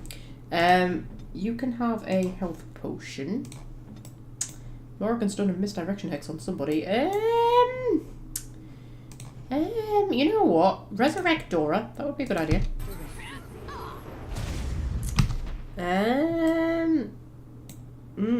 Yes, wonderful. Dora, you can have a health potion. In fact, Wynn is going to heal you up as well. There you go. We need to take care of Morrigan. We need to get rid of Morrigan. Morrigan's a problem. She's bloody healed herself up as well. Oh, fuck. You weren't meant to be able to do that. My Morrigan can't do that. Put an affliction hex on her. And now she's gone into spider mode. Actually, that works for us because she's not as much of a threat in spider mode. Yeah, we could just kill her now that she's gone into spider mode. That's why I never use spider mode. Okay, so we've got Dorabella and we've got Shale. Take down Shale first because Shale's going to be the easier one, I think. I need more Lyrium. And you need to take a health potion. There we go. Okay, now we've just got Dora left to take care of. Do a bit of a paralyze. Just throw everything you've got at her. There we go. Yeah, that fight can be nasty. Fighting yourself. It's like a Mass Effect 3 where you fight the clone. I love that fight. because when you fight Shepard's clone. Because it's sort of like where you actually learn how you were supposed to be playing your class all that time. Like the amount of times I played as a Vanguard and just never used things like I can't remember what it's called now. It's a sort of explosion-y thing that you do. I can't remember what it's called. But anyway, I used to just like never use it. I would always just like forget to use it. And then fighting her, Nova, is it called Nova? Something like that. Fighting her, you do like a charge into Nova, and it's a really powerful attack thing that I just never used before. And then I fought her, and I was like, oh, that's what I've been supposed to be doing all this time. Oh, that's one of my favourite fights in the whole Mass Effect series, that where you fight the clone. I think that's a brilliant fight. Right! It is almost beyond endurance. Yes, okay, so... Do you think those interesting-looking sections of floor on the side of this chasm have something to do with getting across? Yes, probably Win, but you know what? If we went around here... I reckon we could make that jump. Like, you could just step across that, couldn't you? Okay, so we need to put on Move Freely. And we need to find... There we go. So, you always need somebody standing on this side and then somebody standing on that side because they're like half there. But then you need somebody else to go over here and find the one that makes that one solid. There's the trick. Each piece must be made solid in order for one of us to cross. Yeah. So, that's solid. So, should we send Shale across? Because, you know, it won't hurt Shale as much if she falls to her death. So, you go on the first one. And then, we're going to need Win.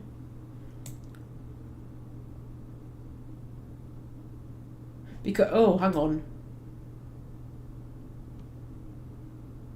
I'm trying to remember, when Dora stood on that, it made two of them, didn't it? Which means the one that Morrigan is standing on is completing that one. Which means that one, the half of it is already there from this side, which means we need to go to the other side. That makes sense? That made sense to me. That probably didn't make sense to anybody else, but it made sense to me. And then... hopefully, one of these... There we go. So that one's made that one solid. So then, Shale steps on there. And then if Morrigan comes off here, hopefully... yeah. That should stay solid. And then Morrigan... has to go... I was gonna say it has to go around here. The trouble with that is, then when we move... Oh dear, because then when we move Dora...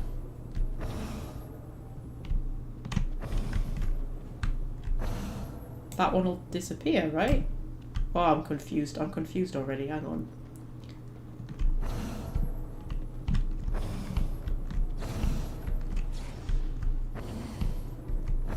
I'm really confused. Guys, I'm really confused. I mean, it should be that...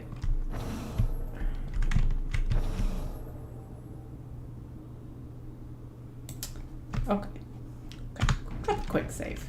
Let's take Dora off of here and see what happens. That one stays where it is. Okay, good. Good. Good. Good. I think I know what I'm doing. And then... that makes that one solid, so Shale moves forward. And then Wynne steps off of there, and it stays solid. Good. And then finds the one that makes the next one. Am I explaining this well? I think I'm explaining this great, you know. I'm sure you're all following this wonderfully. Yeah, so that's put that one on. Yeah, so it's that one. And then Morrigan steps off. Boop, there we go. And there we go. Sorted. Sorted. There we go. And everybody can join me. There we go. I like that puzzle because it's kind of easy, but it still takes a little bit of thought. But it's not like one of those ones that's just like really difficult and you have to go on the wiki. But you know, like it's easy enough that it's not toxic or anything. But you know, you've got to think about it a little bit, just a little bit. I thought it was a legend. I didn't believe. Seriously, Wynne, all this time we've spent climbing this mountain to get to the Urn of Sacred Ashes, and now that we've arrived at the Urn of Sacred Ashes, you're like, oh my god, I didn't think we'd actually find the Urn of Sacred Ashes. Right. Its altar is little more than a dusty stone slab. You can make out an inscription carved into its face. Cast off the trappings of worldly life and cloak yourself in the goodness of spirit. King and slave, lord and beggar be born in you in the Maker's sight. Okay. Take my clothes off. Yeah, because... Andraste wants us naked, alright? Wow, Wynne, I have to say, you have got a decent body for a woman your age. Just saying. Blimey. Walk through here. You have been through the trials of the gauntlet. You have walked the path of Andraste, and like her, you have been cleansed. You have proven yourself worthy, pilgrim. Approach the sacred ashes. And then what happens is, it puts your clothes back on, but you're still in the fire, so you end up on fire. Like, what was the point of making you take your clothes off to walk through the fire, when the game was then going to just put your clothes back on at the end of the cutscene, and you're still in the fire? Like, how? Oh, it annoys me.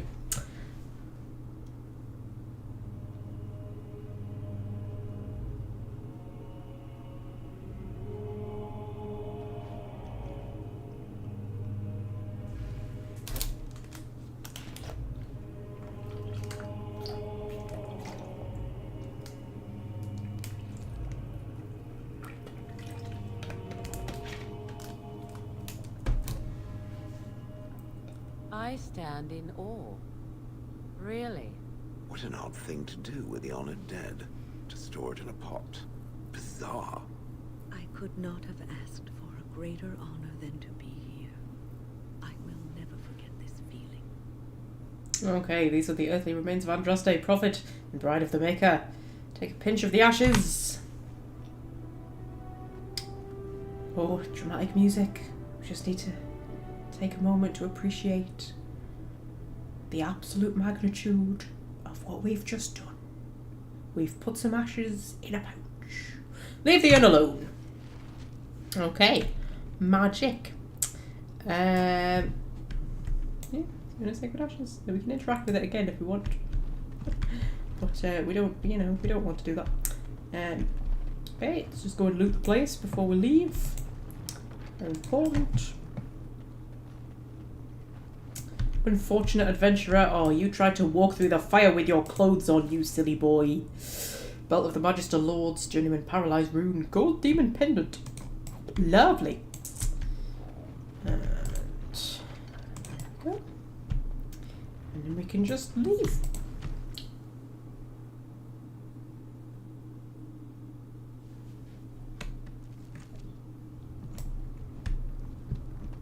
And we can saunter back down the mountain, just ignoring, you know, the giant dragon up there. Yeah, I know you're there, dragon. Don't you worry. Head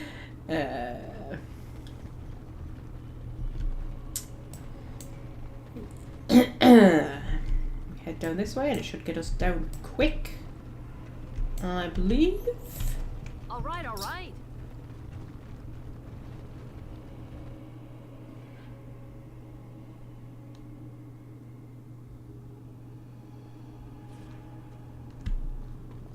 And yes, we're back here. Although annoyingly, if you come back, like to battle the dragon... Oh no, you can get up to the mountaintop that way. Oh, I thought you couldn't. I think I usually just forget that you can get to the mountaintop that way, and I end up going right way through the temple again. Like a numpty. Talk to Brother Gen TV. Wherever he is. Around here somewhere. Probably. He's around here somewhere, right? We did leave him here, right? There we go. Welcome back. You were gone for quite some time. Well, did you find it? Yes. Let's just show him the Pouch of Ashes. Is that? There's some dust on. No, that's not dust. Omega, I'm not worthy to look upon. What was it like coming to the urn? I mean. Nothing has touched me quite so deeply. It's just a stone flask with a burnt woman inside. Yeah, let's say that. It may be that to you, but it means so much more to thousands of people. Perhaps my research will not seem so much like blasphemy to the Chantry now. I must organize an expedition. There is so much history here, it must be studied. And pilgrims should be allowed to come to the urn.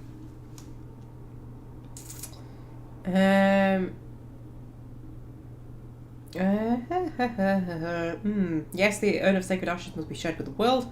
Why we should keep this secret to ourselves? It's not wise. Many will try to exploit this story. I think we should keep it to ourselves. But the urn belongs to all the faithful. How can you deny this to them? No, we must share it. You have noble intentions, Brother Genitivi. But can you say the same of your brethren in the Chantry? Yes, share it. Spread the word, and more will come under the Chantry's power. Is this not what you want? I will spread this good news or die trying. Okay, chill out, man. Jesus. If something bad comes of this, it's your fault. Do you know what? I think we often forget that the ashes have disappeared by Inquisition.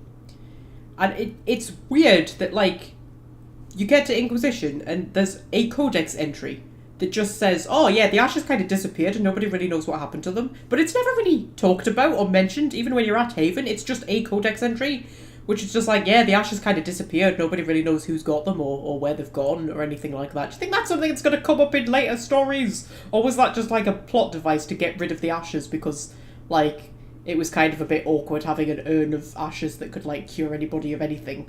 Like, it was just a bit awkward story-wise to have that, so they were just like, oh, it's just gone, like, it just disappeared. Like, yeah, don't question that. Because it's just weird that, like, it seems like a big deal that the Urn of Sacred Ashes has disappeared, and yet the only time it's ever really mentioned is in a little codex entry that you could easily just miss. I just find that, yeah, weird. Then you will die. Kill Genitivi. Okay, let's not do that. I think even by Dora's standards, that's a bit weird. I suppose you're right, I should not be selfish. You know, let's just say if something bad comes of this, it's your fault, love. I must return home. I have much to do. If you ever find yourself in Denerim, please visit me. I am not a rich man, but I have a small collection of interesting artifacts, and I do owe you a reward for coming to my rescue.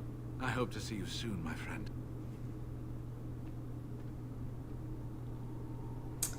Okie dokie. So, yeah, that's it. We're done. We have completed the Urn of Sacred Ashes. We've completed Haven. We can leave. We can go home. By home, I mean, you know, a random camp in the middle of nowhere.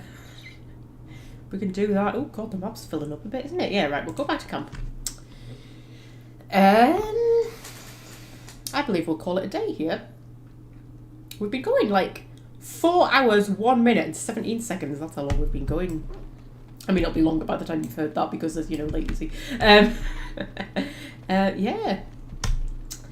It's been a long live stream. I've usually run out of steam by now. I could probably keep going actually, but I kind of need to go to bed because, you know, I'm going to bed at like 6 o'clock at the minute because I'm in work at like 4 in the morning. Although I'm off work tomorrow, but still I like to try and keep my sleep pattern because it isn't. Trouble is, I've eaten an entire shared size bag of Maltesers and the sugar is just going to keep me awake. I just know it is.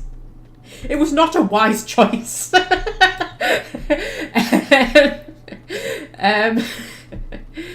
Yeah, so I'm just on a sugar high, that's why we've managed to keep going so long. But yes, that's a convenient place to end though, so we shall call it a day there. We shall be back on Tuesday at 1:30 PM. I do not know what we will be doing. I don't know where we're going to go from here. I don't know whether we're just going to have like a side quest kind of a live stream, because we have got a lot of side quests still. Whether we might go and we might do Soldier's Peak actually, because that's kind of sitting there waiting for something to be done with it. Or there's the elves. Or there's Orzammar. Orzamar's difficult because I like to leave it till late because it's such a long quest. But at the same time, you kind of want.